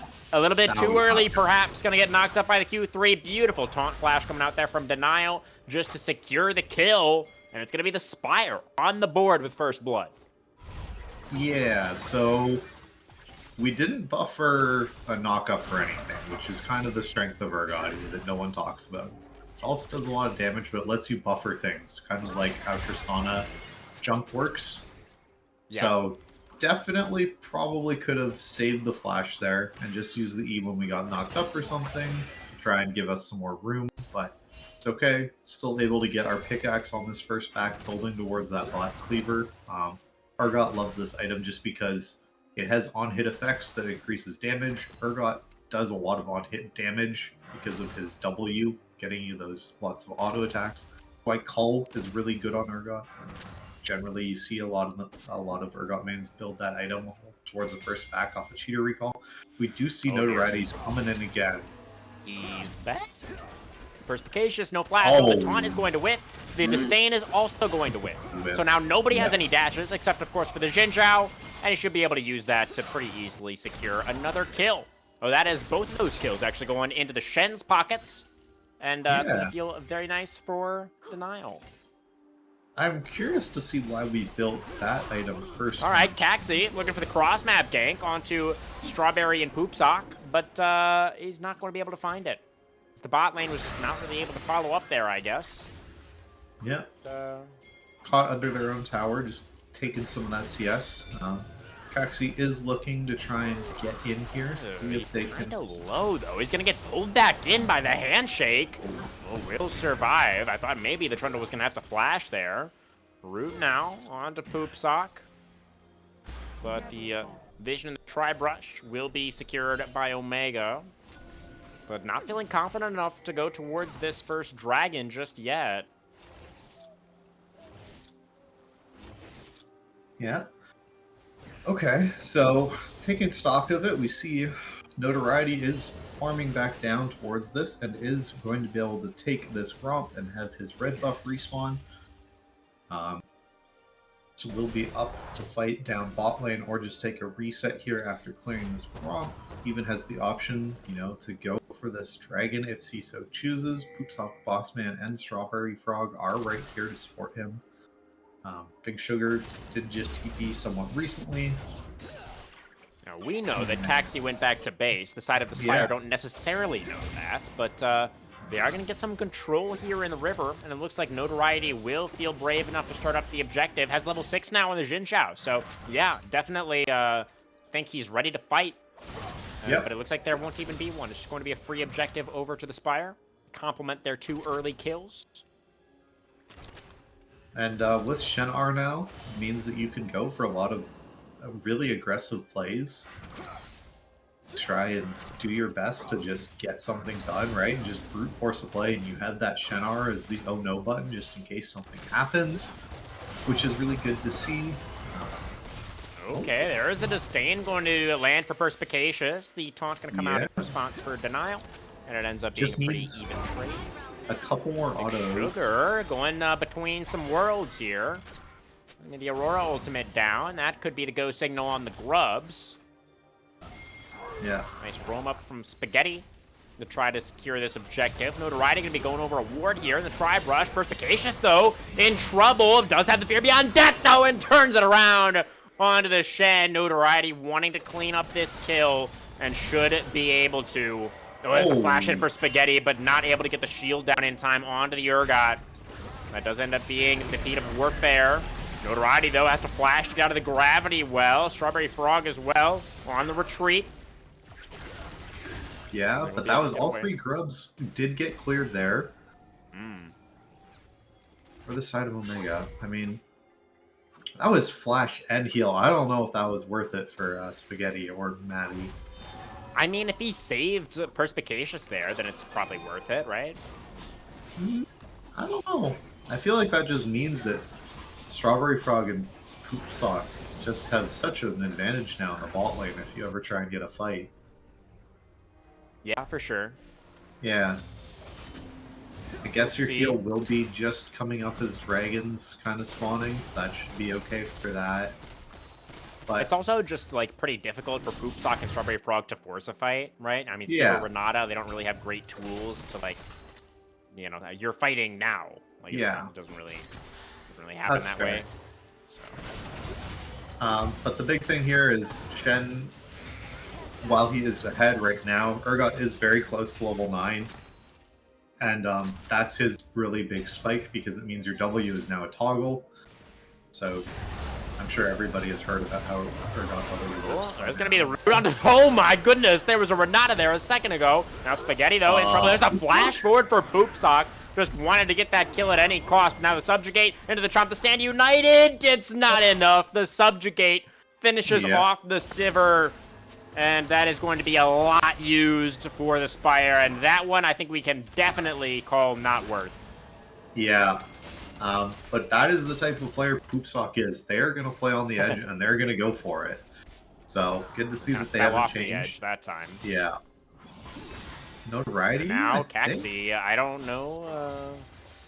I mean, it feels emboldened because It's a the Sivir completed item to a component. That's a fight. Yeah. That should take Kaxi's every just time. gonna. Yeah. Kaxi will back away. It's all right. Yeah. Over the Gromp. And Sivir now returning to lane. Oh wow! I'm just now noticing. Look at that CS differential between the AD carries. Yeah. That's great. How did that happen? I mean, yeah, Varus Karma can be impressive in lane, but like that's a huge difference. In mid lane as well. Look at that. CS leads for Omega kind of everywhere. Literally everywhere, Yeah. actually, except jungle. That is having better players, quote. That's, I mean, kind of, yeah, I mean, not really any other explanation, to be honest. Yeah. Just better laning phases. Hasn't really been that much fighting yet. You know, it's Trundle Xin Zhao, so theoretically we could have seen a lot more fighting, but it hasn't really worked out that way. Look at this. This is going to be another wave, I think, that Poopsock's going to miss out on. Varus Pharma just push it so fast. How much is... Okay, it's not a cannon wave either. So he's going to miss all 3 of these melees and at least one of those ranged creeps as well. So the lead is just growing for Maj. Oh, There's a we nice did buffer. taunt, but oh, the Urgot ultimate is available again, and there it is. And Perspicacious is going to get the fear as well, and oh dear. Yeah, that's looking really good for Omega. Nice play from Persp. Yeah, just able to get that kill off is looking really solid so far on this. It's going to have his Black Cleaver completed really soon here. There it is, finished, which just even further tilts this matchup into Urgot's favor, is even able to burn this TP to get back top lane and ensure they're able to just keep this pressure on. At least the Urgot did have the flash there, so like that's a little bit of silver lining for the Spire, but I mean, Perspicacious is obviously still going to be really happy about how that went. They saw Xin Zhao on the top side as well, so you can see Caxi, Spaghetti, and Maj able to play really aggressively down here towards this bottom side. So they know that Notoriety can't be here yet, and they're going to go ahead and start up the Dragon as well. This might be a little bit dangerous, though. Notoriety is starting to move on over towards this bot side river. Spaghetti going to spot out the Xin Zhao. As he gets closer, the Dragon will be secured by Caxi, but the Karma is going to immediately die. Subjugate onto the Xin Zhao. Impressive card. Very nice for Notoriety. He keep himself alive, flashes away from the Victor damage, and that will be 2 kills now, secured by the Spire, trying to chase down Saren as well. The Victor gonna have to flash to get away. Now taunt in the top lane. It's gonna be 1 turret shot onto the Urgot, who does manage to disdain his way out. So the Dragon for Omega, but 2 kills for the Spire. Yeah, I mean, just a case of Spaghetti being in the wrong place, just way too close to that banana brush there, and just got instantly blown up by Notoriety, who was just able to, you know, point and click E and then just auto attack him to death. Yeah. Spaghetti has flash now. Maybe it was like not quite back off cooldown or something. Yeah. 'Cause he did use it earlier, right? We were talking about the flash attempt in the top lane, so probably just like didn't quite have it. Yeah, for that last fight. And now we're going to have Herald in about a minute. As far as the feats of strength are concerned, where did we go with the feat of warfare again? I think it was the Spire that picked it up, right? I'm not sure. Yeah. Yeah, the Spire got it. Okay. And we did have the grubs secured by Omega. So Omega are the ones that are 1 off the feat of monster slaying. So absolutely still up in the air, those feats of strength.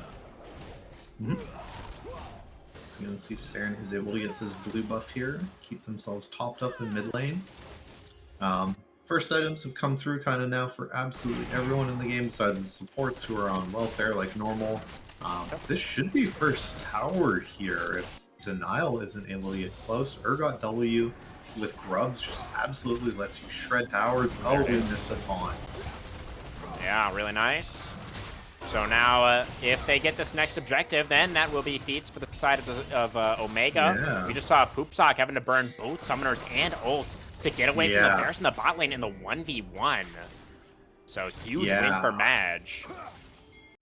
That's a really, really big concern, I think, if you're the side of the Spire right now. It's just, how are you going to be able to get into this game at this point? I think it's got to be on Big Sugar just landing another one of these big between worlds, Fight breaking out. In goes Notoriety with the Audacious Charge. Going to find the knock-up, and the Crest Guard keeping the Xin Zhao alive for a while. They do take down Perspicacious right at the start. And look at that damage from the Aurora. Immediately a double kill over to Big Sugar. Siren without the flash. They're trying to chase him down. The knock-up from the Xin Zhao, and the damage is there. 3 quick ones. Actually, 4 kills overall to the Spire, and they'll get the Herald as well. Absolutely massive win. Yeah. We said, oh, we just need a big Between Worlds or a big Renata ult. We got both of those. That was gross. Yeah, crazy amount of damage there. Yeah. First item spikes doing so much for the mid jungle, especially of the Spire in that fight. Yeah, I guess Omega just a little bit too eager starting up the objective. They didn't have enough control in the area, and they weren't really able to get their battle line set up properly. And it goes back to our draft conversation as well, where like they have the range advantage, but if you just get jumped on by the Xin Zhao like that, you're not able to get that poke damage down.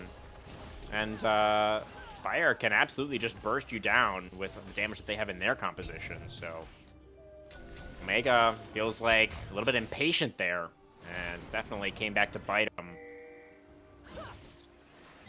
Yep. And I'm just kind of worried now at this point if it's, you know, you've given up some big kills. This is like 10 kills is a lot, right?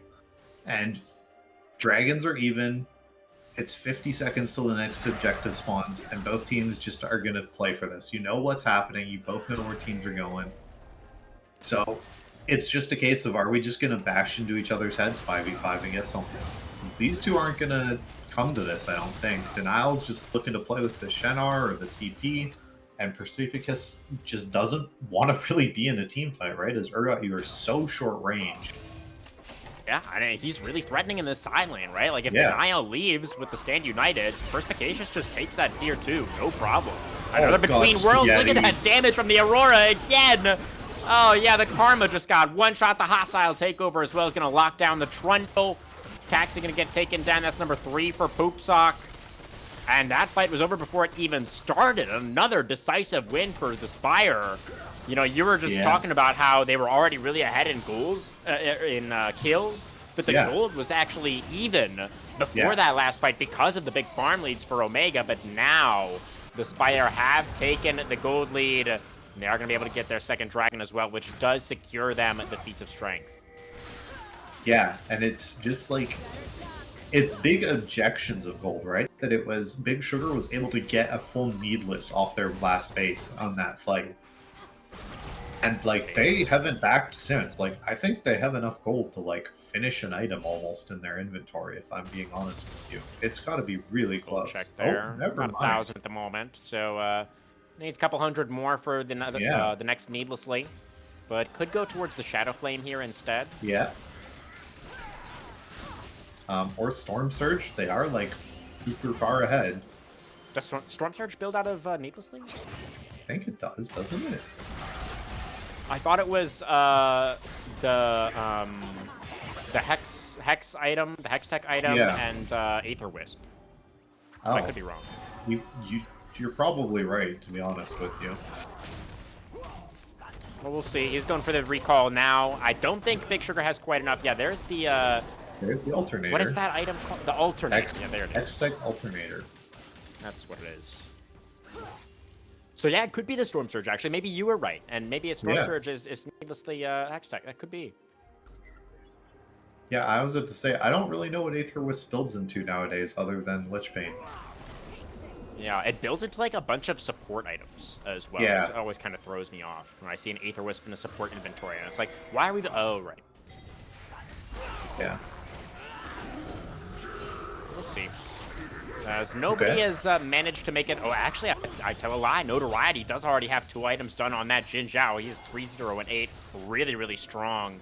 Picked very early on in the draft. And Notoriety's having a great game on the pick.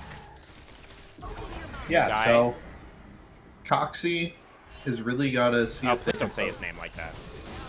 We just had the other guy in the last game as well. Caxi. Caxi. Caxi. Alright, Perspicacious is going to be able to get a little bit of a flip onto Denial.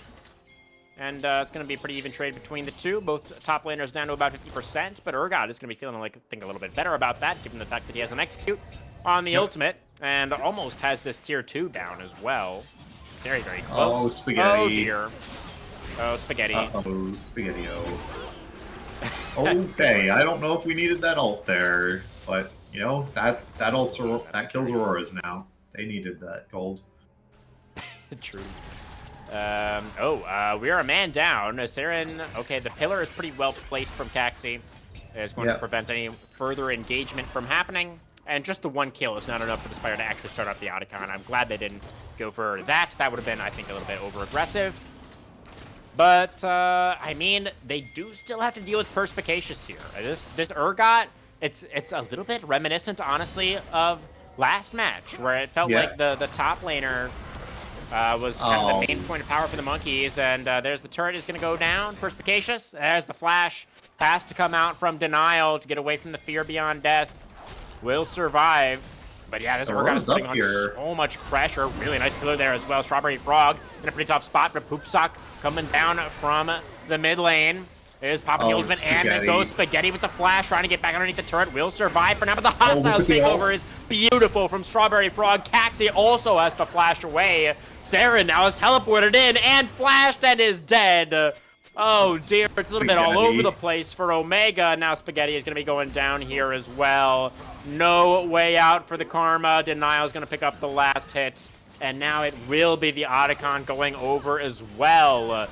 Huge advantage now for the Spire in this game. I don't know if Perspicacious is going to be able to get this one over the line for Omega, as it looks pretty unlikely at this point.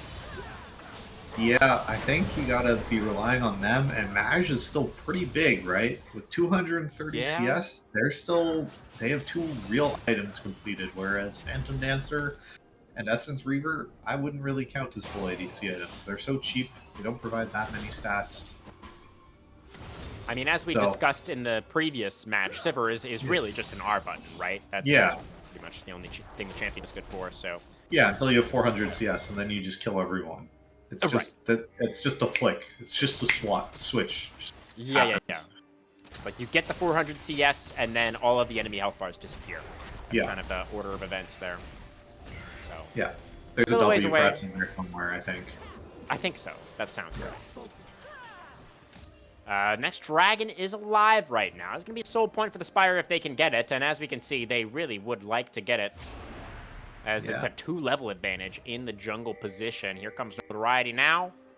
And Perspicacious. You have no vision. How are you? Man. That was a very scary toggle from the producer there. Really made us sweat for a minute. But the dragon is the target for the Spire. They're just going to lock that one down. Saren is pushing in the top lane. So a turret is already gone for this. Oh yeah, they're sending a bunch of people, Omega are, to this top lane. Big Sugar, though, I think should be able to clear out the minion wave. Maybe not, actually. Okay, so this inhibitor turret is going to go down. And actually, that Chain of Corruption was really close there for Madge as well. So a decent cross map, you'd have to say. Yeah, that was a great cross map. I'm surprised that it went that well, but they're even going to get like this red buff and stuff on the way out. Like, this is fantastic. Hell yeah, macro, boys. Let's go. Yeah. No, I think, compared to the teams in our previous match, I think it's not too surprising that Omega are a little bit more coordinated or aware of what they can get on the map at any given time. Yeah. So it was definitely a good look for them, but I still pretty heavily favor the Spire side of that trade. Honestly, I think just because it's Mountain Soul, getting up to Soul Point there, I think is just, they're in such a good spot. Even though you do lose that inhibitor tower, I think you're really not too worried about it, honestly. I mean, obviously you want to take that dragon there, but I don't think you can, right? Yeah, no, that's totally fair, Unless Big Sugar has used ult to get a pick on someone or doesn't have flash, like there's no way you ever want to get into a team fight. Oh, okay. A bit of anti-synergy there. Not the end of the world. I don't know if Notoriety necessarily wanted to go in on that Audacious Charge anyways. And we're getting some control around the Baron right now. Yep, it's time to start dancing. Baron dance time. Everybody. It's going to be the Crab Secure from Notoriety, but has to pop the Crescent Guard, and the Xin Zhao is in some trouble here. At the flash rate, the Stand United is going to keep Notoriety alive, and the Fear Beyond Death is tanked up by the full HP Shen, and now Caxi's going to be the one that gets taken down. In Denial does have to get away. Yeah, the Varus is really scary, but they're fighting away from the Varus right now. Flashing forward is Big Sugar. The damage is almost there, and they do take down the Victor. And Poopsock kiting forward is not going to get flipped back by Perspicacious. The backstep there, very nice for the Sivir. It's 2 kills over to the Spire, but the health bars are not quite big enough to actually turn towards the Baron. I feel like maybe they could have. I mean, you killed the jungler. Yeah.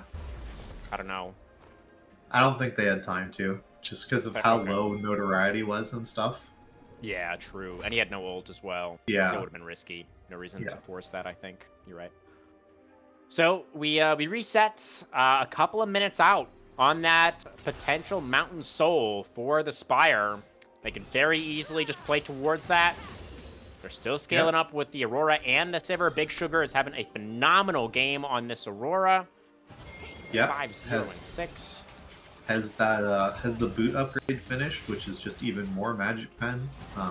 Would love to see them honestly stop building the Sex Tech Alternator and just go for like the raw AP burst. Time, right? Yeah, I don't think you need that. Or you can go for like Blighting Jewel or something, just giving you more and more pen to just do true damage to these people. So I think Maj is building towards Wit's End. Those are the other components of it, right? Or is that the other? Or no, Wit's End I think is actually 2 recurve bows. Oh yeah, you're right. No, it's the other one that gives you stacking armor and MR and then Terminus. Terminus, thank you. Yeah. By our powers combined. Yep. We sorted it out. That's okay, why, so Baron dance time again. I guess. I really want someone to just come kill Perspicacious on the sideline, like with this. He has been pushing so constantly. Yeah, right. And like he has no vision set up ever. Like there's no blue trinket. Okay, here it is. Okay, we missed our Shenton. We did miss our taunts. Perspicacious is going to get pulled in. The handshake denies the disdain. And Persp has got just nowhere to go. Yeah, you called it out beautifully there. Storm set it up for us perfectly. Persp is going to be punished. And this is, again, a pretty nice cross-map look, though, from Omega. They're burning down the Nash. Big Sugar, though, is so scary on this Aurora. Look at the damage. Over the Chain of Corruption. Oh, it didn't land, actually. It looks like that landed, but Big Sugar's going to be able to stay alive. Caxi does lock down the Baron with the Smite. The health bars are so low. Denial finds the taunt onto Saren. Imagine Spaghetti get out, though. They're going to reset. Oh, they get out. Yeah, the Trundle's going to get off the reset. Saren is running in the wrong direction, but yeah, they're not chasing him. They're just going to let Saren get off the recall. He could actually just take this inhibitor. Oh no, he's going to teleport out. He wasn't sure. He thought maybe they were chasing him down. He didn't have any vision in that part of the jungle. But this is Mountain Soul. Yeah. Do they get here in time, though? Like, Coxie's here. He doesn't have flash. He used the flash to get out of the Baron pit. So Strawberry Frog, I think, just needs to zone the Trundle away. The Renata doesn't have ultimate, though. Yeah, and they don't Dragon is just getting burned down. If Caxi can get in here for the flip, that could be worthwhile, but the good pressure onto the Trundle. They're chunking him down. Denial Hunter, yeah, trying to zone. The Crescent Guard is available, so Notoriety should be able to get this. And yes, the Smite is there for the Xin Zhao. Mountain Soul secured. Caxi going down so low. The shield from the Karma, though, keeps him alive. Denial goes back in with the taunt. The Aurora ultimate not really finding the back line, but the Urgot is going to get taken down first. And now Spaghetti is going to get taken down as well. The Mountain Soul value is there. The health bars are not going down quick enough for the side of Omega. They've already lost 2, and now Notoriety dashing forward once again, but doesn't have ult anymore, and is going to get taken down with the arrow from Maj, and now the overstep from the Aurora. It's 2 kills back the other way for Omega, but the Varus now will be taken down. The bailout, though, is not going to work out for Poopsock, so it ends up being actually a 3 for 3 in the end. And now it's just a Shen and a Renata here. They do need to try and get out. The Pillar is going to force the flash out from Strawberry Frog. Handshake is pretty nice. Hostile takeover. Oh, the Death Ray. Oh, my goodness. Oh, and Caxi is so fast on the Trundle. He's trying to get in range for the jump. Saren, just took 2 turret shots. And now Caxi is the one in trouble.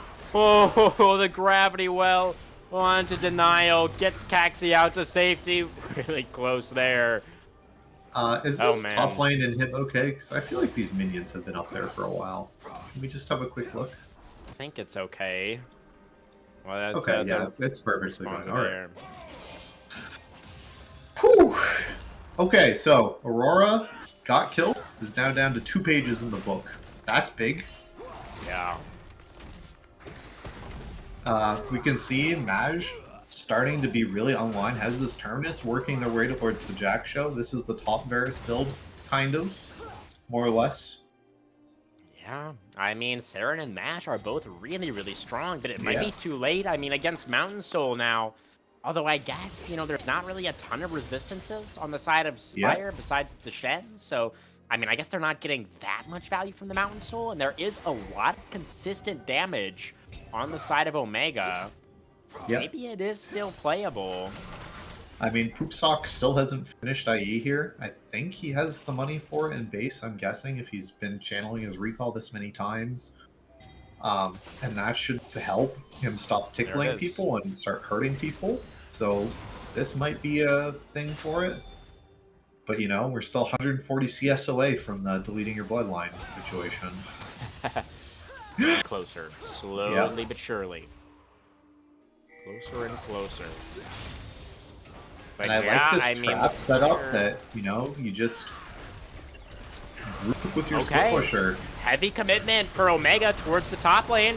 They committed literally every single member in the top lane. They're They're actually gonna even looking win for the this inhibitor. race. A little bit of a base race situation right now, and Omega are ahead. They're gonna they get an They're just inhib. gonna get this inhibitor. Hey, what's happening? Yeah. They're 5 men strong. Turns They're out still it's pushing. not Okay, here. the resets You have come can't- through now. you can't They're looking to fight run this. them down. The Silver Ultimate is Okay, there in the they're- between yes. worlds as well. I think the side of Omega, they may have stuck around a little bit too long. Immediately, the Okay. Karma's going to get taken down, and Perspicacious trying to flash away. The Stark's already popped there for the Urgot. Looks like the rest of these Omega members are going to be... Oh, no. Poopsock is so fast. He's just continuing to run forward on this Sivir. The Urgot gets pulled back in and taken down by the boss man. So 2 kills. He was out on their inhibitor notoriety. Be Okay. just pressing forward on these buildings, I guess. Very strange sequence. Yeah. Got 2 towers top lane there. I mean, it really feels like Omega should not be getting away. They've gotten away with some crimes this game, I think. Yeah, that would definitely be how I would describe that. I would trade my 2 bot lane towers and an inhib for my 2 top lane towers and some kills, like, every single time, right? Like, they have... I mean, it's such a... They have triple their kills, and they have less towers, right? That's like, crazy. Yeah. Yeah. I was such a decisive call from Omega, Yeah. right? They just committed every single member, and it was so quick. Like, they weren't waffling. Like, they didn't give the Spire the time, really, to realize what was happening. Yeah. Definitely worthwhile for Okay, Omega. so 30 seconds till Baron spawns. Have to see if Spaghetti is able to get any sort of help to get into this area to set up vision. I mean, they already have the vision right here, but they just placed all these wards and they're about to all get swept out. As soon as Strawberry Fox hits Sweeper, right? Okay. Control ward does the job. Yep. Well, partially. Another control ward. Oh. Okay, and this. Okay. Yeah. There we go. So we do have to consider the Elder also. It's spawning in about a minute. There's Maj. that's a lot of damage on a Maj. The Aurora going to the other side of the world there. And the Varus is going to get taken down. Beautiful setup there from Big Sugar. The Aurora this game has been such a difference maker, and it's a little bit anticlimactic, but I think that might just be the game right there. Yeah, I think that Varus had around 200 MR and got deleted like that. I don't think they're going to be able to end through this Victor or anything, right? I think they just have to go over to Baron and get Baron it's Elder. only 2 alive. I actually feel like the Spire could have just ran down and dove on top of Saren. Just like dived the turret, right? Killed the Victor. I think maybe they could have ended, but this is definitely the safer play. They should be able to get both Uber buffs here and assemble Exodia, and then the win is pretty much guaranteed, right? So don't mind this call at all. Yeah. Sivir is just 92 CS away. Yeah. I don't know if she'll get there. I think the game might end before we can get the 400 CS win condition. I think that's the joke, is you never get to the 400 CS win condition. That's a little bit of a whoosh situation for me. Yeah. Yes. Okay. Caxi, he's got a blast cone. He doesn't have the time. The smite is good from Notoriety. Exodia has been completed for the Spire. They're going to go for the recalls, and then a nice little stroll down the mid lane. Okay. Well, they do. Maybe it should be the bot lane instead, because there is a bunch of... We can I send think the Shen to deal with the super minions, and he has the ultimate. Yep, Totally and fine. TP. Yep, all good. And he has Sunfire Any Plate. angle here for Omega? What's the Hail Mary here for Omega? Is there anything they can do at all? I really think your Hail Mary is you just randomly, like, Verisalt. Like, it's flash. It's flash.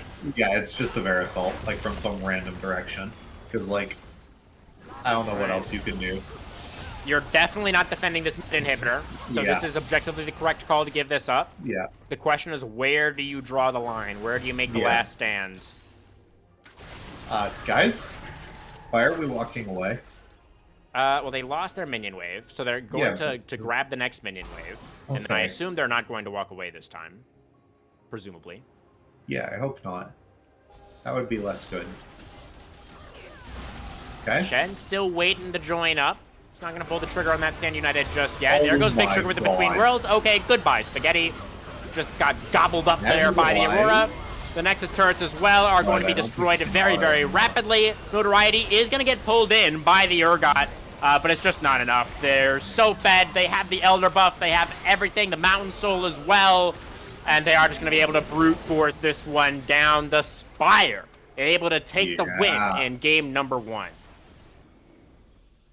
Looks like Chong was right with us with this spaghetti call it of this guy is going to int 3 for probably a little bit in the first 3 weeks. 0-10-3 is a pretty diabolical scoreline. That is the scoreline that is getting slurs said to me in my games. Some growing pains, I think it's safe to say, for Maddie still there. Yep. I definitely got caught out a couple of times. You know, I think the laning phase was pretty good.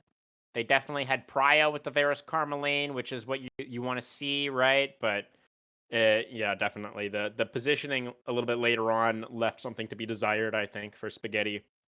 Yeah. So Big Sugar was MVP, right? I think that's just pretty clear to me. I mean, sure, Poopsock Bossman did get there and with the 40k damage, but it was the Sivir win condition of like, oh, I'm so useless for so long. And I pressed R and utilized my teammates. But yeah, I think if Aurora just had way too many plays where it was like, oh my god, they just won the game. Yeah, I felt like all of the really big plays for the Spire started out with Big Sugar. Yeah, I'd have to agree. I think if Poopsock had gotten to 400 CS, then maybe he sneaks away with the POG, but didn't quite get there. So yeah, it's got to be the Aurora, I think.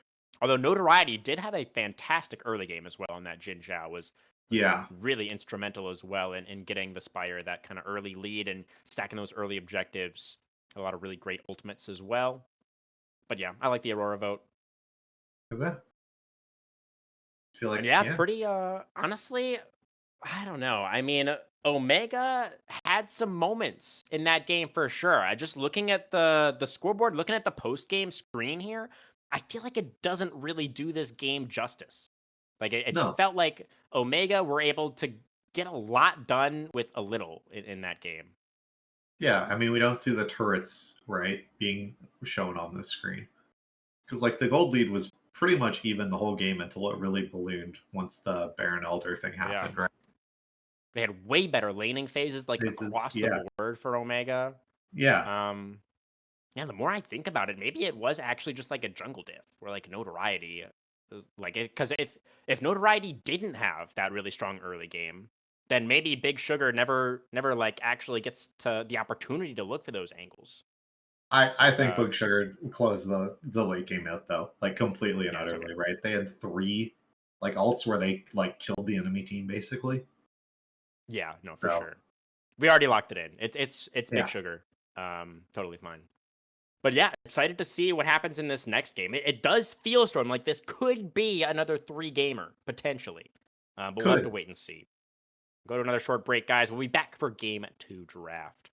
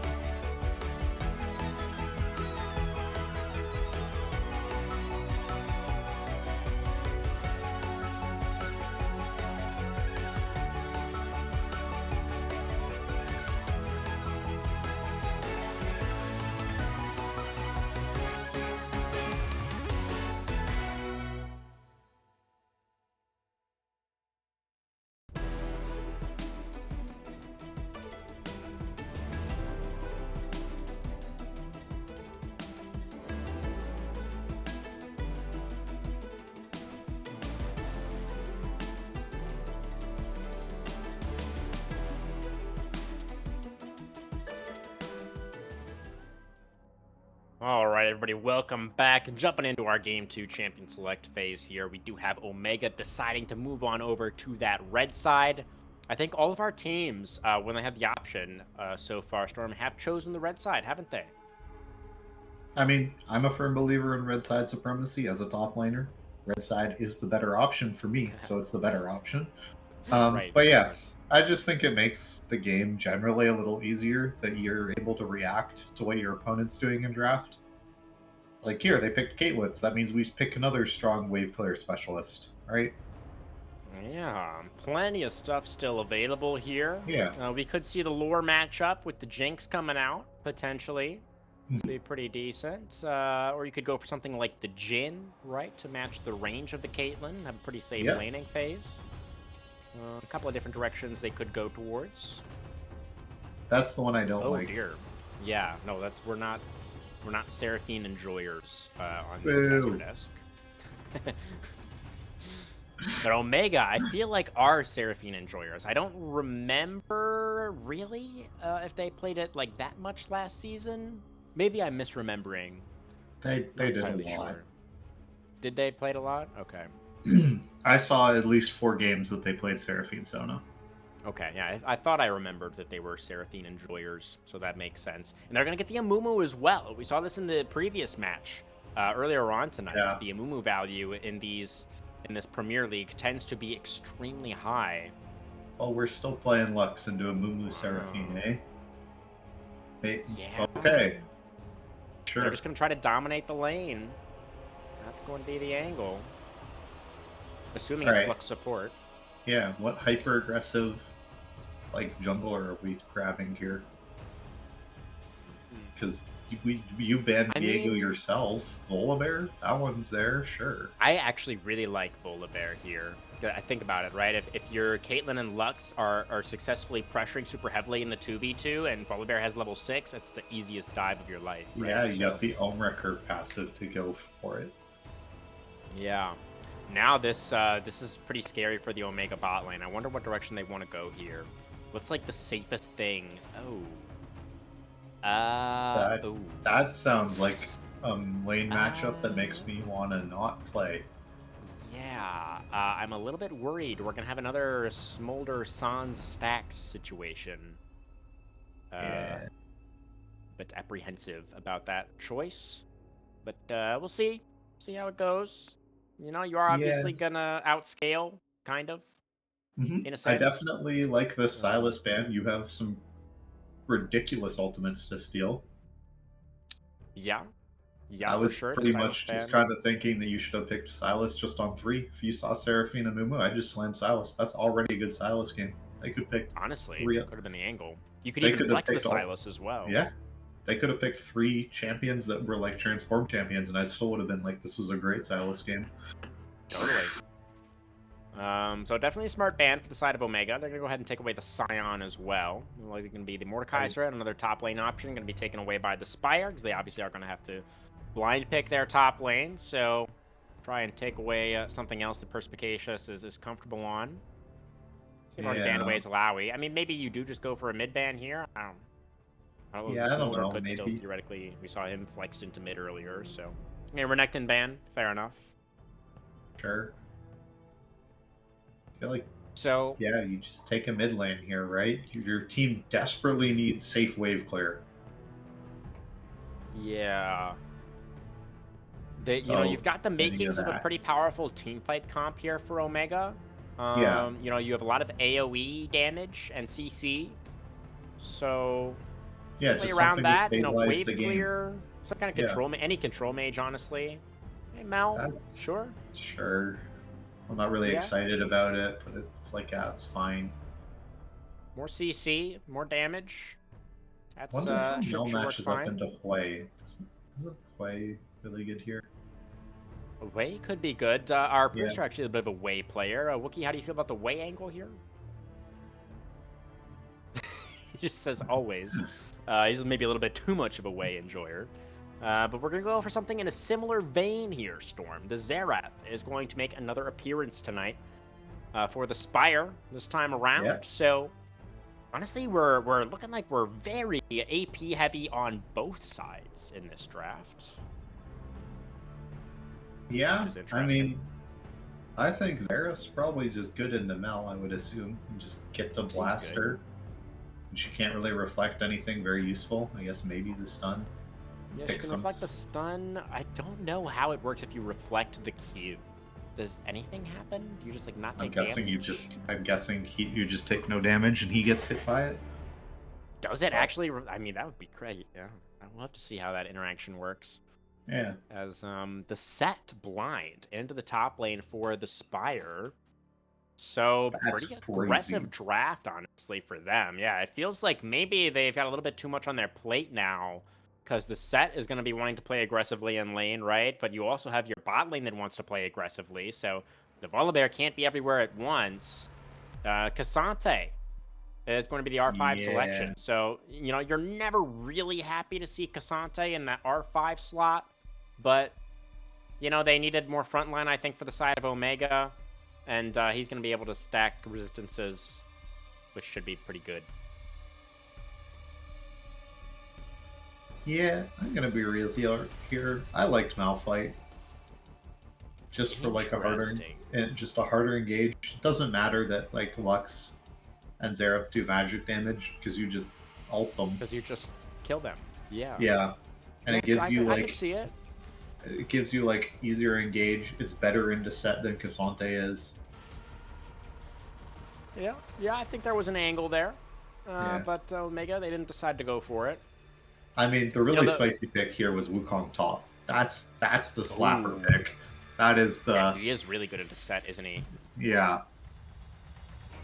That's the Yeah. win the game pick, I think, is you pick Wukong top lane. Ooh. Does anyone else play Great Wukong shout, top lane? actually. I don't really think anyone does play that champion top lane anymore, but I enjoy him up there. But yeah, so Omega's got the team fight. Do they Yeah, ever get to team fight point? I That's don't know. exactly what I was thinking as well, Storm. You know, if they had gone for the Wukong there on the R5, that would give them something to play for in the early game, right? But as it stands, they have nothing to play for in the early game. Nothing at all. Yep. I mean, the Amumu, he's got that gank set up potentially, but he's just got nowhere to go. I mean, if Caitlyn and Lux are like super overextended and you are able to catch them when Volibear isn't there, then sure, you know, you can go for that. But Volibear should be there, and if he is there, you lose that 3v3 extremely hard. So feels tough for Omega. Feels tough. But maybe, you know, they're just going to have the macro sense to get themselves into a late game, and then they just get a team fight and just win? Question mark? Yeah, if they're able to get this game to go late, they should win, but it's just, I doubt they get there. I think this is a game where Caitlyn's going to get 4 plates bot lane. Yeah, I mean, it's sort of a similar vibe to actually the game 3 that we saw earlier between the Monkeys and Conduit, right? When Conduit had the Smolder and the Vagar, and, you know, that game was... I'm sorry to remind you of it, Storm. I know that was a little bit traumatic for all of us. Is the term, right? what was the term? Cinema. Yes, that was viewing what we were experience. Going with. Indeed. We'll have to see what we're going to experience this game. I think what our expectations, as we've been highlighting, is that we're going to be experiencing an extremely strong early game for the Spire that should, in theory, snowball into a pretty decisive victory. But you never know. You never know. So for the Spire, I mean, I was a little bit... The one thing that I'm kind of worried about for their side, right, is the fact that they have like almost the opposite problem of Omega, right, where they're trying to do like a lot in the early game, maybe too much. So what do we need to see from the Spire here to make sure that they can utilize this composition to get that early lead and like also not throw it away? You know what I mean? So like, is there anything that we're really looking to avoid, or? You hard force at level 1 to find where the enemy jungler is, right? Where Mumu is. Because your level 1 is so much better, like incredibly better, right? Caitlyn's level 1's really good. Lux's level 1's really good. Volibear's level 1's really good. Xerath has a decent level 1. Set's level 1 is amazing. So you just like hard force, find out where Amumu's starting. Then you know where to play for, because you know, Amumu does have like a fairly decent clear. It's not like, you know, Volibear is going to get to some lane before him or something like that. Yeah. So you just have to track where the enemy jungler is. Because Do you think? Sorry, go on. yeah, I was just to say the only like real issue your team has, and this is what I'm looking at, is I think Amumu ganks onto your mid lane and the Xerath are really, really strong because you have the root from Mel just to land into a bandage toss into a quick kill. So we need So to cover mid lane. yeah, I think you just need to cover mid lane. The rest of your lanes should win pretty naturally. I just imagine. I don't really play the Set versus Cassante matchup. So I just imagine Set just kind of beats on him and just trades really short efficiently, like every Set matchup seems to go. And if Cassante ever tries to like W and like do a whole bunch of damage, you just press W back. So Yeah. I can't imagine like any lanes other than that. It's keep mid lane safe and then just Wow. let Caitlyn Lux just run this game. Because So a little bit of an update for you here, Storm. It looks like we're going to be seeing the Smolder mid again. Seraphine Mel bot lane. okay, We hate it, right? Do we hate it? I think we hate it. I mean, hate we it. saw for- we literally, this is the matchup that we saw earlier. Yeah. Xerath into Smolder, right? Yeah, I think it's really, really bad for Smolder to be into Xerath. I think it was worse for him to be into Kate Lux. That's fair. That's fair. But if Smolder is in mid lane, then that kind of invalidates what you were saying a minute ago, right? Where that Yeah. could be like the one angle for Omega, where like Amumu and Mel can chain CC onto the immobile Xerath and like get kills that way. So and I will say this: I think it makes it so that this Kate Lux isn't going to be able to get 4 plates. okay, I don't even. Yeah, because how do you ever walk up to hit the tower with Mel and Seraphine? that's fair. That's So fair. I think that for that part makes a lot of sense and it's going to be really strong. But I think we just have to kind of wait and see how this is going to fully play out because I don't know how Smolder's ever going to get able to get stacks again. And if he comes into this mid game really far behind, it's like Caitlyn is like this champion, right? It's the power trough. You are like God's gift to ADCs for like the first 6 levels. And then your first item comes through and you go, I'm still on an item spike. And then you fall into a power trough until you hit like 4.5 items where you are just absolutely worthless. I can do a lot of damage to towers. Yeah. So yeah. Smolder, I feel like, is kind of in the same way. And especially if he's mid lane, his stacks are just going to be so low that like, both teams are going to be in this like really weird position where they're just waiting for their ADC to get ahead. So I'm really curious about the rest of the map, but I'm just curious how it's going to go. I still think the Spire's got it. We'll see how it goes, guys. The Spire looking for the 2-0. Omega needing to bounce back here to give us that potential 6-gamer. We'll be right back.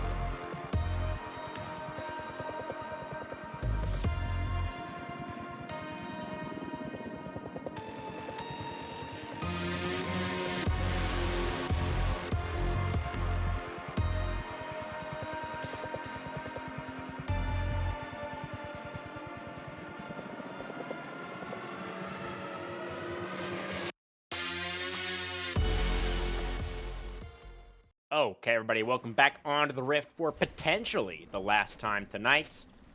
My co-caster really hoping that it is. He has got a little bit of an occasion to get to.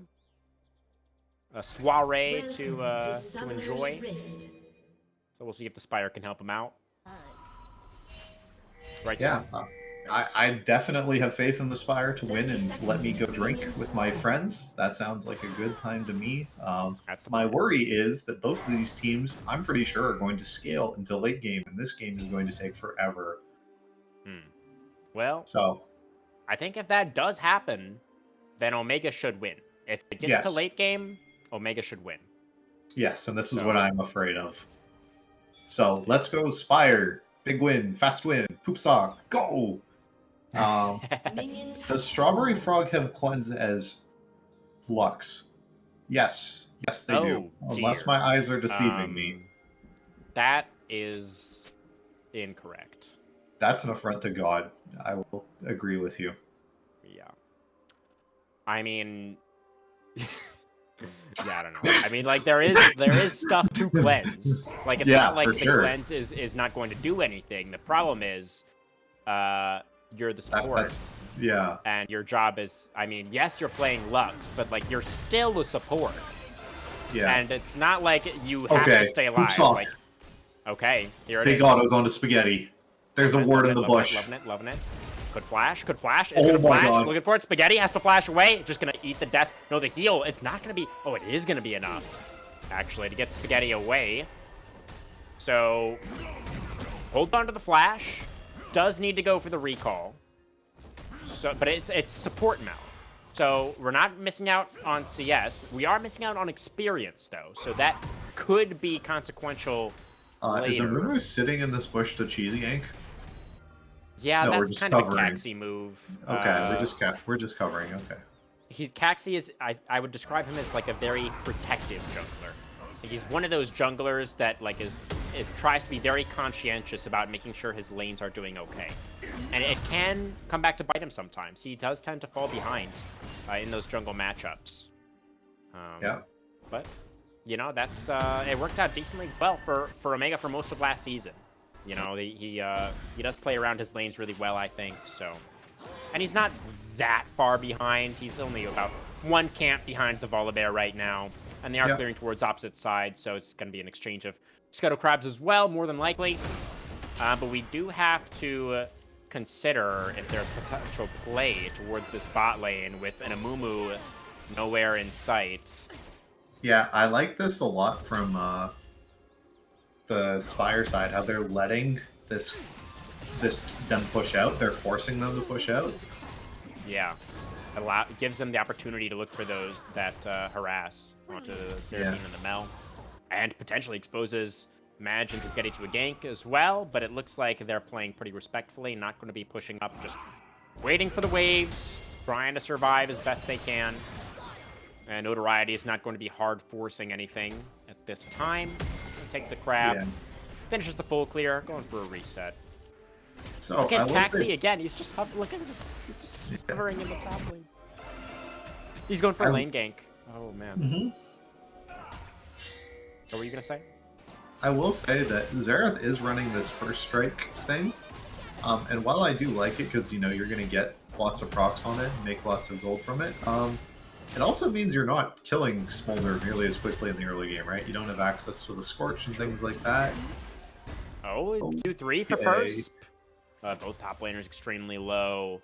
Toxie's just on to gonna those ruin this, isn't he? flashes. Taxi, sorry. It's fine. I'll survive. That's a lot of damage on a Madge. Down to about 50%. But we still Sock, haven't though, run a plate. pretty low on mana. Yeah, that's true. Let's see. Get a quick gold check on the Caitlyn. How close are we to BF Sword? Not really that close. Yeah. We'll we see if need he this just wants plate. to stick it out in lane and kind of keep farming up these nice reflect there. From Okay, that's really funny to see. yeah, pretty funny. Maybe that's why Strawberry Frog took the cleanse, to cleanse his own light binding. Yeah. Could be. Did we just go back to base to buy a Dirk? What did we buy, Caitlyn? Pickaxe. Pickaxe dagger. Okay. Not bad. How did both of those build into besides pork? Maybe it's just like the pickaxe is like one thing, and the dagger is for like some berserker greaves. Yeah, I hope so. Yeah, because Caitlyn doesn't want attack speed early, right? You just No. want damage. I was about to say, isn't that every ADC basically besides Cogwall? There's a few exceptions, yeah. Vayne generally prefers attack speed, I would say. Yeah. You could argue Zeri as well. Okay. Although I think Zeri guess. does usually go Yunto these days. Yeah, I was about to say, I think there's a Utah champion. Actually, does Dagger build into... Doesn't Yunto also give attack speed? Or am I wrong? It does. I don't really know much about ADC items. It's like the only ADC item that gives crit. It gives crit and attack speed, right? speed, yeah. That's why It's the only one. it. That's okay. Spaghetti's pretty on point with these reflects. I will say. Yeah. Has that going for him. And this is an extraordinarily slow early game Storm. Like, I am... Yeah. That's a beautiful light binding, though. And the net, and right as I said it, you're welcome, everybody. There's a first blood, and it's going to be the Poop Sock Boss Man that picks it up. Yeah, I mean, that should be big. That should start snowballing this, lead into some plates. Looks like the junglers are just splitting the map here. Okay, there's a nice pushback from Oh, Purse. The showstopper, though, to counteract it from Denial.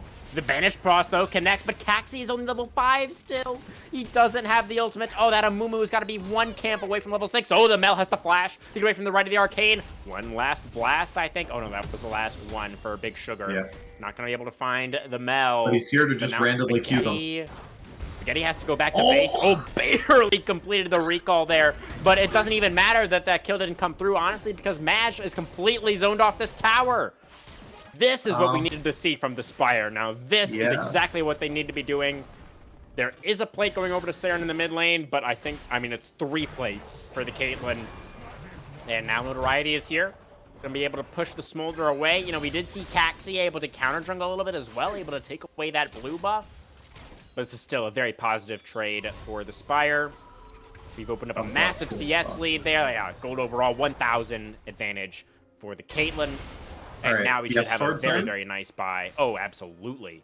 Nope. What is that? What is that? Poop Sock, explain It's a yourself. Scout Slingshot. That is part I of... know what it's called. Yeah, that's the Yuntal thing. I didn't think Yuntal needed a pickaxe. I thought that was No, a... that isn't? Yep. Okay. Yeah, that's part of Yuntal. Alright. I thought Yuntal was BF Guess it's sword and fine. that's Scout Slingshot thing. I guess literally everybody just builds Utah these days. Yeah. Fair enough. Okay, unfortunate. first Vacation is going to go all out here in the top side, and Isle Hunter does not have access to the Showstopper at the moment, but the Cassante has shredded his own resistances, but the Haymaker is on cooldown. The Q3, though, is going to miss. Yeah, And nice Denial. sidestep there. And we see Strawberry Frog is up here. Have a random the, assault. Rub's gonna go over simultaneously, so this is interesting. First is gonna flash, does still go down. The hitbox there on the final spark can be a little bit deceptive, and Strawberry Frog able to get it done. But Poopsock, though, has been left completely alone. Curse of the Sad Mummy comes down. Poopsock trying to kite this one out, has to flash away from the beat drop, but over the wall comes the Mel Root, and that is gonna be the kill.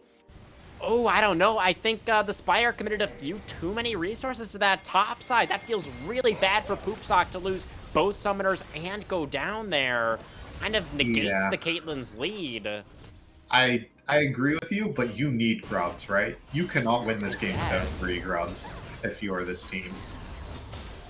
Oh, Caxi now may have overstayed a little bit. A light binding is going to land, and the bandage toss does as well, unfortunately for Caxi. And that is going to be the kill over to Big Sugar, his first of the game, and the third for the Spire. They do secure the feat of Warfare, and they are one objective away from the feat of Monster Slaying as well. Yeah.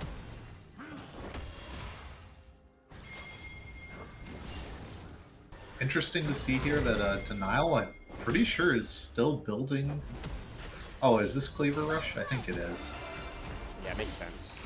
It still could be the other one. I can't remember. Oh my god. Oh, he's dead. Oh, is he? He's No. barely not dead. That was like 15 HP. Sugar? Sugar? Sugar is going to land the He Shocking landed Orb. this- And is going to be fine. No, he's not going to be fine because Caxi is here looking for the bandage toss. Okay. All right, so we've got some dead mid laners. Totally fine. And we've also got, I think, maybe a dead Mel. Spaghetti is barely going to survive. Caxi trying to get away from this Volibear right now. Caxi, why are we... Okay, maybe he's fine, actually. He's actually... Yeah. Wait, who's winning? No, Volibear wins No, this. Volibear wins. Yeah. No, I was right the first time. Yeah. And Caxi, I hope the Raptor was worth it. As the turret is going to go down. That's going to defeat some that was a strength. big showstopper. And, sorry, I totally missed that fight. Sorry about that, guys. Big solo kill, though, for Denial as well. Showstopper, very nice, as you say.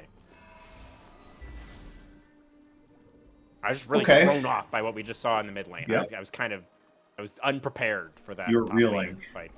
Yes, I was. But the Spire is winning, and they're winning fast, and this means we can drink. So let's keep winning, boys. The Spire, they're reeling them in. They've got Yeah. a hook on the line, or a you know. Fish on the line. There we go. Yeah, my fishing references need some work as well. But they're reeling them in. Oh no. Denial Hunter gonna get the recall canceled. Does still have the flash. Probably gonna have to use it here. Oh, he's just gonna die. Yeah. Fair enough. That's the top lane thing you wouldn't understand. Okay, I'll take your Yeah. word for it. Sarah, dear, we're face checking, and we're dying. Nice. Lux needs Alright. that money. Let's go. Already has the Ludens done. Yeah. This Lux is, I wouldn't even be surprised if Strawberry Frog is topping up those damage charts at the end. We'll have to see. Definitely gonna have some stiff competition. But that is gonna be the second dragon going over. Hackstack Dragon and Infernal Dragon. With this draft, oh baby. What did we get? Ocean Dragon? Okay, at least it isn't Cloud. It isn't just a Riot just saying, hey, screw you guys. Spaghetti flashing away. Oh, the Red of the Arcane has been used up. Big Sugar again, not quite able to finish off the kill. It's gotten very close a number of times. Madge. Oh, hit by the Shocking Orb. The Encore is decent, but not decent enough. Notoriety's gonna Goomba stomp him. And that is gonna be 3 now for the bear. So Strawberry, you're not taking this one away from me. This is my kill. Yeah, it's lead claim to that one. Bears notoriously much more carnivorous than strawberries. Or frogs. Yes. Interesting to see here that it is this kind of... Nice Haymaker again. Perspicacious already in the all-out. The showstopper, though, from Denial just says no. Puts the Cassante into the ground. And this is going to be 10 plates, it looks like, for the Caitlyn as well. Great spot right now for the Spire in this game. And I wanted to mention as well, or you go first. Yeah. I was going to mention that Spaghetti hasn't completed their support item. Like, it hasn't evolved into a thing yet. Yeah. It's a little bit rough. Yeah, I mean, we could talk about the draft. I think there's definitely... Oh, dear. Okay, Mel's going to be able to tank that one up. Yeah. And we're going to keep Madge alive. Do at least farm up what was left of that wave. But I was going to say, I really enjoy the fact that Poopsock and Strawberry Frog just sort of laid down the gauntlet, right? We did the build-up, we did the lead into this. We were like, okay, both you and Chong were like, all right, Poopsock and Strawberry Frog, they're a great bot lane. We're expecting them to really be one of the stronger bot lanes in the league, and they're proving it, right? They are playing this extremely aggressive 2v2, and they are playing it extremely well, which is great to see. Yeah, still weirded out why it's Stridebreaker on that guy top lane. And Caitlyn bought the pushing item, the Senna item that no one else ever buys, the lightning bolt thing. Static Shiv. Yeah. Yeah, I think we would have preferred the Yuntal, no? I don't care. I guess it just at this better, point, yeah. it's we just an kind of believe in ADC item. Poopsock. Yeah. He clearly knows what he's doing. Yeah. Yeah, it do be clearing the waves and killing them, so... It sure do be. Yeah. So, let's see, how many stacks on this Smolder? How bad is it? 115. Yeah, pretty bad. That's pretty bad. It's pretty unfortunate. Oh, that was really well played. Going all out once again. He's leveled down though on Denial. The Haymaker is there again. The Q3 is going to connect though, and Spaghetti is here for the follow-up. That's going to be the kill. Denial not finding a good angle for the ultimate this time around, and actually holding on to the flash again as well. Just kind of accepting his death. Yep. Not the end of the world. And the Caitlyn now has secured the tier 1 turrets in both bot and mid lane. And now they could pretty comfortably, I think, send Mr. Poopsock into the top side. Look for that last tier 1. Yep. And they're going to get the Herald in the meantime. Perspicacious actually looking pretty aggressively. I don't know if that's really what we need to be doing right now, as I think he's just dead, isn't he? Yeah, this looks like my... Oh, okay, that was a flash. I guess you were God if Cassante pressed R on you, but he didn't have that, so... Thanks to silver lining there for Perspicacious. Going to be able to get the flash out from Poopsock, but this turret is gone, and the gold lead is going to continue to grow. 45 seconds on the Dragon. We'll see if the Spire can get back down here to keep the Dragon stacking up. They just take this tier 2 here, do they not? Yeah, and if they're just going to be able to keep pushing in top lane, they're probably fine with that end of the potential trade as well. Big Sugar's going to have to flash away from the bandage toss.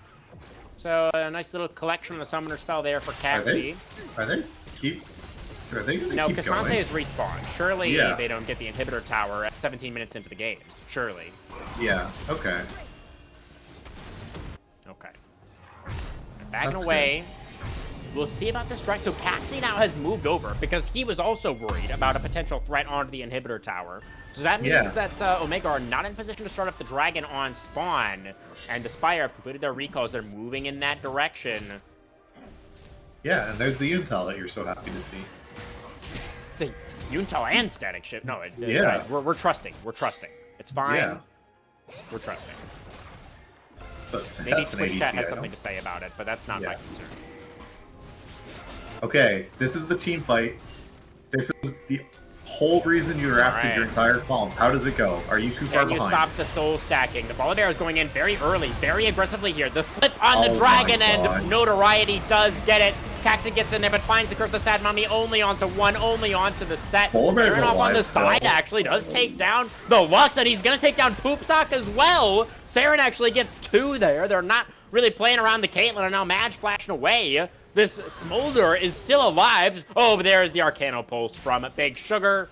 Takes down the tiny Dragon and does even up that fight somewhat.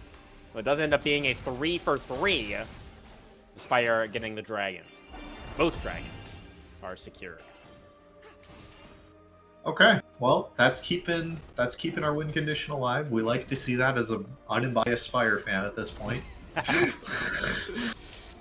Yeah, that went relatively well for them. I think it could have gone better. I would argue that it probably should have gone better. I feel like, you know, Notoriety, honestly, I think losing out on the Dragon is okay there. And I would have liked them to see them just exclusively play for the fight. Because I think if they just played for the team fight, you probably, like, ace them. Or you get, like, a 5-1 or something. And then you just kind of, like, take more turrets, and then the game should actually just be over. Right. But you know, it still worked out pretty okay. Yeah. That's just the jungle thing, though, right? You see a dragon, you know that's what I gotta play for. You're absolutely right.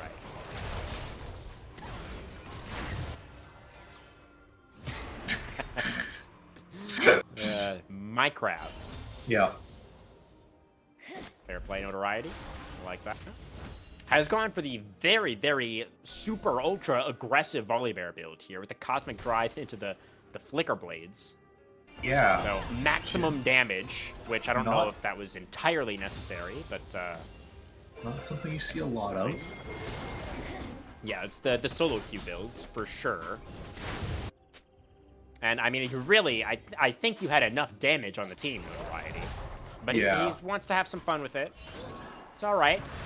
But, you know, again, if for any reason this game lasts longer than it should, then you're looking at a Spire lineup that actually just doesn't have the front line, right? Like Volibear will die instantly to a Smolder who has the requisite number of stacks. So they need to keep up the pressure.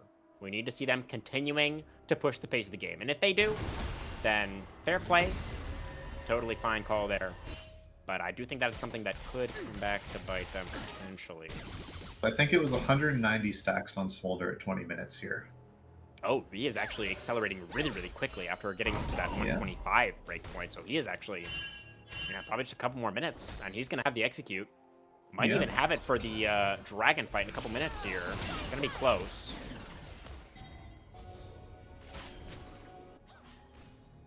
Maintaining some vision around the Otacon here. Spire definitely don't want to be giving this over for free. Because that could be an angle for Omega, right? It's Ocean Soul, so it's not the end of the world. If you get Otacon for it, if you feel like you can't contest the Ocean Soul and you get Otacon instead, there could be an okay trade there. So Spire don't want to be letting them have that. Wait, but Saren, uncontested in this lane. Yeah, he's going to get the bounty on the turret as well. I don't know. I guess it's an Otacon start actually for the Spire. Yeah, all right. Wow. So you can't cross map if the objective has already been taken.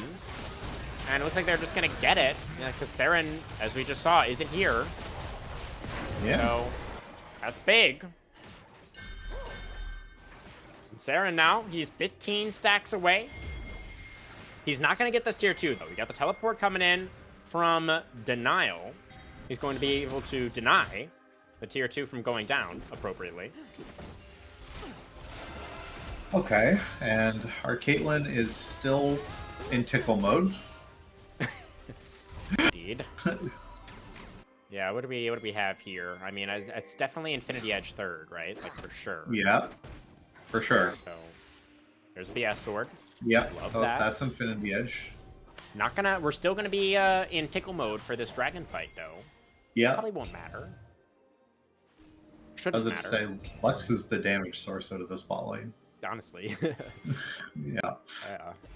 The real carry closing in on 2 items there. Yeah, I was going to say. Singularity is pretty nasty. Notoriety looking for the engage. Caxi with the counter engage to peel for the bot lane, but Spaghetti is almost going to die. The heal actually get enough movement speed as the ace in the hole going to be committed onto the Amumu. A little bit weird there. But Spaghetti's going to teleport and immediately has to flash away.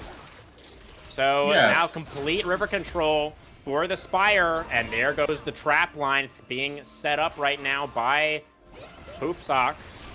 Oh. And, Omega, they're got mid-prio, but forcing their way in here is almost impossible. Spaghetti almost just dies to the Pope from Lux and Xerath, and the Ocean Soul is just going to go over. Can they even get this tier 1? I'm not sure they can. I mean, the wave is gone, and the collapse is coming through. Perspicacious goes all out. He's just going to get cut down, and the health bars are absolutely just disappearing. The turret just gets the kill onto Saren unassisted, and Caxi is going to die to minions here, or a tower, or a Volibear. He had the option. He's going to choose to die to the Volibear. Madge is going to get obliterated by a big ol' haymaker from Denial, and that's going to be the game.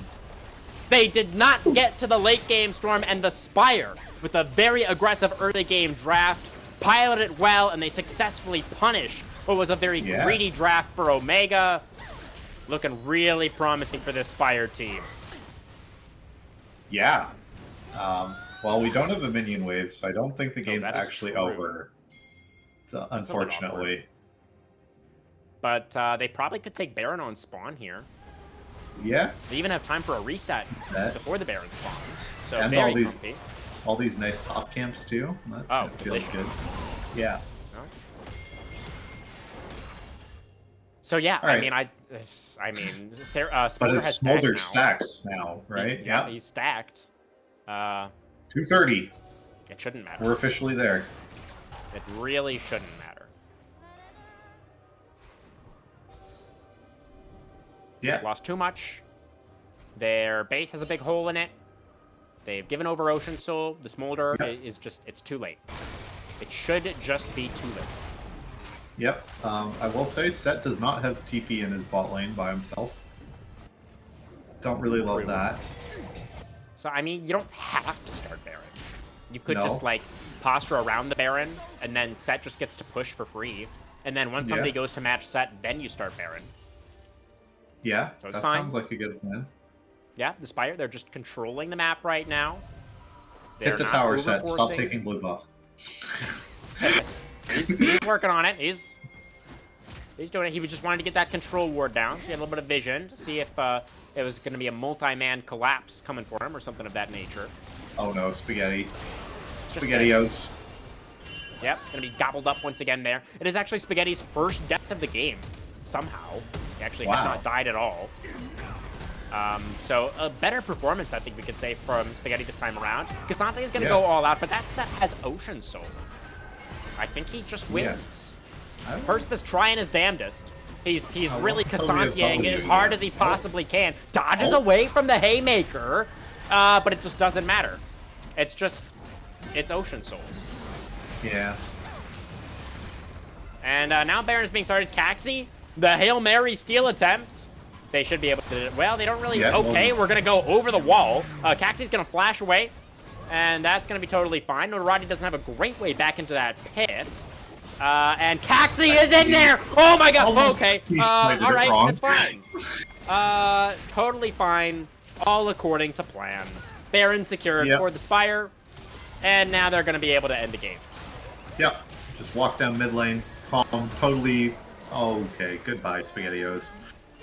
The floodgates have opened. Thankfully, the game is going to be over soon, so Spaghetti doesn't have time to pick up any more deaths. Oh, cute attempt there from Big Sugar. Just actually not quite enough range on that Arcano Pulse. I think Next that's the turrets first are going to go down. I've seen from here. Oh dear, yeah. Well, it was a tough game to play for Omega. I really, I am going to look at the draft for this one.